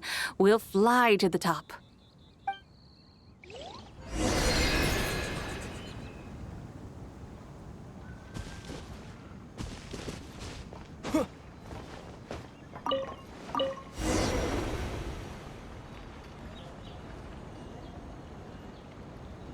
Are we really going to fly up to Wangshu Inn? Isn't that a bit showy? All the guests are going to see us. Is that a bad thing? To be able to witness an Adeptus. This will surely add to the inn's appeal, not to mention the room prices. The owner will thank us. You seem to really like showing off your powers. This inn's architecture is incredible, and the surrounding countryside radiates a picturesque charm. No wonder the new proprietor of the Baiju guest house thinks he can't compete and has decided to change his own establishment's name. The new proprietor? Ah, you mean Lu Shengsheng's dad. So you know about that, too. Personally, Paimon thinks it should go with something like Rex's Rest. That's a contender's name if Paimon's ever heard one. A fitting name indeed. So you think the guest house should change its name, too? Paimon kind of thought you'd say something like, such sacrosanct traditions must never change. Time flows ever onward. Why should the rules of yesterday be carried forward into the world of tomorrow? The people of today should determine what is to be kept. Huh. You're not as old-fashioned and stuffy as Paimon thought. The years ebb and flow, seas recede to reveal fields. In the vastness of time, I am but a wild horse in a boundless sea of dust. Even Rex Lapis, having waded through the waters of the river of time, is not quite the same as before. Zhongli? What was he like before? That is another story for another time.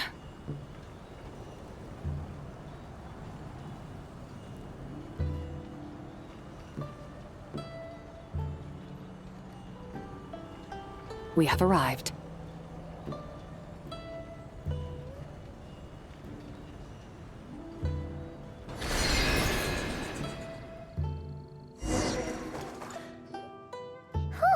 This is the first time Paimon's ever flown up to Wangshu Inn on a chariot. Everything's so different when you're up high. Wangshu. Like moon lanterns and shao lanterns. Might it all be a coincidence? What's a coincidence? Do you not know what Wangshu means? Wangshu can refer to the moon, but its original meaning is actually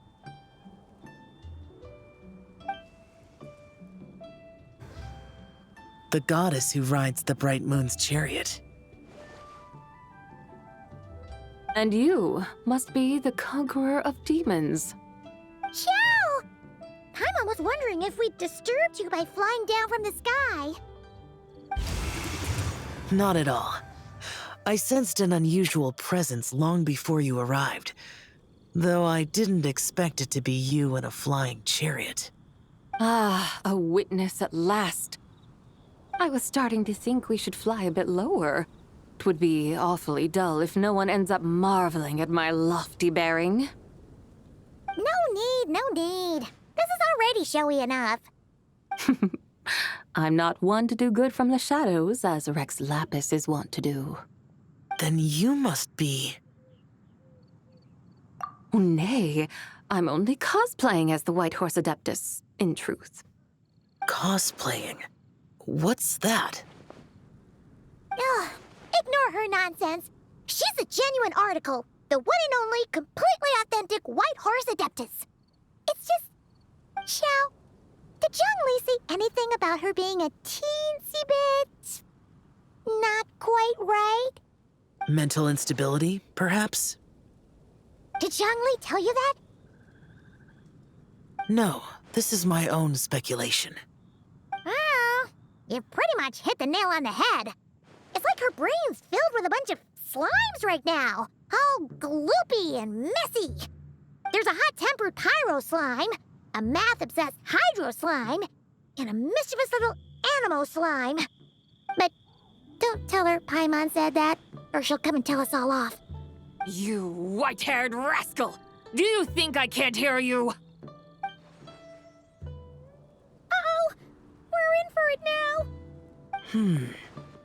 White Horse Adeptus. You must be weary from your journey. Why not take a rest? Oh, yes! You must be hungry, right, Zibai? How about we get some food? The chef here is incredible!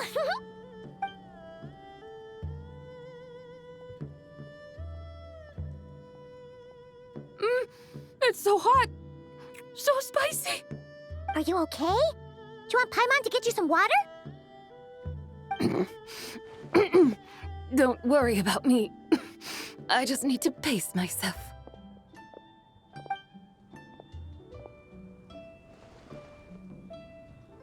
So, regarding your friend and her condition, does even the Lord of Geo have no solution? Zhangli said we should wait and she'll get better on her own. But who knows how long that's gonna take. Is that why her personalities change so easily? Paimon thinks that has something to do with her 3 deadly selves. Zhangli told us that the deadly selves are impure, affecting living things that get too close. The White Horse Adeptus's remnant spirit was attached to the deadly selves for a long time. It makes sense that her temperament and memories would have been influenced by them. But Paimon still doesn't really understand what the 3 deadly selves actually are. Paimon, as you do not practice self-cultivation, I cannot help you fully understand. But you can think of them simply as emotions and desires. The act of severing the 3 deadly selves is a means of exercising wicked desires and cultivating one's true self. I believe other nations have similar practices. In Sumeru, it is known as shattering Atmagraha. Oh, so it's about emotions, desires, and attachments, that sort of thing. It includes those. I wonder, does she still remember what happened in the past? Some of it, but right now, it's like she was suddenly awakened. Like she's still half dreaming. The half that's still dreaming might remember things, but the half that's awake doesn't quite get it. Conqueror of demons, are you looking to learn about Rex Lapis's past from me? You are an old friend of his, so please, call me by my name. But Conqueror of Demons sounds so much more imposing. In days of yore, he was the Lord of Geo, Heaven's Star. Huh? You said the same thing the day you came back. But what does it mean? I'm afraid I can't remember. Hey, did you really forget? Or are you just pretending so you don't have to tell? Why not ask Rex Lapis himself? Whether I've forgotten might be up for debate, but I am certain he remembers. He must have his reasons for not raising the past, and you likely have similar concerns. I shouldn't have asked. An answer that suits your style, General Elatis. Now that we're on the subject, though, I suddenly remembered something. Which is? In the distant past, there was a feast, which I attended. I faintly recall the Lord of Geo also being present that day. Oh, and then? What happened? Among the dishes served, there was one that could be found in every household throughout Langan at the start of spring, a dish called Flavor of Spring. I suddenly remembered the recipe for this dish. Is that it? Yes! Since it's Lanternlit here in Liyue, why don't I make some for you to try? That sounds good.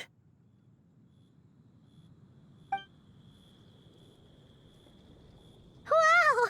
It might not have been the story Paimon was hoping for, but this looks delicious! The spring breeze stirs. Now is the perfect time to savor this dish. My dutiful guides have gone to great trouble to show me around Liyue, and even the conqueror of demons has graced us with his presence. I feel deeply honored. This flavor of spring is my way of expressing my gratitude.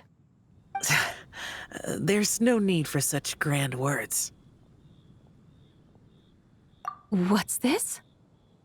Hey! It's that broken jade token from the antiques exhibition! Indeed. This was once an Adeptal treasure of mine. I'm amazed it ended up in your hands. Alas, it serves little purpose now in its fractured state. Please, keep it as a memento. Oh, that's a shame. Can't we fix it? This is the way of the world. Once jade is broken, it can never be made whole. Then, what about forging a new one? That is a good point. That it has ended up in your hands must be a message from fate. I could try to craft it into a little trinket for you. One that might prove useful on your journey. Ooh, what sort of trinket? It's just a passing thought, one that will require the right opportunity. I'll think about it more when the time comes. Now that we've had our fill, we should get some rest. Tomorrow we return to Liyue Harbor, where I'll have need of your guidance once more.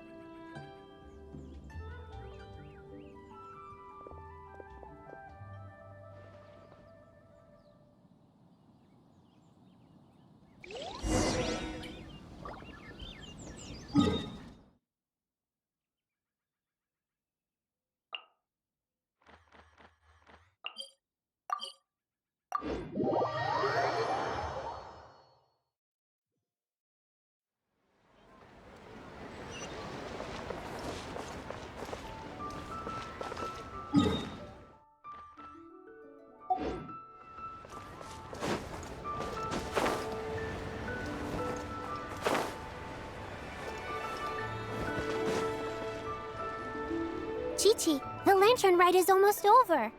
Do you remember how to make a Shao lantern? Morning, split bamboo, traveler.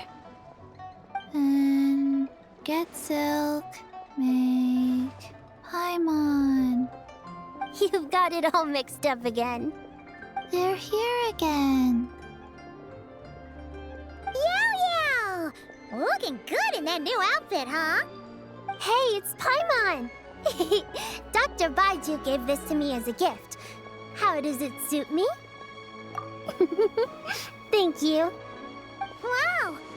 What happened for Baiju to suddenly give you a brand new outfit, Yao Yao? Dr. Baiju is thanking Yao Yao for teaching me to make Shao lanterns.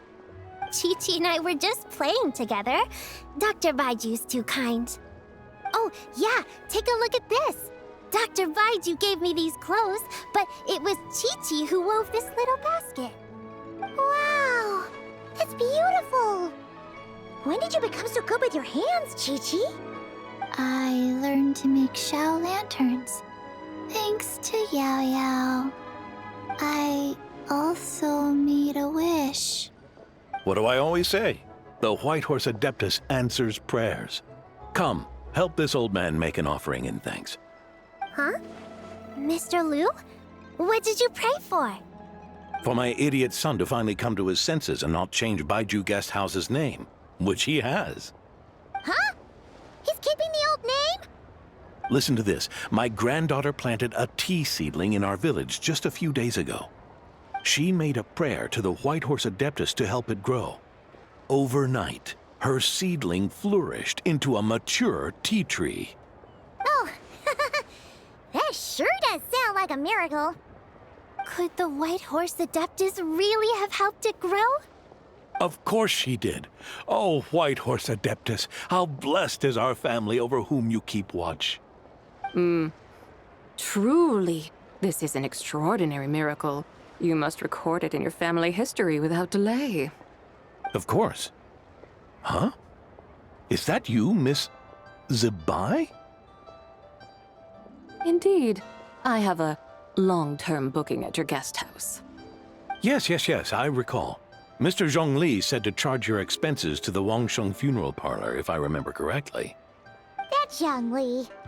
Always making trouble for poor Hu Tao. I noticed when you were here last that you bear a striking resemblance to the pictures of the Whitehorse Adeptus in my family history. You both have golden eyes. Perhaps fate has had a hand in our meeting. And a glad meeting it is, Miss Zibai. Now, why don't I gift you some tea from my garden to celebrate this encounter? We grow Sunglaw tea there, and it has quite the reputation throughout Yilong Wharf. I hope you will accept it. Oh! Sunglaw, buy 10 boxes, get half off teas. Back on the menu. Buy 10 boxes, get half off? Don't be silly. This is a gift. It's free. Woohoo! Nice! Thank you so much, Boss Lou. There's no need to thank me. You're a visitor from out of town, which makes you an honored guest. Make yourself at home. Lantern Rite may have ended, but the streets are still bustling with activity. Make sure to take everything in, meet some new friends, and enjoy your time here. And that goes for you kids as well. Happy Lantern Rite. Got it, Mr. Liu. Happy... Lantern Rite. Yeah! Happy Lantern Rite, everyone! Happy Lantern Rite indeed.